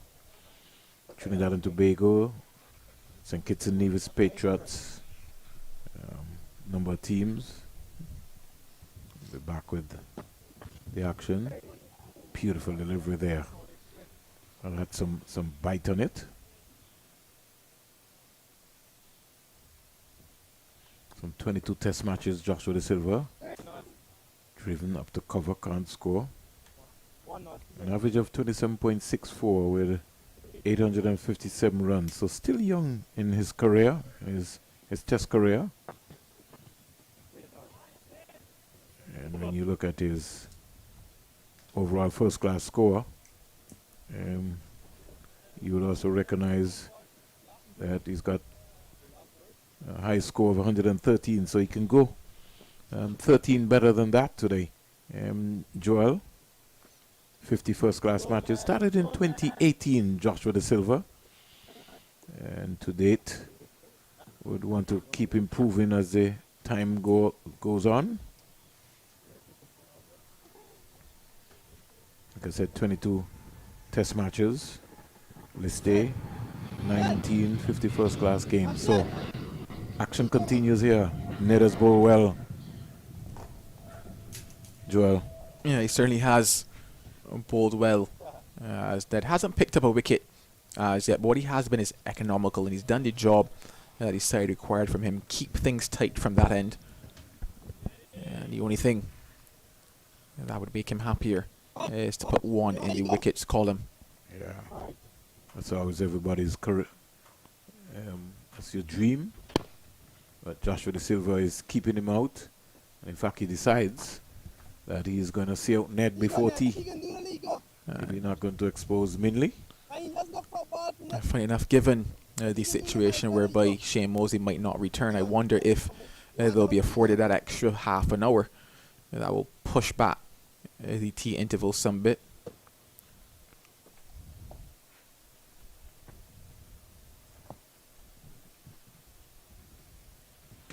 Wait for a while.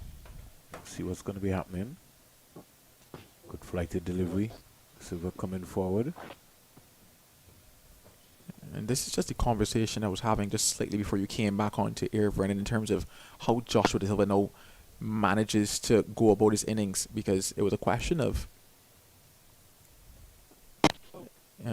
if Shem Holder fell before he got to that 100, how would he approach batting? He fell just at the stroke of his 100, Marquino Minley being the last batter to the crease. And De Silva knowing that at 224 for 8, there's still some distance off where he would have wanted to be, having won the toss and opted to bat first. this morning. Some 29 boundaries and 1-6 been hit in this game before. And the Silva just easy on the eyes. Plays it up to long off. And they get a very comfortable, easy single.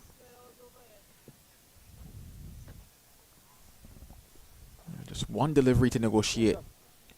Which is from put Marquino me Winley. that a silly point on a short leg in front of Minley. You got to look to try to pull them out. Not allow Minley to just be comfortable. The short leg comes into play and a leg slip now as well. In fact, more so like a leg gully almost.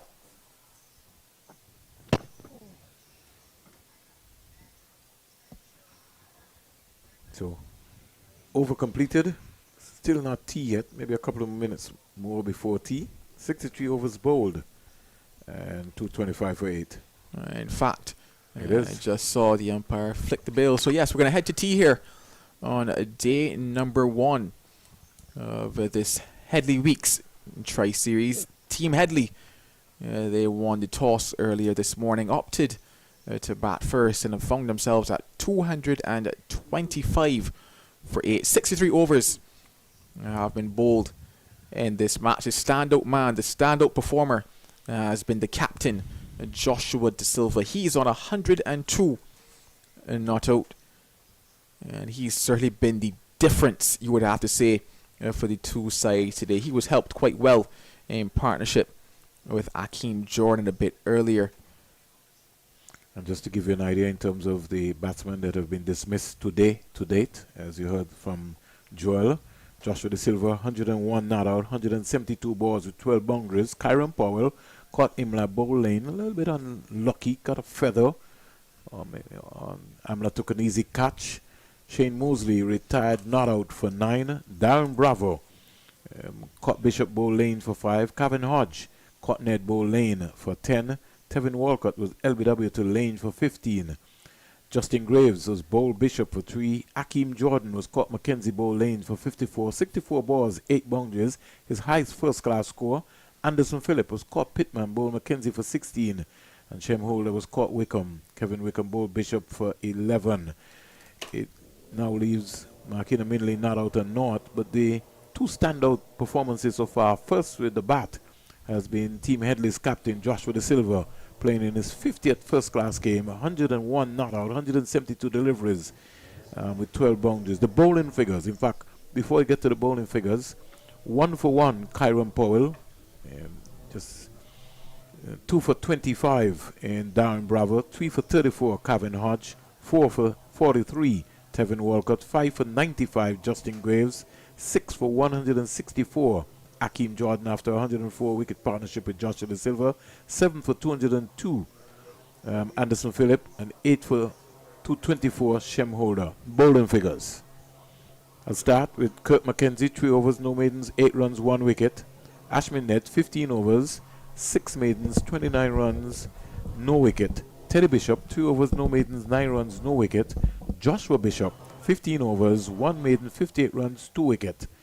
Naeem Young, 9 overs, 1 maiden, 32 runs, no wicket. Kelvin Pittman, 8 overs, no maidens, 50 runs, no wicket. But the man of the day, on his first-class debut from Barbados, Ewan Layne, 10 overs, 1 maiden, 39 runs, 5 wickets. And just listen to the wickets that he would have picked up so far. Akeem Jordan, Tevin Walcott, Darren Bravo, and Kyron Powell. Doesn't get any better than that. He'll remember this for a very, very, very, very long time. Tea time here, 225 for 8. Joel will close out, and when we come back after tea, we'll certainly go and get a cup of tea for real. I think that would be encouraging, Joel. Yeah, it certainly was a fantastic debut so far for young Johan Layne. But it's tea time here, 225 for 8 at Coolidge. When we come back, the final session of the day's play.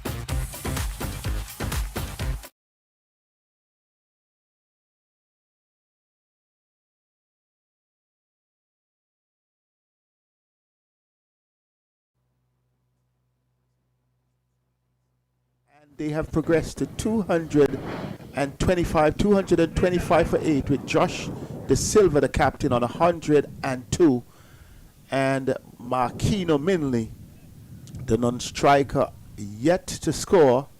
Joshua Bishop, the man with the ball, he has taken 2 wickets already in this innings. Joshua De Silva, the man who has done the bulk of the scoring for his team, but this could be the last pay of Vernon Springer because Shane Moseley retired hurt very early in the innings, and we see Joshua De Silva now deciding to put the bat to ball, playing across the line, getting a 4 to start things off after tea.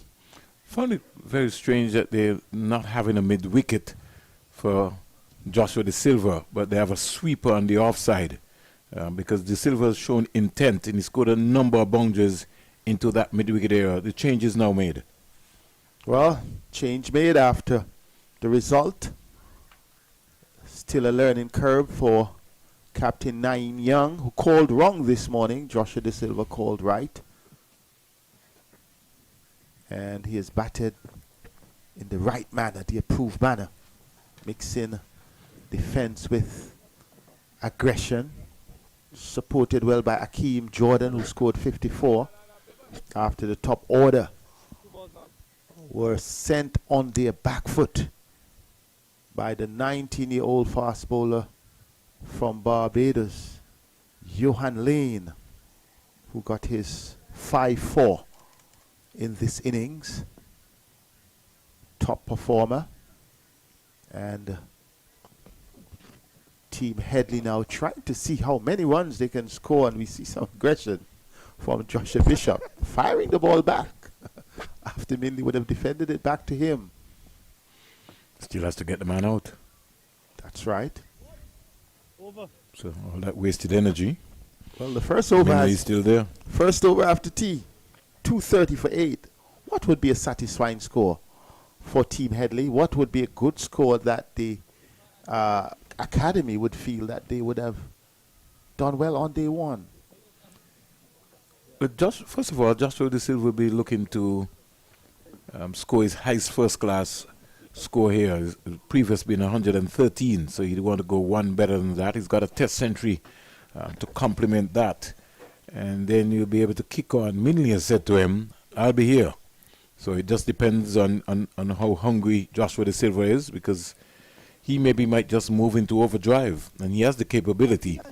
Joshua De Silva, playing for the St. Kitts Nevis Patriots, he's shown you that he can turn it on once available. But right now, it's a more or less defensive field being set by Naeem Young. Sweep on the outside, long on, long off. Deep backward square and the mid-wicket for the leg spinners. Ned has bowled well. Yes, he has. He understood his role, because at one point we thought they should have been searching for wicket, but then he became the go-to man to keep that end tight, build some pressure, and allowed the wicket takers to do the job, which we saw that very well in Layne and Bishop. I think that delivery, even though De Silva came outside the line of the off-stump to paddle it, it didn't have any pace set, and that is why he was not able to dispatch it the way he wanted. Minley started to run, and he said, no, I need about 2 more balls out of Ned, and then I'll give it a strike.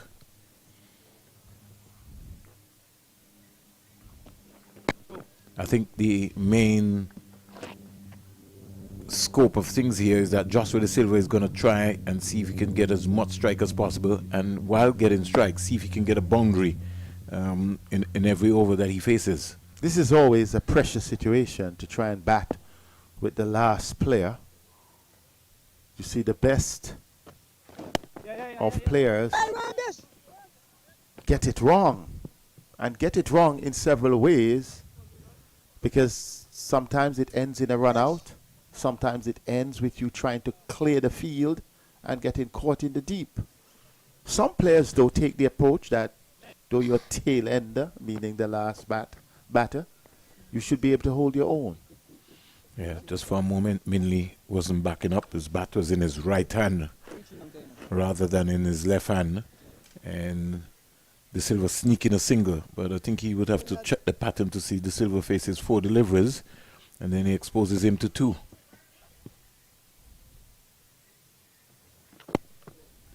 He's back and across to a flat, faster delivery. Minley has shown batting competencies, and he may ask De Silva just to trust him and play his role. But Minley is not going to give his hand away. I can assure you that.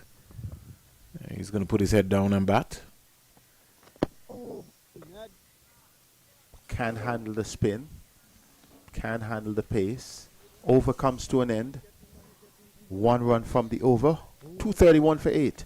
231 for 8. De Silva, 108 from 175 deliveries. And they're having a mid-wicket conversation. The cool and smooth T20 competition taking place at the Sir Vivian Richards Stadium. 32 matches. The grand prize of 23,000 EC dollars for the winner. And the big question is, who can stop the PIC Liberta Blackhawks? But it's an early competition still. Well, the Blackhawks, they have an opportunity even now, Vernon, to bring in some of the players who are on the bench. Because I think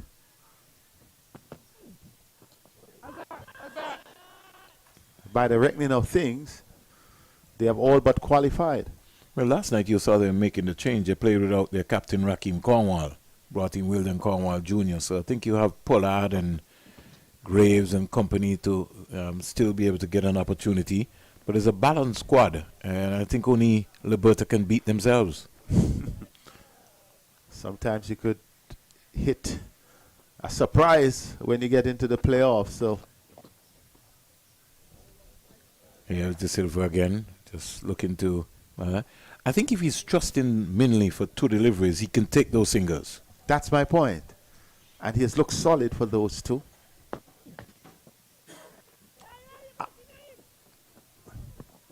I am from the school that believes Runs is runs. everyone is important. Take it, because just as you see, some 4 singles that could end in run-outs, or 4 shots that may end in being caught out, and as many as possible.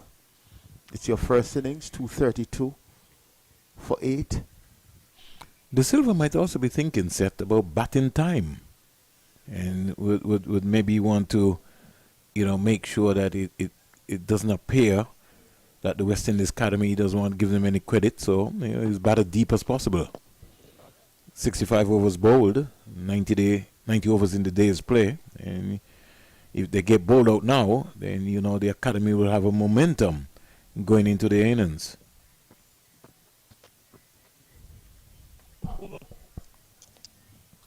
Another single only out of the over.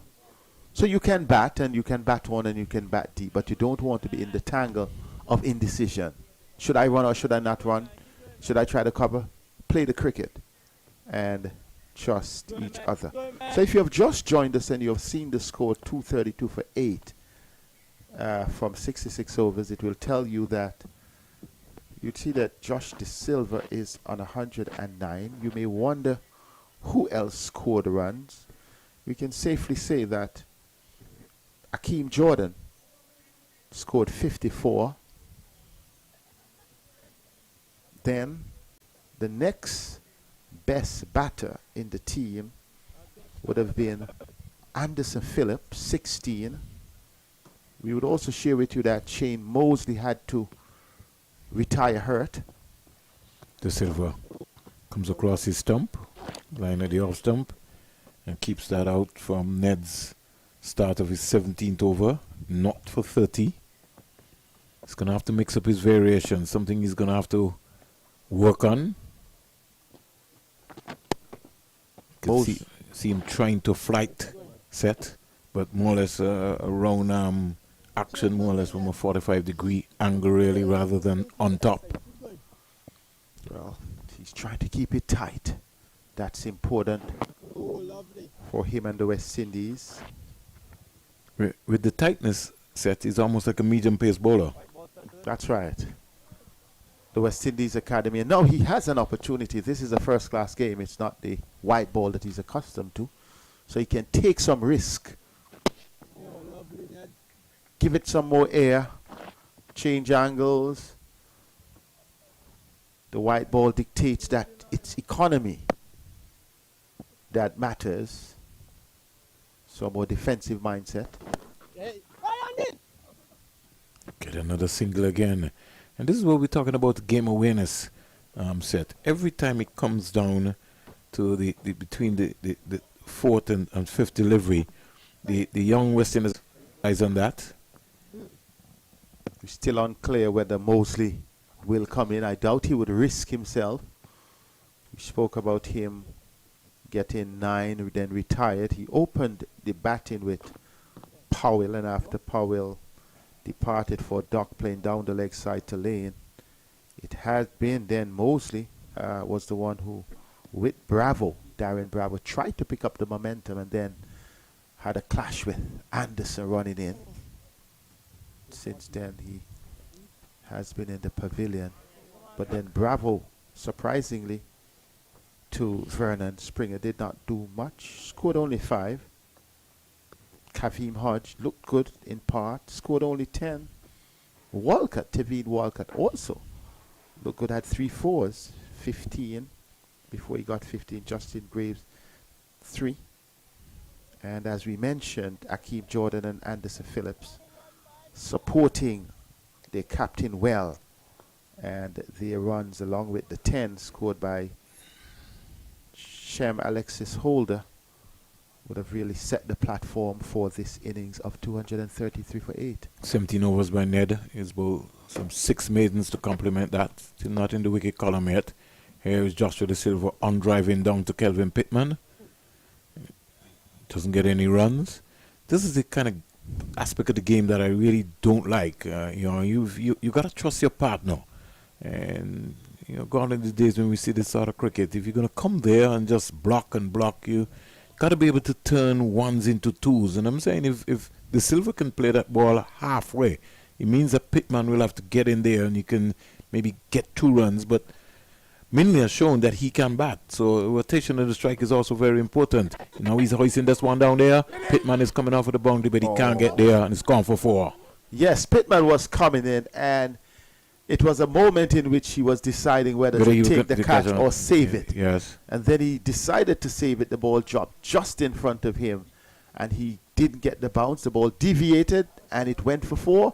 Just De Silva would be happy to move to 114, but certainly Naeem Young would not be happy with that fielding performance on the part of Kelvin Pittman. Well, it died on him, Pittman, and the other thing that you have to do, if you realize that you're not going to get to it, then you put your body behind it. But like you said, it put a spin, and it went past him. Very fast outfield. It goes inside out now, and to the left of Kevin Wickham, and down to the boundary for 4. Almost had a collision and with Lady Mohammed there in the end, but all is good. So De Silva deciding to open up on both sides, but his first option area of opening up at long on could have resulted in a wicket. He's putting himself. He has decided that he has to have a go. He can't fault the captain. Wants to get quick runs, and he has gotten Vernon his highest first-class score. Indeed. Now they're trying to bring everyone in. I'm kind of a little late, little confused. Well, it's the what? It's the 4th. Yes, the 5th of the over. Trying to starve him from the single. Yeah, but I think there must be a purpose about it. If the Bishop now has to understand, how do I keep Joshua De Silva at this end and allow Ned to be able to get 6 complete deliveries? They got to be sharp. This is going to be critical. Let's see the skills. Bishop didn't cut that one off at all. But also they needed a straight mid-on inside that circle to avert that. It was easy in the end. It did stretch Bishop. Joshua De Silva retains the strike, 242 for 8. As the plane makes his flight from VC Bird, perhaps heading to Codrington, Barbuda. One of those nice little small carriers here. I went to Barbuda on one, Vernon. It was just rocking, and I was wondering what to hold on to. It may be going to Montserrat. Yeah, ASVG. Heading to Montserrat. It's the same SVG that goes to Barbuda, so Yeah. maybe it's going to Montserrat, going with the breeze. And it's going around the corner, so we want to say good afternoon to our neighbors. I Folks don't in- like it at that size, boy. You don't? No. I'm telling you. They're the safest in the world. You don't have to worry about anything, Seth. Rocking in the air, and you're Yeah. feeling every movement. They'll take care of you. You have to really honor all of the pilots who continue to fly those aeroplanes and jets and keep you safe. You just have to just wonder sometimes. Seth, this I'm is a telling you. wonderful world. It is. You're up there, you don't know who's hand You don't know. You just don't know. 242 for 8. Net continues. It's 18th over. Quietly forward. I think Naim, no, in fact, Joshua the Bishop just needs to come to his right and give himself some room and not allow the Silva to just stroke that ball down the ground. They got to be sharp.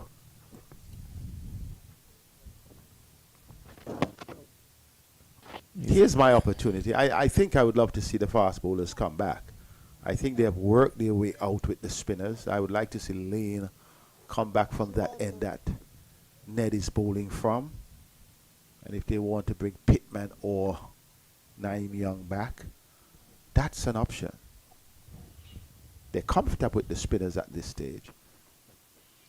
The Silva looking to unveil, flatter, faster delivery. And if they brought in the sweeper on the offside, then Joshua Bishop just needs to go to his right where he is, but he keeps drifting still set. Going to his left, leave that gap open, him try and peel off and go through that, force him not to get that single.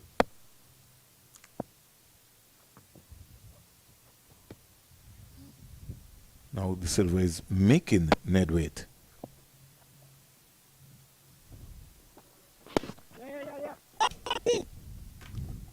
I don't understand it with these youngsters in the field, because you know a single would be on. Everyone ought to be walking in with the bowler and already on edge, expecting that you have to pick up and throw.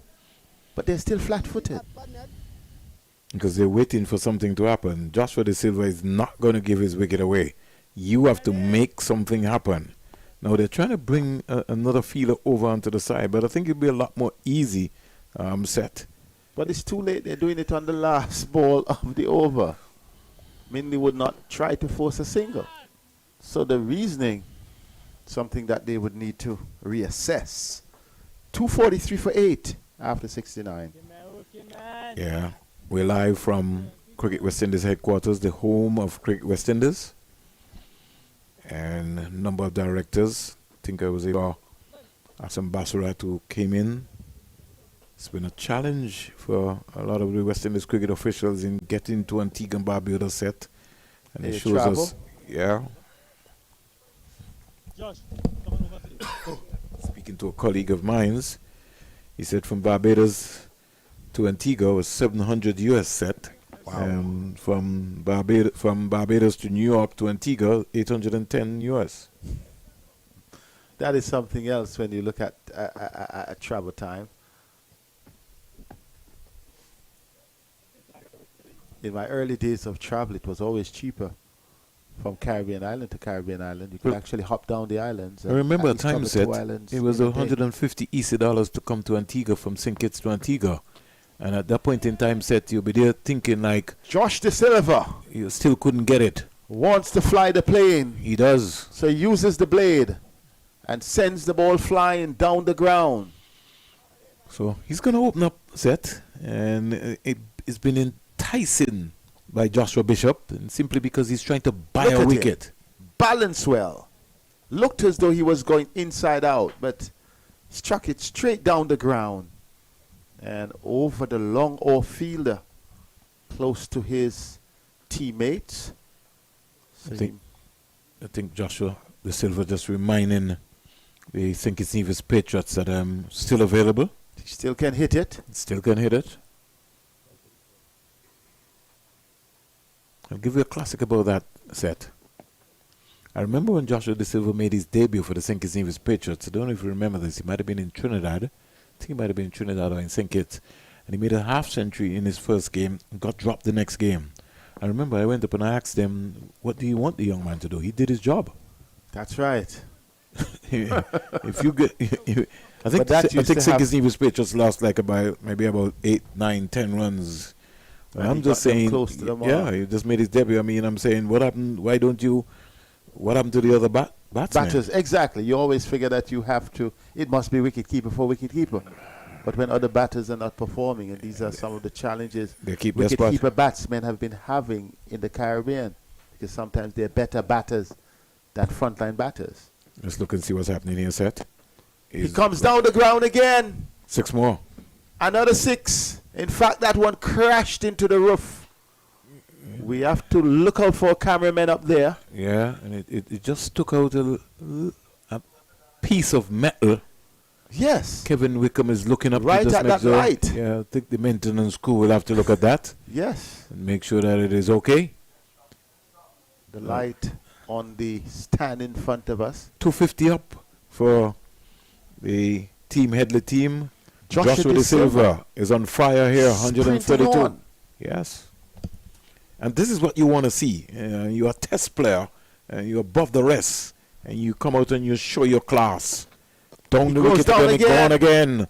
4 more. 2 bounces into the boundary. He's lighting up the park here. And Joshua Bishop is just rolling his hand over. There's no revolutions on the ball. It's pretty easy. And for this is meet and greet here for Joshua De Silva. It's almost like catching practice. 16 off the over.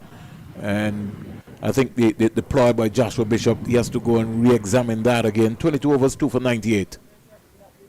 And score 259 for 8. Let's look at the context.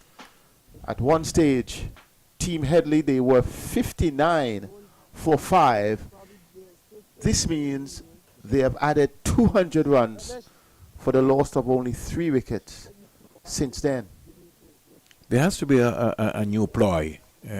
Yes, I know that you're trying to have net bowl wicket to wicket, but as you said, Seth, you got to look to get one of your seamers back into the conversation. Maybe even Nine Young himself can come in short spells. If you're going to bowl the spinners from one end, then you need to have seam bowling coming from the other end in short bursts. Yes, 259 for 8. We had some visitors. Spoke to a few of them. A couple came in on the cruise and enjoyed it. During the tea they had to leave, and then another couple, they're here in a hotel, and they said they just want to watch cricket, and they heard about it from one of the managers at the Pineapple Beach Hotel. And then there was a family of 4. They were on their way to the airport. They saw the cricket and they came in. So it's good to see those. Some may have left, but that's part of it here. Antigua, the home of Cricket West Indies. It now gives Minley an opportunity set where the West Indies Academy team, they will have 6 deliveries to bowl at Minley, and he will not be moved. Looks as competent as ever. Look at him, just covering up and calmly playing the ball. If Ned is going to bowl that pace set, then all Minley has to do is just come forward.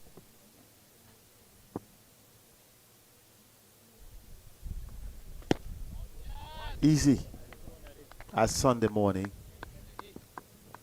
He's now brought the short leg over into silly point, but he still maybe needs the short leg. As we say, bat and pad. Loud appeal. Not out, says the umpire. Came off the pad. He's looking to get some feedback from the square leg umpire. I think he's going to send him. I think he's going to be out caught. I believe that, because the initial appeal was LBW. Joshua De Silva is walking. He's going to give him. They're walking, yes. So they have decided. What did I say to you and Joel? Who took the silly catch? point.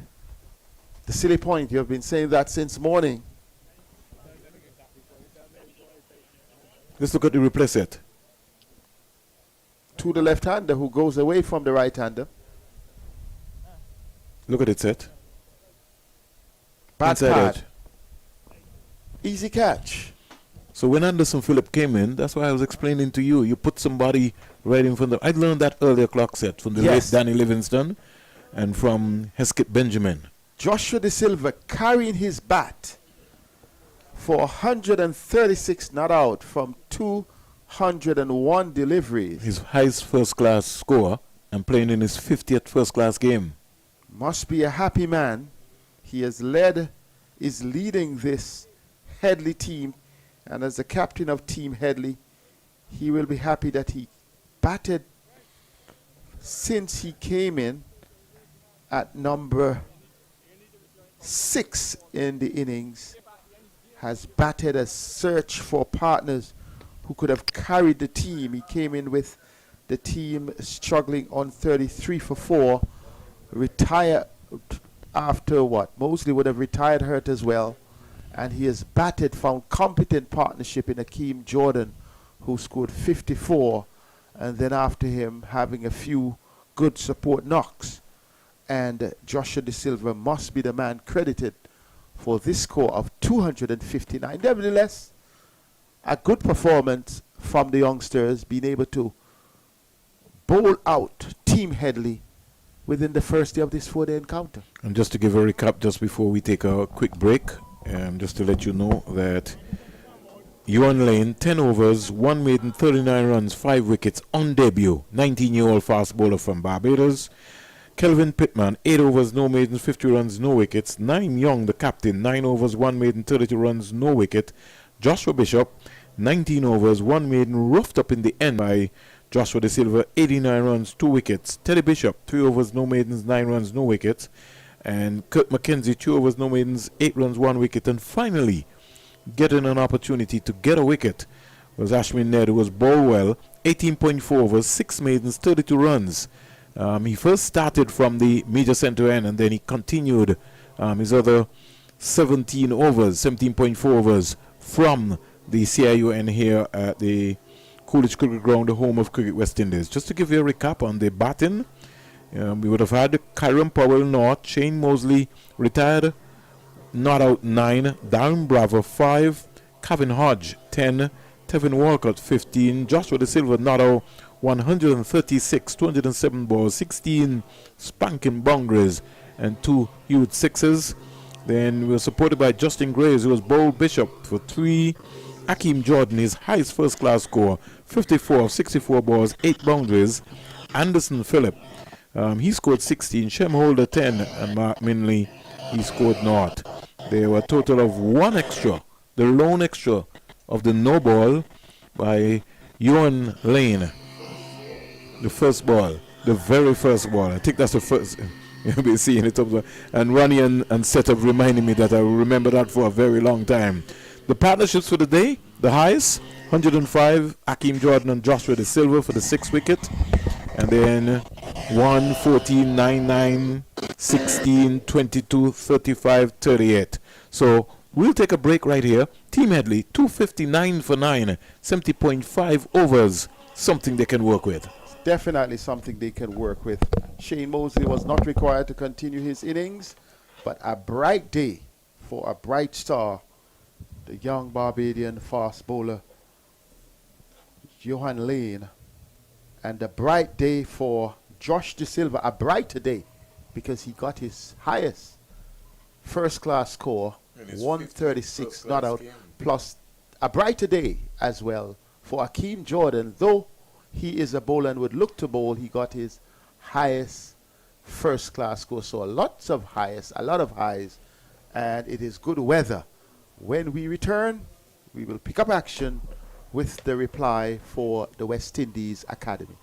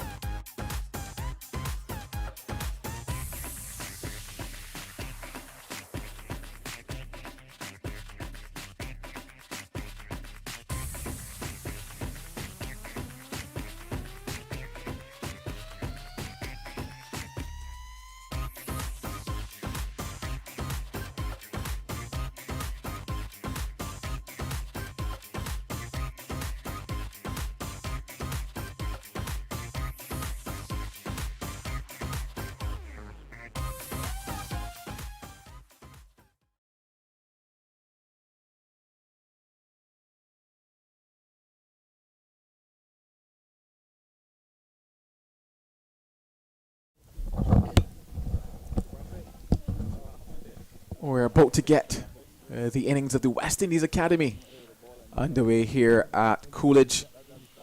When the day started for them, the coin fell in the favour of Team Headley, and the Headley boys were able to get it to 259 for 9. Declared the reason why is because Shane Moseley suffered an injury earlier during the day's play, which means that Sunil Ambris has come on the field to do the fielding for him. But you would have to say that it was a good start to this series for the West Indies Academy boys, being able to take 9 wickets here on day one. They probably might tell themselves that they probably got a little more than they wanted, especially after having them 59 for 5 in the morning session. But was a brilliant innings on the part of the captain, Joshua De Silva. That was truly that differentiating factor in partnership with Akeem Jordan, who got a half century, as well as some help from the lower order. But now it's the turn of the Team Headley with the ball, and the turn of the West Indies Academy with the bat. How will things shape up as we head towards the end of the day's play? My name is Joel Manning. Alongside of me, Vernon Springer. The ball in the hand of Akeem Jordan to get things going for us.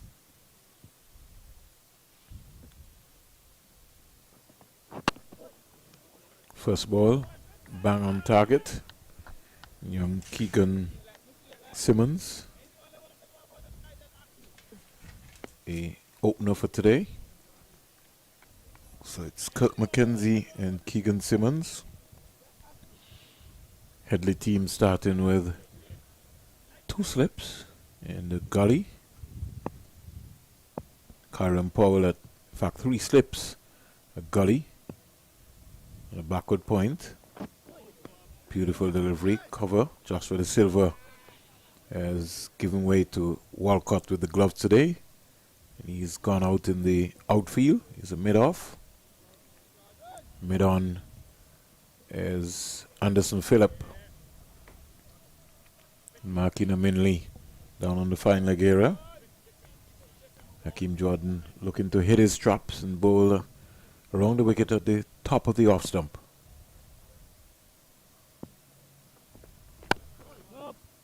Good positive shot there by Simmons. Just needed to stay a little low to the ball. Just crunch it. Just easy on the eyes and find the gap. You're just contented to just stroke it up there. But you got to be looking to find the gaps. Something I find that most West Indians have not been able to execute. That comes with practice.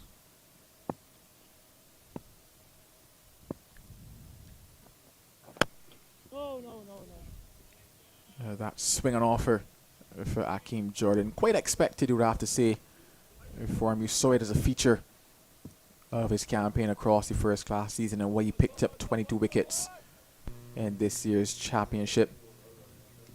Got the ball to move away quite nicely to the left-handers. Got the ball to come in quite nicely to the right-handers.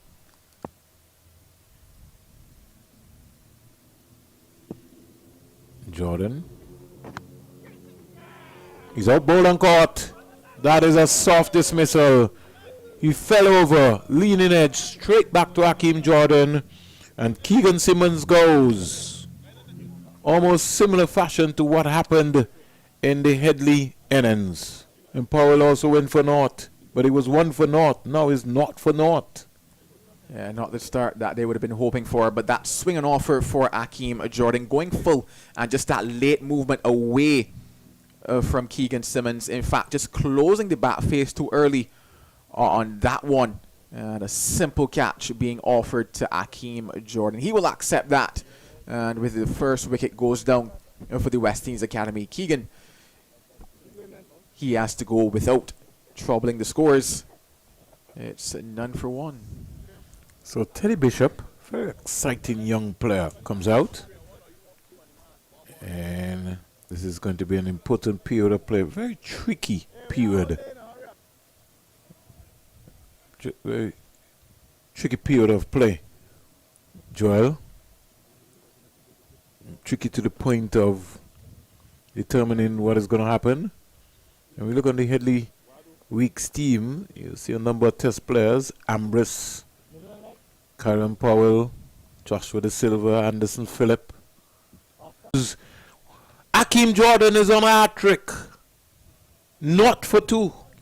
Well, there's that movement that I was talking about. I talked about the fact that Hakeem Jordan gets the ball to leave the left-handers, and there it is in terms of the right-handers. That ball coming back in, that deadly in-swing from Hakeem Jordan. Like I mentioned, is the reason why he's picked up those 22 wickets across the championship. Full and that late movement, inward movement, going for the booming drive, almost feet going nowhere. And, well, he's paid the ultimate price, has Teddy Bishop. He goes back for a duck as well. And this is what you would have to call the perfect start for Team Headley. Yes, really. By the time he comes back around, he's on a hat-trick. Got a second wicket in the final ball of his first over. Not for 2. Bishop and Simmons back in the West Indies Academy hut. Calvin Anderson comes out. Another right-hander. It will be the start of Minley. Well, it's interesting how things have gone for them here at the start. Looking to be positive, looking to be on the go was Teddy Bishop there. But just thinking back to exactly how Hakeem Jordan has picked up wickets, especially at the top of the order, it has been dismissals like that, which tells you that, one, Hakeem Jordan is consistent, but it also probably tells you a bit about some of the technical flaws that we have at the top of the order currently in the region. Not for 2. McKenzie will get an opportunity to face. McKenzie, left-hander. Minley, number 85, goes past the umpire. Ball darting around here very early. And the good thing about it is that Team Headley, so far, they've been able to hit the consistent areas anywhere between that between the 4 and 6 meter area.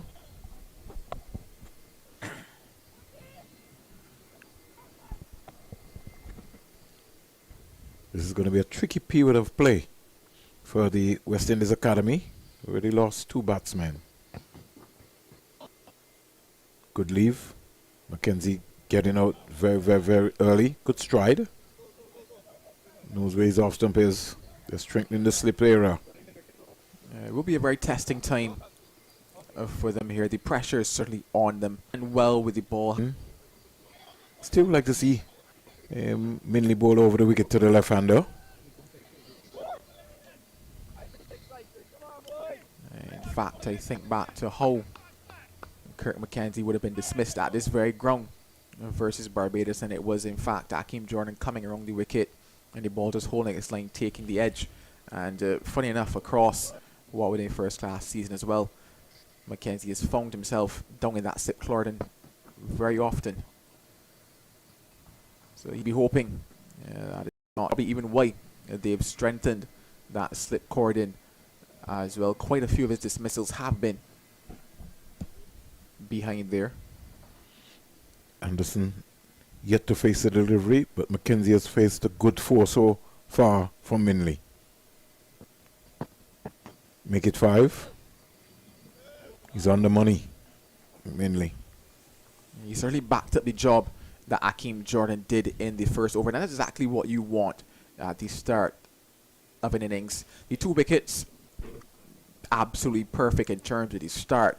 But in terms of now following it up, making sure that you do not ease off the pressure, this is exactly what you want from the other end.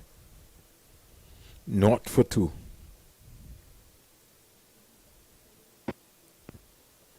Good leave. So Minley starts with a maiden. And impressive here so far. 2 maidens in the context, 2 maiden overs.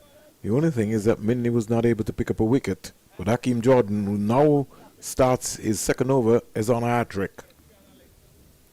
Well, he'll be hunting for that. He was in a hat-trick as well during the first class championship. Didn't get it. He'll hope that he can pick that up here.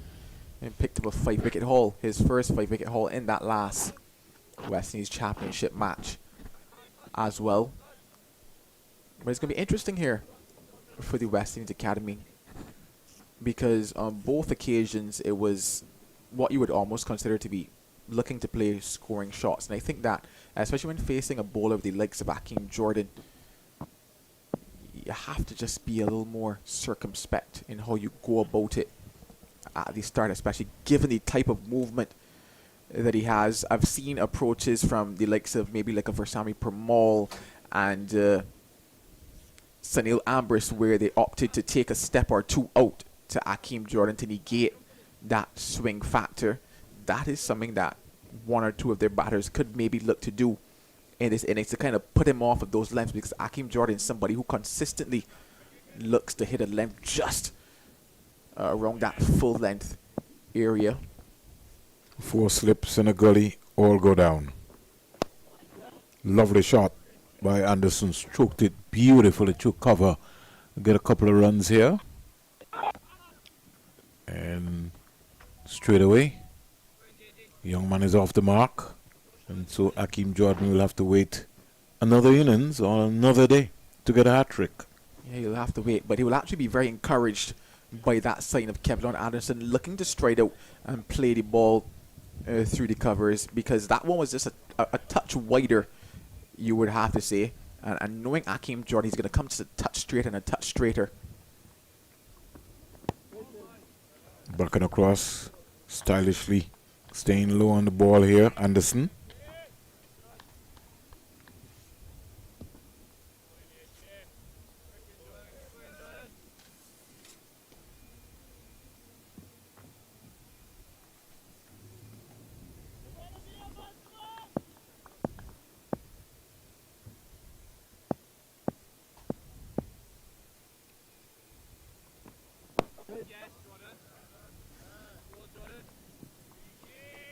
Team Headley scored 259.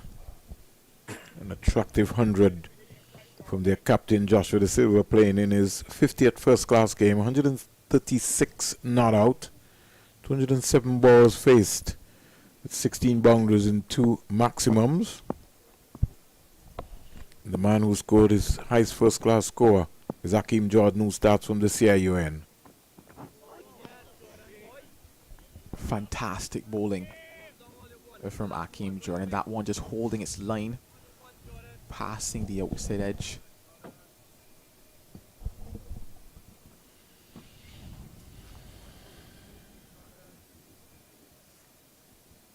We've certainly seen this time and time again from him across what would have been the 4 first-class matches that he played, because he missed one due to the fact that he went across to South Africa with the West Indies team.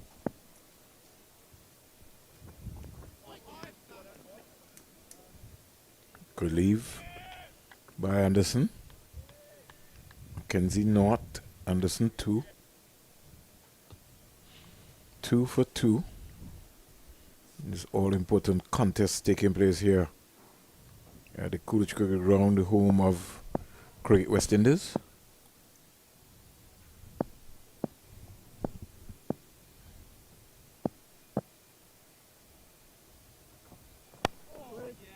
Anderson coming positively forward. And over number 3, West Indies Academy, they trailed by 257. They are 2 for 2. Yeah, that last delivery is telling of how Akeem Jordan is looking to almost set Kevlon Anderson up. I mentioned the fact that he would not have been put off by that drive to the covers that allowed Anderson to get off the mark. That final delivery, the ball coming off what would have been the inner portion of the bat, and you saw that Akeem Jordan just raised his hands because he told himself that that is closer to where he wants to be to the right-hander. A touch fuller, and he's in business once again. Yeah. Again, a leave there from McKenzie.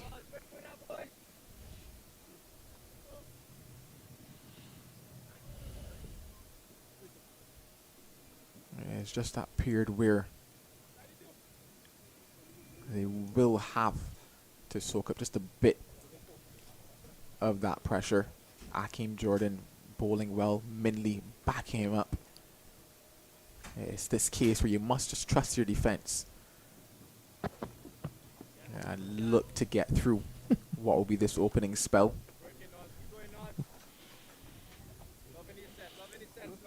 The cool and smooth action continued today at the Sir Vivian Richards Stadium. And New Winchester Lions winning the game by some 9 wickets. Caribbean Union Bank Bethesda 102 all out. And a young 17-year-old in the conversation, Michael Palmer, batting at the top of the order today, scored 36. And Michael Lees, the Scotland player, 47. Good leave again by McKenzie. Knows where his off stump is. Wicket takers for New Winthrops in the end. Michael Lees, who should be named man of the match, 2 for 15. Ishmael Peters, 2 for 28. And Michael Palmer, 1 for 22. Mikel Gavayo from Trinidad and Tobago, who's also playing for New Winthrop, 1 for 14. He's been impressive. Owen Graham, 1 for 8. Like the look of Gavayo. Squeezed away, but can't beat the gully feeler. McAllister diving away there.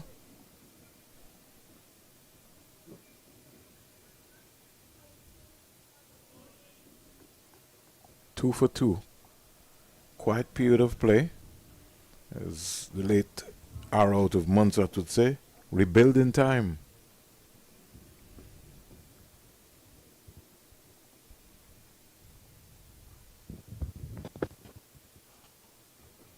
Nice straight bat up to Captain Joshua De Silva. Good flowing drive, and he did still low to the ball. What I like about the last 2 shots, the one before that, yes, took the edge. He allowed that ball to come to him, didn't push out at it.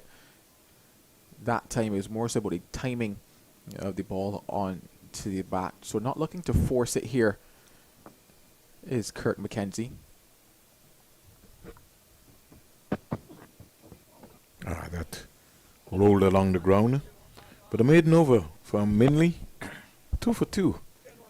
Anderson is on 2, and Kurt McKenzie, who's faced 2 overs so far, 2 maiden overs. For Minley, he's a not. Yeah, just mentioning the fact that in terms of how McKenzie has set up at the moment, he's left the ball well outside of his off stump, but then when required to play, has not really gone out there with that full-blooded drive, I guess is what you would call it. And that is the difference between why I think he is still there and why we've seen the dismissal of Keegan Simmons and Teddy Bishop, because both were looking to get out there, push at the ball. Keegan Simmons looking to force the ball down towards what would have been probably like a mid-on position, probably even looking to probably get it a bit wider of that, towards like a wideish mid-on, hence why I said he closed the bat a little too early. Easy catch for Jordan.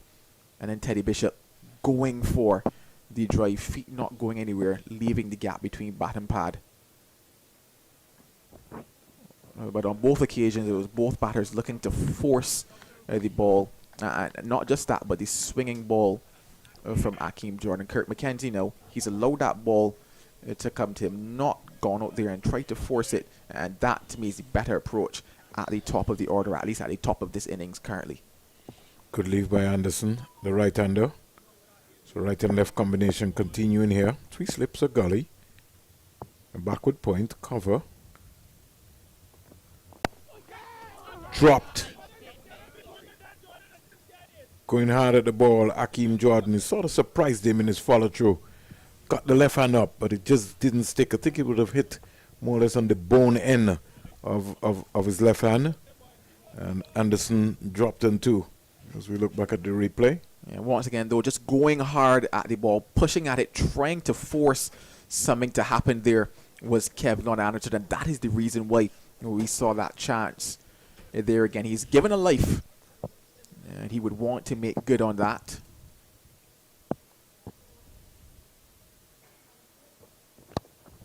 Clipped that beautifully. Down the hill, 4 runs. Don't know if will it get... No, gee, just hold up there. So maybe the outfield not that fast into that little area there. But anyway, anything in front of us here the media center end, you can say goodbye. You chase for all your worth. Yeah, the reason why I don't think that one ran away, it was more so the timing that got the ball to run that close to the boundary, but didn't necessarily get that much back onto it. It's really about the timing in that shot from just a touch fuller, you would have to say, from Hakeem Jordan, probably going searching for that booming and swinging Yorker type delivery. But once again, though, still good stuff from Jordan, and he will always be encouraged as long as he sees people out there playing shots, because he knows that he is in business as long as that continues. McKenzie comes quietly forward. Minley, he had to run during that process before where they got 3 runs. He's waving to the pavilion, so I hope that he's okay. Our cameraman for 360 is quite prepared. He's got everything that he needs. The CIUN on the top with the lovely trees in the background, giving a beautiful view. Here is McKenzie driving beautifully, effortlessly. 1 bounce for 4. Good positive shot there. So he's off the mark, McKenzie. And if he gets going, he's a pretty player to look at. Yeah, 9 for 2. A touch fuller from Jordan. It was also just a touch wide as well, allowing McKenzie to throw his hands through that one with the man up at mid-off. It was a relatively safe shot in the end. That gets him off the mark. But once again, as long as they continue to play shots, Hakeem Jordan will be encouraged. The 3 men at slip and the gully will be encouraged as well. 9 for 2. Every now and again, McKenzie gets into this bad habit that when he leaves alone, he kicks his right foot. I think my colleague on the top of the camera, on the end there, on the CIUN, have to get him a bigger bath towel so he can cover him completely. Yes, in fact, he's a big man. Yeah, Joel is out there. He could do with an umbrella or 2. And maybe the sun has been scorching us here. That's why he wore black. I think that might be the team colors. And you seem not to agree, but you know black keeps you cool. Did you know that? That's not what I've been told. That's not what I've experienced either. It does. I'm not too sure what black you've been wearing. It does keep you cool. At night. Marquino Millie is going to continue from this media center end here. He's certainly paired Hakeem Jordan quite well. You see, there's a myth to you. Because you think it is black, you think that it carries heat all the time. That's your catch. 9 for 2. 1 in ducking. And just being able to come forward, get an inside edge, down to the fine leg fielder, Sonny Lambris. Score in the meantime goes up to 10 for 2. Kevlin Anderson goes to 6 and Kurt McKenzie is on 4. West Indies Academy, they trailed by 249 runs. We thank you very much for supporting West Indies cricket. If you just joined us via the YouTube channel, it's the Headley Weeks Tri-Series. Team Headley.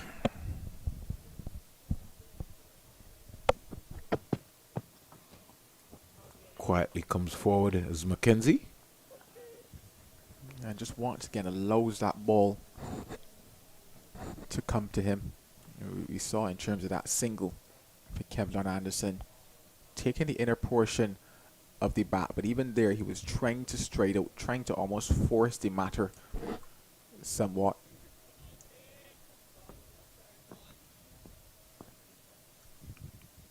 Kevin Sinclair. Bang on target.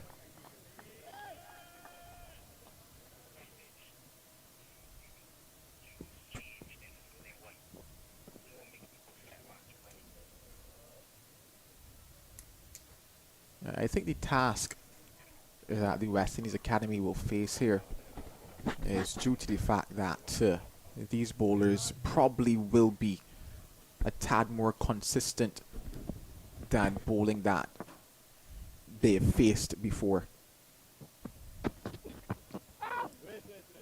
Not to say, Go ahead, Joe. and not to say that they haven't necessarily faced these guys where they all play in the same circles when they go back home, etc. These are the guys that they're facing. But in this type of a setting, being a first-class setting, not many of them have that experience in terms of the batting. You think about Kirk McKenzie, he has 3 or 4 first-class games to his name. Kevlin Anderson has 3.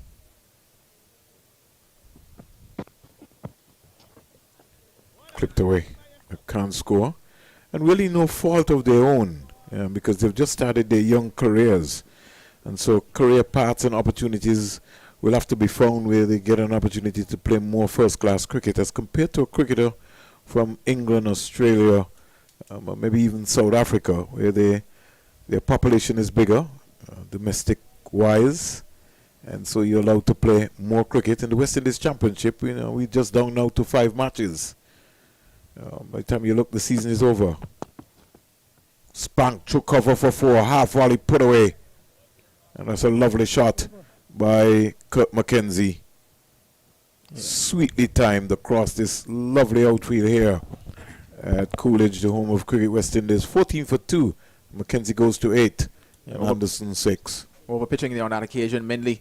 And given the treatment from Kirk McKenzie, and funny enough, that segues into the point that I was looking to make in the sense of, because they don't necessarily have that experience just yet, and I'm not necessarily cranking them down for that because they are young men, they haven't gotten the opportunities just yet, but in the sense of they might have been accustomed to maybe 1 or 2 bad balls coming already that they could have capitalized on.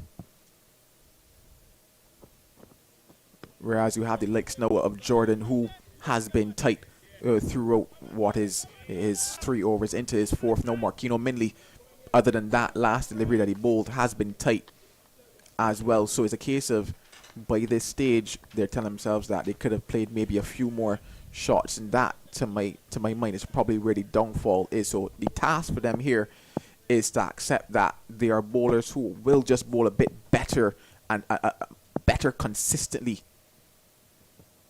14 for 2. Another ball uncaught, it looks like again. It's just not sticking. Ronnie, if you can flick up that replay for me, because I'm sure my eyes, I'm in the 50 club. In fact, that one actually died way before Jordan. I think the consideration was more so a case of the run-out chance at the non-strikers end. Yeah, ball dying, and there we see it. That is where the real consideration was. Had it hit the stump, McKenzie would have been out. It's got to find the gap. You get to the pitch of that. It's got to be able to push that to cover. Don't overstride. Don't overhit. Just lead with the head on your shoulders and push that. Give Shem Holder a run for his money. And also the captain, Joshua De Silva, has gone to backward point. So he's enjoying himself in the outfield, De Silva. Squeezed away, but can't beat the gutter feeler. 14 for 2.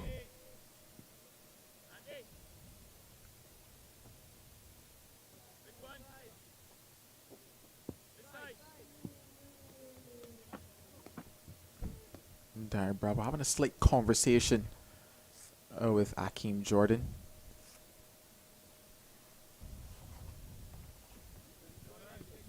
We'll see if it prompts any kind of a change in the field. In fact, it stays as it is. 3 slips in the gully.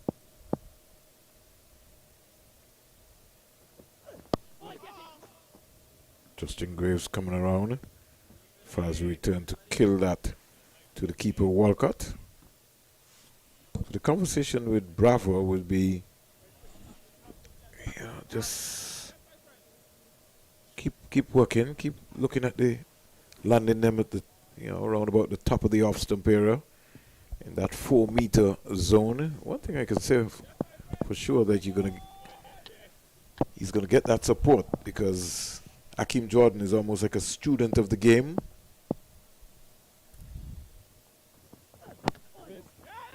Good technique steering this. And somebody Back could to be in one trouble. chance. And I think he got back. Bravo was sleeping there. No communication at all from McKenzie and Anderson. This is amazing. He almost ran the entire surface. Yeah, the issue there is that no one was able to get to the stump in time. And in fact, I don't think that Justin Graves himself realized how far out Kevlon Anderson was at that stage, because he could have held that ball in his hand and actually ran up to the stump and effected the run out on that occasion. So I think it was a case of not picking up where Kevlon Anderson was at that stage. And then he actually got into the other crease, which tells you that they could have probably completed the single to start with. Had to scamper to get back home. And well, narrowly made it in the end. The end of that over. It's 14 for 2. Yeah, 14 for 2. Nearly had a complete mix-up. It's almost like a U-turn. Anderson got all the way down into that area. And just for a particular reason.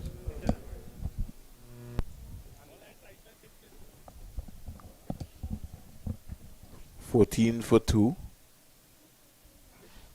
Made over there by Hakeem Jordan. Could have well produced a wicket for Team Headley. Now Anderson Phillip will start from the media center in here at the Coolidge Cricket Ground. He look to hit his straps, get his momentum going.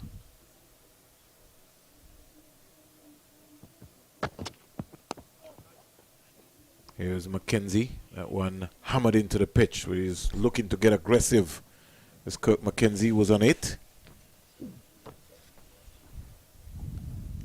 Anderson Phillip into the attack, and going to something different to what Mindley would have done. Mindley came around the wicket. Anderson opting to go over the wicket. Two slightly different bowlers.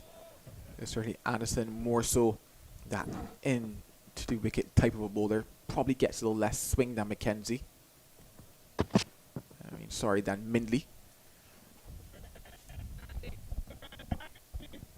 Good leave from McKenzie. The length was just completely a little fuller.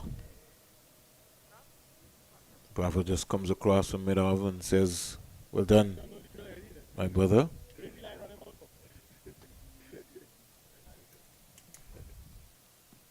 Assam Bassarat from Trinidad and Tobago, one of the fast emerging umpires. Gregory Leslie Reefer Jr., the standby today. Spark and punching that out to Shem Holder at backward point. And the score remains on 14 for 2.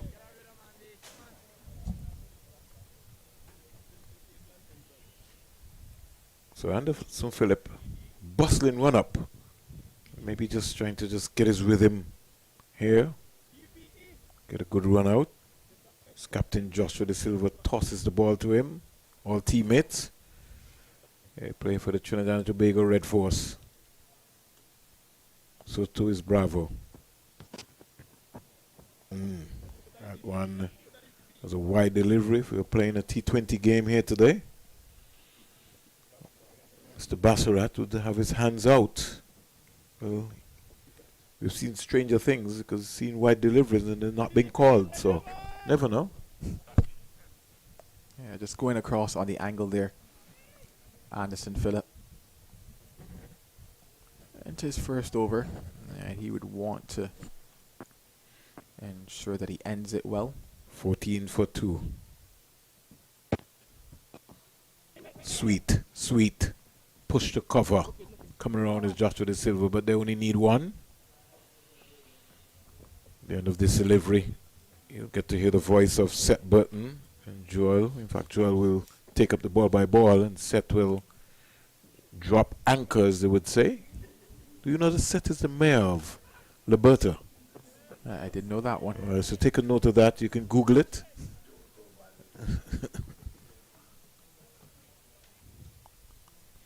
You go up to Liberta and you ask Seth Burton.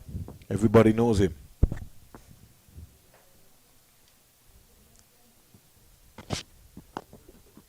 Sweetly back and across in the defense. So Anderson's first over. Cost 1. 8 overs bowled. 15 for 2. Kirk McKenzie's 9 and Kevlin Anderson is on 6. Beautiful views of the lovely country of Antigua on your screen. The control tower there. And we can hear the planes going by us. In fact, one there on screen now. Yes, that's the base that lets off those aircraft. You were looking at the eastern side, the northeastern side of Antigua. Pretty much vast land. Antigua, flat as Barbados is, a little more hills. I was about to say, yeah. A couple more hills indeed. Yes, at least one mountain. That's a gem of a delivery. And Akeem Jordan, I saw him 4 years ago here. It's ironic, for the A team, and I was very impressed. He didn't bowl that long before you could have concluded that he would develop into a special bowler. You see that one dropped and it straightened. McKenzie was playing for the ball coming into him with the angle, and that is a special delivery. I don't want you to get let Vernon catch you off guard about this mayorship. There is no position as mayor in my community, so that is his self-imposed position. That squares him up. Well, that one probably could be 2. In fact, it is.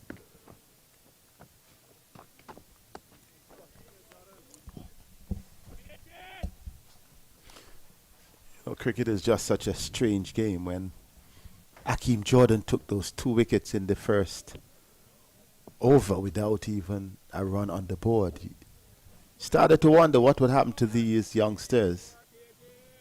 McKenzie has looked strong, has looked committed. Anderson is going in confidence, so we hope for a good battle.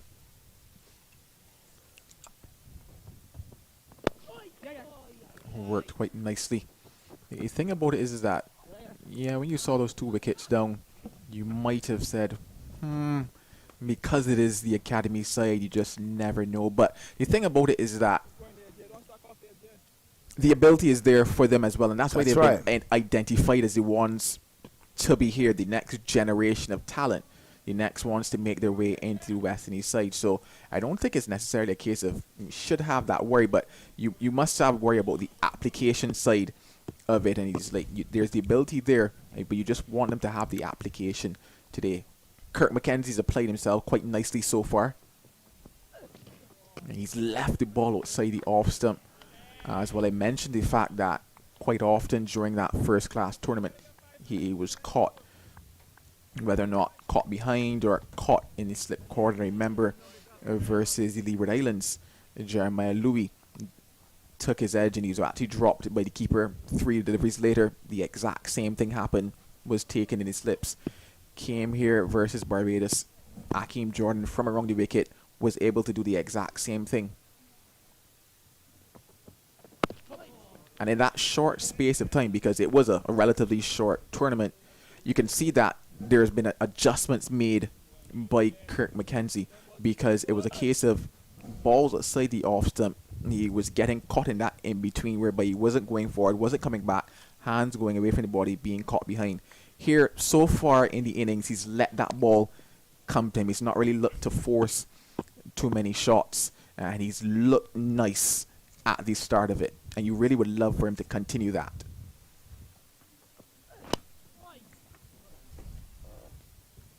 Chase on for Shem Holder, and he picks it up just inside of the boundary.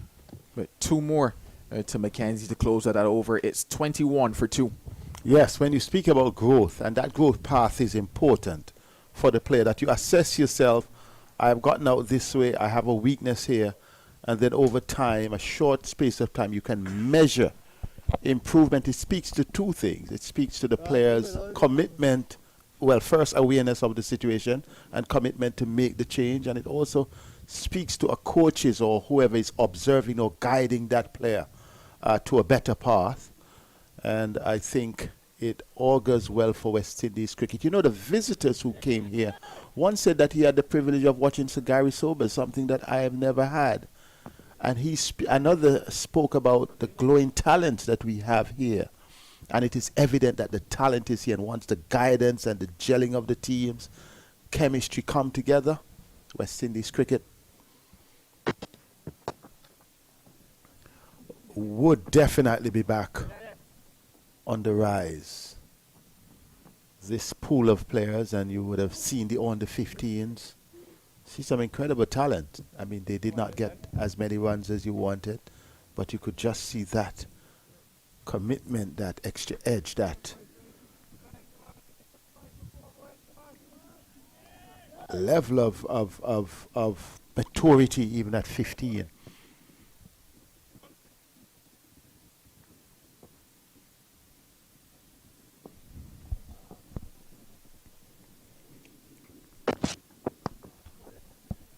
And what happens here as well, Joel, is that it's a no-pressure system. When I say no pressure, each player, yes, has the commitment and would be under pressure to score. But it's not as though you're losing a test match or you're losing points. You're showcasing your talent. And it's all an easy situation. There's some players who love this opportunity who did not make the final cut. They would love this opportunity. They would look on this and see that there are opportunities to perform. Yeah, I guess in a way you could almost call it a job interview. That's right. For them. The first path. The only good thing about this job interview, though, is that should they quote-unquote fail it, and that's not me saying that they want any of them to fail this job interview, I'm just saying, should it happen whereby they don't get the performances that they want for themselves, they will not be thrown away. That's right. And that's the good thing about it. And I guess that's where now the less of there's still pressure, but slightly less of the pressure factor there. Oh, that's a beauty. Yeah, certainly probably the best that Anderson Phillip has bowled so far. He's into his second over, and he's really found that nice little area there, just outside of the off, so a bit of a movement away from the bat as well on that occasion. Yeah, just pushing at that one was Kevlon Anderson, lucky not to take the edge.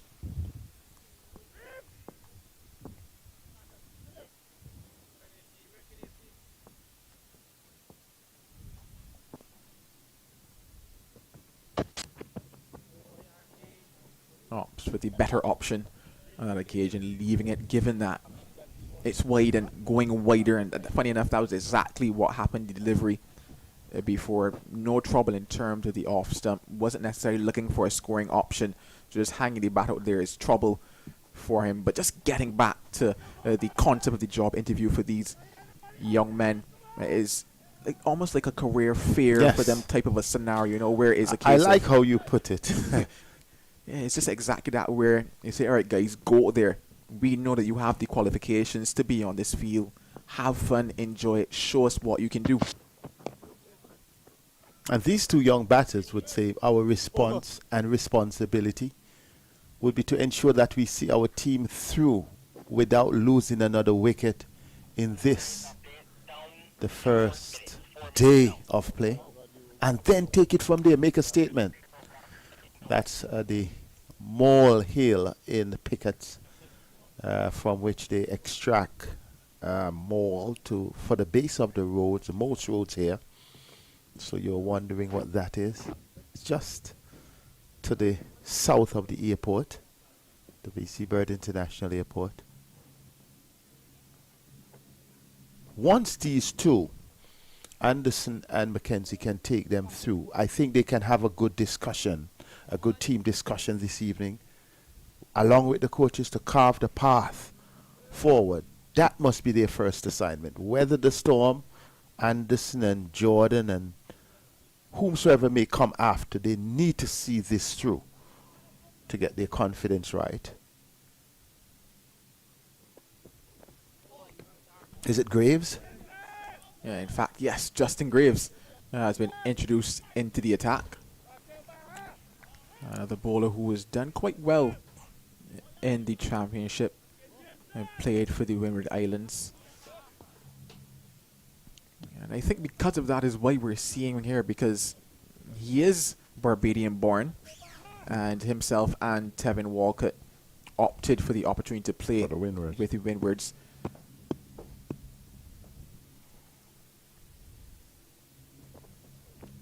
And it's on the background of that I would like to say I would love to see more players do exactly that, because I think that we are missing out on seeing a lot of talents by still playing country cricket. Country cricket. I agree with that. I believe, because looking at this Headley Week series, this is funny enough closer to what I think our first class teams should be. Not necessarily as mixed in the sense of literally, let's say,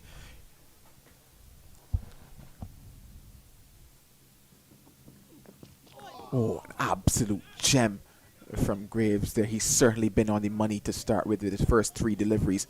But yeah, not necessarily as mixed in terms of one player from every country. But obviously your franchise, let's say, is based in Jamaica. You would have your core, let's say 6 or 7 from Jamaica. But you would have the opportunity for other players to come around and fill the ranks, because they're teams that have roles that can be filled. That's right. By players in other countries who are unable to get into their setups, whether or not it's because another senior man is there doing the exact same thing. Because I guarantee you, had Tevin Walcott been in the Barbados Pride franchise, we would not be seeing him here today. Shane Dorich would have held the gloves. Would Tevin have played as an out-and-out batter? I highly doubt it in the Barbados setup. Once again, that delivery by Justin Graves. Like I say, the first 3-4 deliveries have been there or thereabouts. Yes, he has hit some good spots for him as well. Had Justin Graves been in the Barbados setup, would he have gotten as many overs as he did for the Windwards? Would he have gotten as many batting opportunities as he did for the Windwards? And it is strange that that is transferable with the T20 franchises. But we are yet to attain that in terms of our first-class cricket and our Super 50. To have that integration of players still remains a home, almost an entire home team. The Leewards would have done a bit of that in the past. 1 or 2 players coming in to play with the Leewards. But you don't even see that. Perhaps the Windwards, the flagship team in terms of that level of integration, and it will be 4 byes.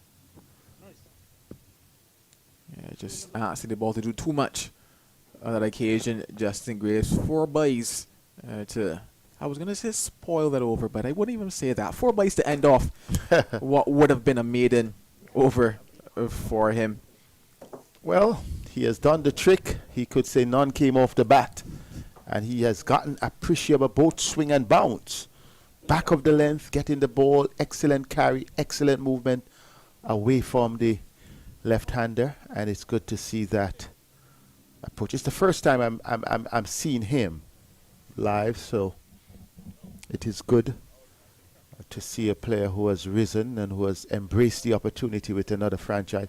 But you're rightly saying that, because I think the integration of players into teams, it breaks down many barriers. Apart from filling roles, apart from strengthening your teams, the players sort of understand what playing in a West Indian setting is, rather than the country only. So you sacrifice all the myth of patriotism in the cricket for the bigger picture. And don't get me wrong, you must be a patriot at all times. But West Indies, this is the only sport that we play together as a unit. Football, you have your own team, netball, whatever you may, but cricket has its special arrangement. And I think the more we move away from that, the more we discover talent, the more the unity of that, or the team chemistry may be affected in a positive way. Yeah, I just wonder, because coming into this series, that was the big question for me. Why is it that we don't see more movement of players around the Caribbean? And I certainly know that I don't have the answers to the questions. I'll probably try to find out, but is it a logistical question in terms of the fact that you don't necessarily have the ability to, I guess, have those players come down to, let's say, Jamaica for 3 weeks before, or 4 weeks bore in the lead up to the tournament, whether or not it has to do with funding, anything like that? Is it a case of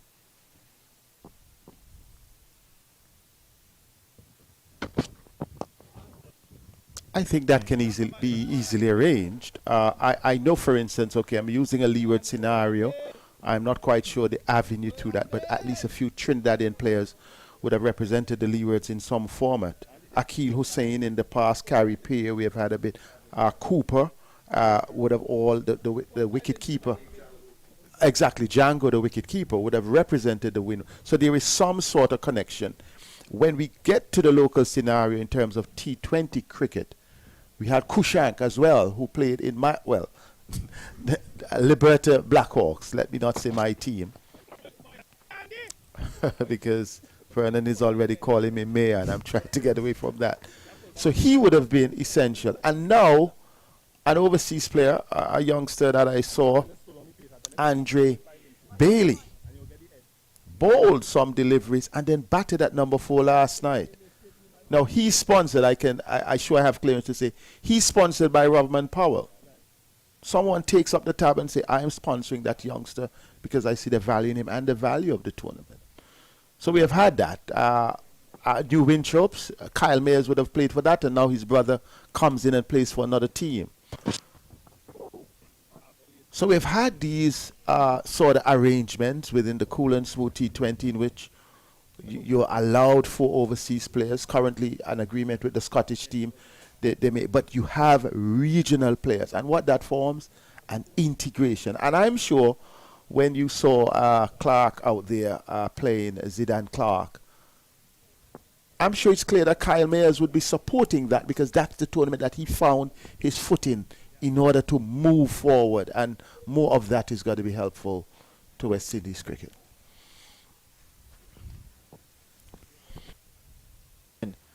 for 2? Well, good to see Phillip back in action. Would have played in the last game for TNT in the regional for the championship to get himself back. The last 2 games, right? The first we've seen him, well, I'm seeing him live, and it's good to be there because we only covered the first 2 rounds here, and then the action went to Trinidad and Tobago. I'm not quite sure. Jaden Seals, another one we saw here, who has really come leaps and bounds, got into the... I predicted that he would have been in the West Indies team, by the way. And before he got it, I went around, I told the guys that. And then I was able to say, I told you so. Because when you spot talent, you know talent. And he was the standout bowler for the under-19 team. That same team, Young and a few of the others. But West Indies cricket has the talent, and I would never ever believe that there is any team more talented or any region having the talent pool. They may have greater numbers in the pool. Quality for quality, I still believe in West Indies cricket. I'm simply loving how Kurt McKenzie's going about this innings. Currently, he got a half century in his second innings when he played versus Barbados, and it looked quite similar to this in terms of his ability to be patient, and not patient just for the sake of it, but because the bowling has been relatively good. You know, it's not necessarily balls that he could have worked off of, you know, got the runs that he's looking for. So he's biding his time, waiting for the right deliveries, and then taking singles like that to get off strike when he can. It's been a wonderful little start to his innings, because you look at 16, you say, well, that is a start. and then you question, okay, where can he take this start? Because he's looked easy, he's not necessarily looked troubled or bothered. Yes, you expect that balls will beat your bat. It's a new ball in the hand of some relatively good bowlers, so you do expect that the ball will beat the bat from time to time. But take that out of the equation, he's looked a picture of concentration, and you really would love that can actually materialize into something more.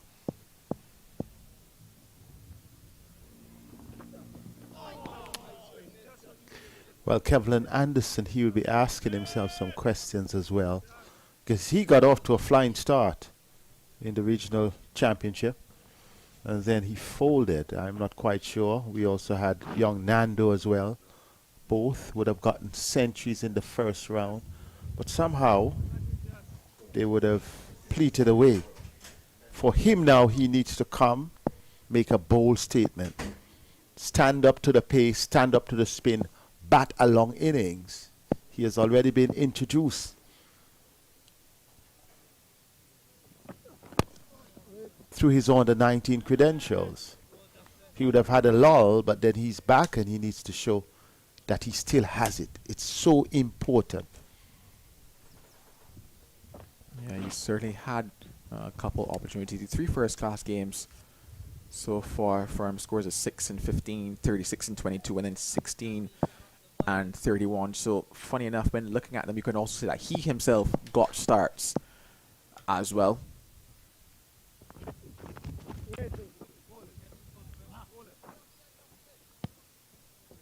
At least he's showing the desire.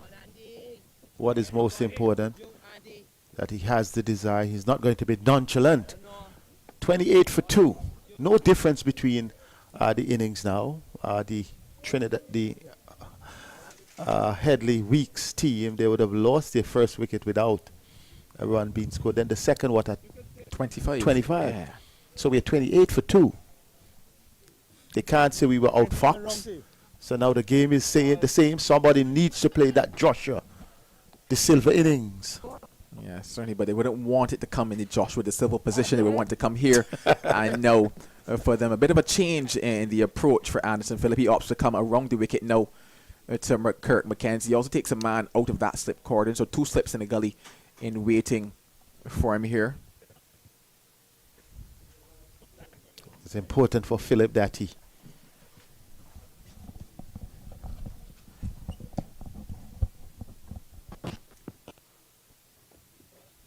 once again allowing that ball to come to him. He probably can actually play a shot or 2 more to the likes of an Anderson Phillip, and that's only because Phillip is not necessarily your out-and-out swing bowler. He's more so that movement off of the surface type of a bowler, heavy type of bowler, especially when he's bowling back of a length, and this is probably a case where you could probably work the ball a little more here to Anderson Phillip. We're also into the 14th over as well. Another of those streaky drives almost got McKenzie into trouble here. Yeah, just looking to go at that one was Kirk McKenzie. Definitely wide on that occasion from Anderson Phillip. He had to reach for that one, and that's really where the downfall was. Not moving the feet. Huge space between the bat and pad, stretching a course for that one instead of shuffling in line. Yeah, the length was correct for the shot, but probably line just how wide it was on that occasion. This time he covers up well, saying, I still got it. How important do you see? Because Vernon has got to come in now. That role as let's turn the attention to the pace attack. We are building now, or rebuilding. We have Alzari Joseph. Kimar Roach is still there, the experience. Well, Seals is injured. We have Anderson Phillip on the fringes. We have Akeem Jordan. There are a few other players there. I know that we have Shannon Gable, but he's also a senior player. How important it is that we get it right in terms of being able to produce 4 good fast bowlers along with a spinning combination for the West Indies. Well, funny enough, I think the first thing that we would go back to is the roles that we talked about a little earlier. Oh, that is fantastic. I said he could probably play a shot or two to Anderson Phillip, and that is out of the top draw. Really a classic shot. And he did everything right on that occasion. He got the front foot out, and he just caressed that through the covers. That's the shot. Getting the front foot anchored and then just driving it all along the ground. Once he gets that front foot in motion, it makes it easier.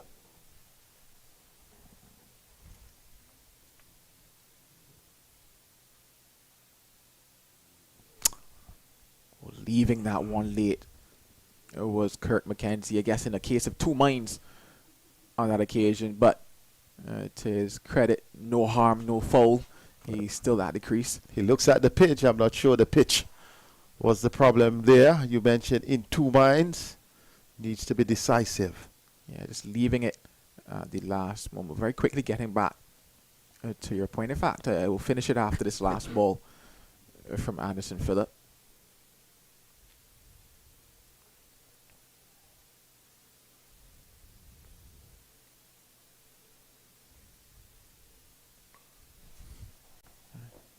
Stopped by the Silva coming around at cover. The end, that over 4 runs from it. It is 32 for 2.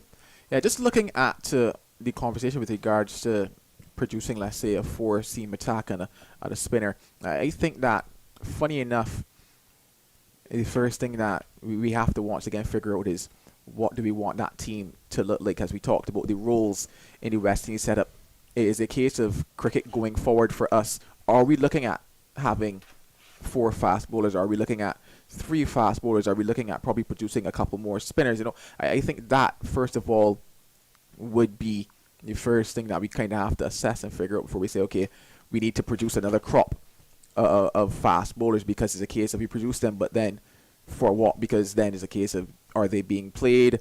Is the team set up a bit different based on what our test cycle looks like going forward in terms of where we might be playing? That kind of stuff. So for me, even before looking at how do we produce the next 4 set of fast bowlers. Well, here is Justin Graves. Yeah, as you complete your thought before Vernon comes in. Yeah, I think even before we get to the conversation with regards to, you know, let's produce some more fast bowling talent, or let's produce more batters, let's produce more spinners. It's a case of, you know, what do we really want that West Indies setup to look like? It is a case of, do we have people to build partnerships at the top, and we have a bit more of the attacking batters coming through? Because I'm thinking in terms of the direction of where Test cricket, the longer format, is going, when I look at the likes of Australia, England and them, and the heavily defined roles that they have, it's moved away from what we consider that traditional pick X amount of batters, pick X amount of seamers, pick X amount of spinners, or however you decide to pull it together. Yes, it is still crucial that we do develop the fast bowlers. Hands down, without a doubt, we need that talent. But yeah, I just think that the real conversation has to surround what we mentioned earlier with regards to firstly defining what West Indies cricket looks like going forward, and how do we actually start to, you know, become competitive again. What does that team dynamic, that team setup look like, and then start to develop the talent based on that. Thank you, Joel Manning. Kevlin Anderson defends. Vernon Springer is looking to come in. Calls me the mayor, so I'm going to call you the governor. 34 for 2. I think, Seth, just to continue the discussion as we go on, there must be a proper overhaul of the franchise system, because that's where the problem is. Doesn't have anything to do with the talent base, what we have. We have to look at the franchise-based system and see what is working and what is not working. And because just look at the season set. There's only one round. If you're a franchise player and you're in the system and you don't break into the first team, then it means that a year is gone and you haven't played a game. Somebody like a Damian Williams, who's been in the franchise system for 2 years and has not played a game yet. Like, I would even extend something after this delivery. We have a left-arm fast bowler, Javier Spencer.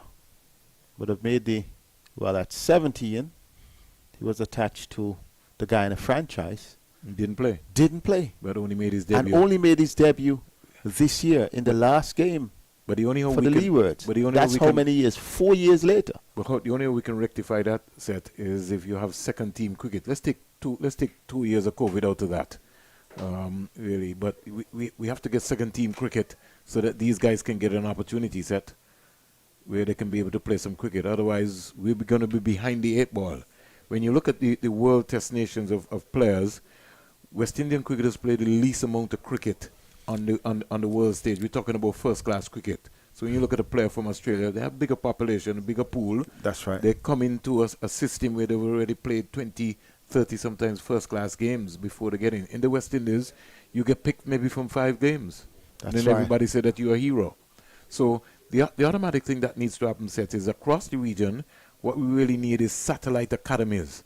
So that when you pick your elite cricketers, you have an organized system. Because to be honest with you, I don't think that the regional boards have the magnitude or the personnel to be able to deal with women's cricket plus franchise cricket and plus all of the other activities that are around. So you need collaboration to make those things happen. And we will make it happen. So let not your heart be troubled, my son. I'm not really I'm not troubled about that. I'm just hitting you. And I'm just thinking that here's where the 4 Nights Academy comes into beam, because it's not only just being about an academy. You can now have people like It's Sir about Viv and ongoing Richie cricket and mentoring, passing on that legacy since 1928, and it has grown into a monumental system. So we are seeing now a little change in terms of what we're having here. Pads for the I think it's for the short leg. So what is that? full pads. Yeah. Teddy Bishop. What a change. In days gone by, Yeah. the short leg fielder would used to use just a shin pad, football size shin pad. I said that's the risk that we took. The game has changed. Batting now. without helmet. Safety.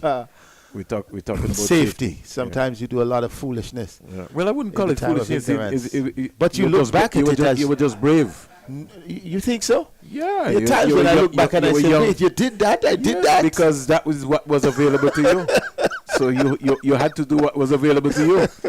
The modern day players have luxury, and because of How that, many club cricketer has batted with a sight screen behind of him? That's what I'm saying. So the modern day cricketers have come up soft. In our And time, you bat until 6 o'clock. in our And time these days, set, as soon as the light changes, everybody wants. In our time set, we had heart. These cricketers now, every little thing, we had to roll our own pitch. You know what I mean? These guys, somebody's rolling the pitch for them. oh, lovely start, lovely shot over the top. It will not go to the boundary, doesn't have the legs. And I think it's a good way to greet holder. Greetings, my brother. That's what the left-hander McKenzie's saying. Well, at the break set, they're expected to bowl some 17 overs, so they're on track to maybe finish at 5 o'clock. So bringing on Shem Holder here into the 16th over, I could maybe see them not maybe going past the 5 o'clock here today. 4:49 as we speak, 3:49 in Jamaica, and wherever you're listening to us all around the world in terms of the time zone. Down the onside, gone for 4 byes. A good stretch for Powell. Don't think he will get there. He does. Well, he wins the race. He pulls it back. No signal comes from him, and it's clear. Leg byes. Signal by Mr. Bassarat.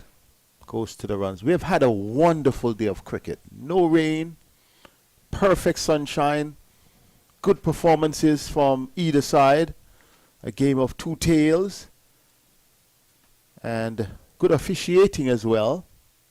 And just some sad news, Denmore. I don't know if you would have learned about it. Set. What's the sad The news? passing of Denmore's father. Oh yes, that's a week ago. Yeah. So on behalf of us here on the commentary team, 360 team, and all of the commentators, we want to wish Denmore. Well, this one is a lovely one from McKenzie. McKenzie plays another lofted drive. This one not over extra cover, but over long on. And he's utilizing both sides of the wicket on this occasion, going down the ground. He is gearing up to what can be a good innings here. 26 from 50 deliveries. did listen to Joel, who was saying that he saw him make a half century against Barbados, and he spent some time at the crease. He got 89, I think, yes. So he's 26 from 50. Kelvin Anderson has looked very organized for his 10. So responsibility being shown here. And they will just continue. Their objective, as I mentioned, after they would have lost the 2 wickets, is to bat to the end. Work on these small goals, achieve them, and then move towards achieve the bigger goals. You remember Shem Holder played for us, Seth? Yes. I was asking if there was a relation between himself and Shimar Holder. I understood Shimar Holder had some injuries, because he was definitely one for whom I had some time when he came on the scene 3 years ago. I also said to you, Seth, that I personally feel that we need a pace bowling lab in the Caribbean. Well, and we have so many resources. When we say a pace bowling lab, you know, you pick the 20, and we pick some unknowns that you don't know about. You see McKenzie Clark.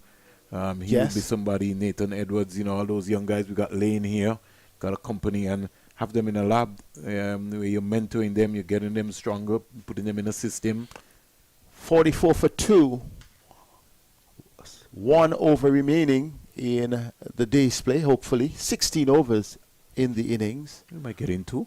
We have quite a lot of resources. I called all the elite former fast bowlers who are around, and I'm sure would like to share their Sir Andy Roberts still around. Joel Garn is still around. I'm not quite sure what he's doing over in Barbados. Colin Croft is still around. Michael Holding. Maybe in England, but his heart, I'm sure, is still with the West Indies. I'll come back, give you something to think about, Seth. Something which I think we have to also examine. We have to look at school cricket seriously in the Caribbean. Some countries play school cricket, some countries don't. We also have to look at our club structure, because it's all of a sudden our club structure of cricket is turned into T10 and T20. Well, so as in that discussion, we really have to define exactly with limited resources where the primary focus is going to be. And that's where the satellite academies comes in, because put programs in place to develop those cricketers. I would just love to see these young this young academy. The good thing is that they would have come together prior to this. They would have been together not only with the Super 50. They would have had good instructions, and you can actually look at players. You can see improvement in players. What is good about this week's Headley is that some of the players who you thought would have been history are getting an opportunity to come back and to gel with current players and prospective players. Oh, good delivery on this occasion.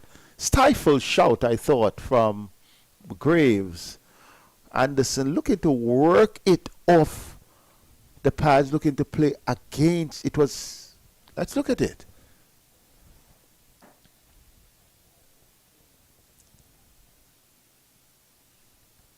Yes. But if you look at where his head is set, his head is over the line of the off stump, and so he has to keep work it. He has to keep that head as straight as possible, turn the hips, and hit the ball up the V down to mid on.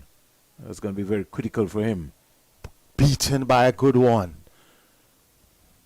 The good thing though is that one was heading down leg. And it comes down to the concept set where we were talking about satellite academies. Now, you're talking about this group of youngsters here. When they go back to their territories, do we have the resources in the respective territories to keep them up at this level? Same thing applies for women's cricket. We have a lot of camps that we organize in Antigua and Barbuda for the women's game, second team.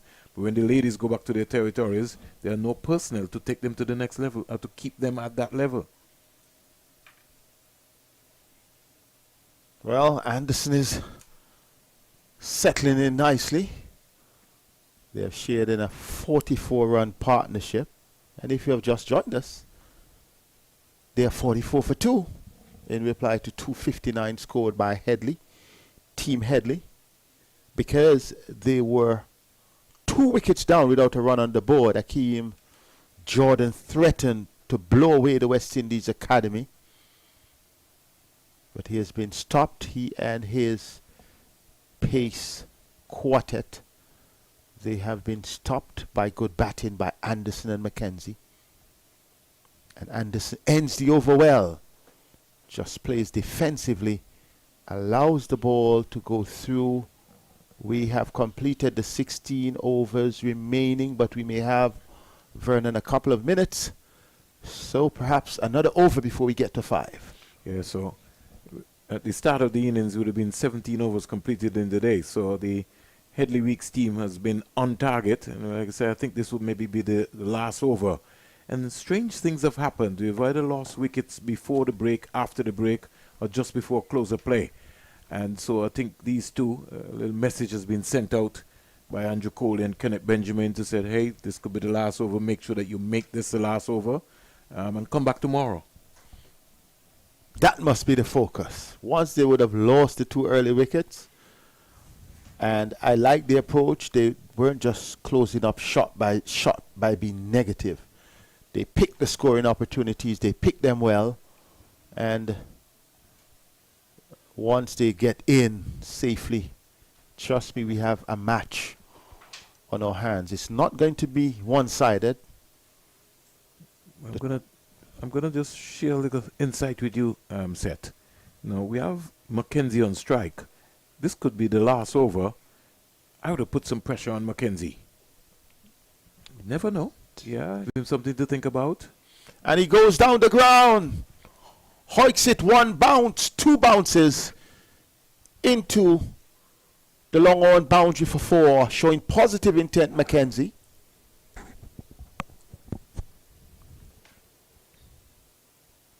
No revs at all here on this delivery from Shem-Holder. And when we saw him here at the Sir Vivian Richards Stadium in the Cricket West Indies 4-day championship, he was getting the ball to turn massively big. Nothing yet for him here. And him coming around the wicket, he falls into the same starting to the lefty. You know my position on that. I think he's actually doing the right thing, because he's coming, angling into the left hand, and then if he gets the rev, the ball drops and moves away from him. I think it's a better prospect. But if he comes over the wicket set, then is on the weaker side of the left-hander, because he's have to be peeping out of one eye now. When he's coming around the wicket, is a clear vision of he's now can see everything.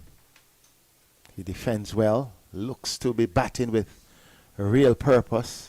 Kirk McKenzie on 31, sharing this stand 48-run partnership. Would they be content to get to 50 before going to bed tonight, or will they just stand and wait?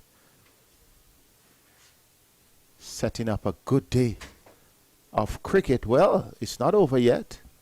According to the umpire's watch, we might get in one more. That's right. That is good. According to get 92 overs in the day's play. You might be it's right. 459. Yeah, so. And if they get 1 more over, it's good to have a day in which we would have got 90 overs. So we hear one of the big ones touching down on the back of us at the VC Bird International Airport. Certainly. And we have seen some small ones, those that I'm afraid of.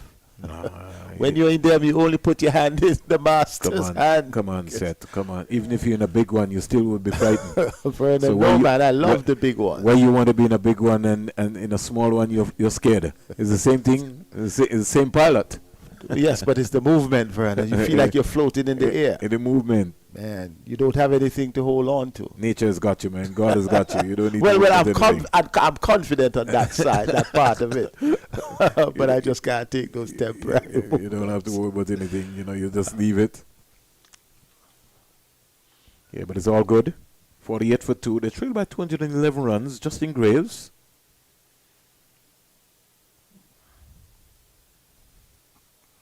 Leaves it alone, but a little surprise set. Yes. Jeremiah Louis didn't get a look in here for this Headley Week series. he might not have had 20 and 25 wickets. But I second the motion on that. I his think batting has improved, and if we look at his consistency, from when he picked up 44 wickets over the period of time, he has been consistent. And in fact, we could consider him to be a batting, bowling all-rounder. he's a balanced all-rounder, coming late for the leaders, scoring good runs. It was only just last year set that he was in the West Indies A team setup along with Colin Archibald. What I like about him, Vernon, is that he perhaps is one of the few bowlers that moves the ball both ways. He's consistent. May not have the pace of some of the others. Maybe But he swings the ball, set. Swings the ball both ways, ways. not just swing the ball. And when he comes in at number 8, your team is in trouble. He can dig you out confidently. And I think, yes, there are a few persons who could have written the script here. But nevertheless, I guess more opportunities will come by. And that's why I was talking to you, Seth, about the turnover of players. And, you know, what system we have for these players. And, you know, you look at Powell. Powell is now coming back into the conversation. And Bravo. And Bravo. There's going to be another question being asked of the selection panel. Do you go back to Powell? Do you go back to Bravo? Or do you look into this West Indies Academy team and begin to invest? Does Alex Atenes get an opportunity?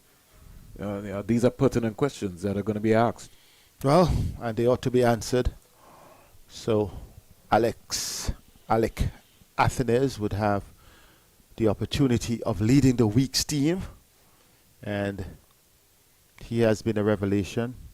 2 centuries. Scored the most runs in the just concluded. Right, including 2 centuries. And 2 centuries in the Super 50 prior. Yeah, but he so should have showing his capacity. He should have with made a both step debut in formats. South Africa. I agree. And also he should have remained there for the ODI series because he was the leading scorer in our ODI version.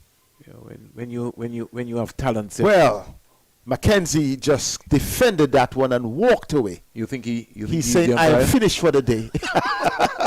And the umpire obliges. It shows that he's paying attention to time. I think maybe what might have happened is that he might have asked Gregory Brathwaite if this was the last. Communicated, and so he didn't waste any time. In fact, he didn't even wait. He's not waiting for his partner? Or well, he made it look decisive. I am going. I have done. He has not done his job yet, but I have made progress. So I've achieved the first goal to be overnight, and he is overnight in a good place on 31, leaving Kevlin Anderson not out on 12. Vernon 49 for 2. A good response so far from the academy, especially after being 2 down without a run on the board, responding to 259 made by Team Headley. And let's just give a recap for the folks who have just joined the West Indies YouTube channel, and we'll be looking to get some information. Justin Graves completed that over to complete the 19th over, leaving now the West Indies Academy trailing by some 210 runs. But this morning, Joshua De Silva's team, Headley, called right, and they started. Kyron Powell caught Imla Bowl Layne for naught. Shane Moseley retired hurt for 9. He's getting some treatment in the dugout. Darren Bravo was caught Bishop Bowl Layne for 5.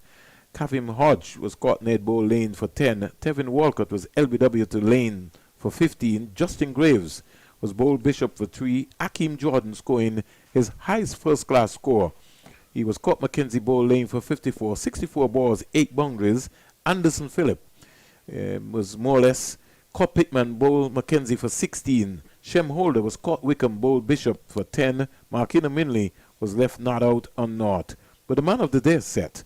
And the innings has to go to who we have to consider to be the captain. Joshua De Silva, 136, not out, playing in his 50th first-class game. Getting his highest first-class score. Yeah, a remarkable day when it comes in terms of what has been happening. But let's look at the bowling. And what an opportunity. 1 for 1, Kyron Powell. 25 for 2, Darren Bravo. 34 for 3, Kevin Hodge. 4 for 43, Tevin Walcott. 5 for 59, Justin Graves. 6 for 164, 105 wicket partnership with Hakeem Jordan and the man himself. You would have to consider to be Joshua De Silva. 7 for 207, Anderson Phillip. 8 for 224, Shem Holder. And 9 for 255, Markino Minley. Ewan Layne on debut for the West Indies Academy in his first class game. 10 overs, 1 maiden, 39 runs, 5 wickets. Kelvin Pittman, 8 overs, no maidens, 50 runs, no wickets.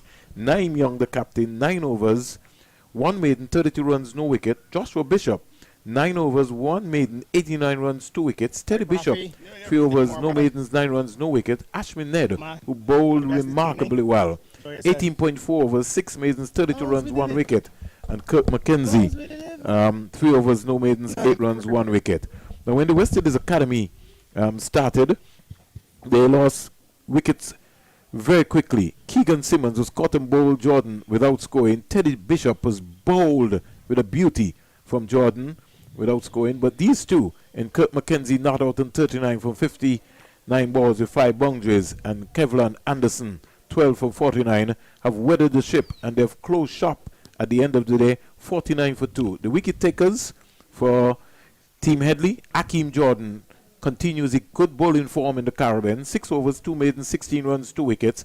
Markino Minley, 3 overs, 2 maidens, 5 runs, no wicket. Anderson Phillip, 4 overs, 1 maiden, 7 runs, no wicket. Justin Graves, 4 overs, 2 maidens, 3 runs, no wickets. And Shem Holder, 2 overs, no maidens, 12 runs, no wicket. A day filled with excitement, a day filled with what we would have to call real remarkable cricket, and also a day in which we saw in this Headley Week series, a first class, an important 100 scored on the opening day. So all in all, we can say a very good day for West Indies cricket. Certainly a very good day, and the West Indies Academy, we will start tomorrow with them trailing by 210 runs with 8 wickets in hand. Kevlin Anderson and Kirk McKenzie will resume. McKenzie on 31, Anderson on 12, and we look forward to joining you at 9:50 a.m. Eastern Caribbean time, 8:50 a.m. Jamaica time. Until then, on behalf of the entire crew, I'm Seth Burton saying good evening.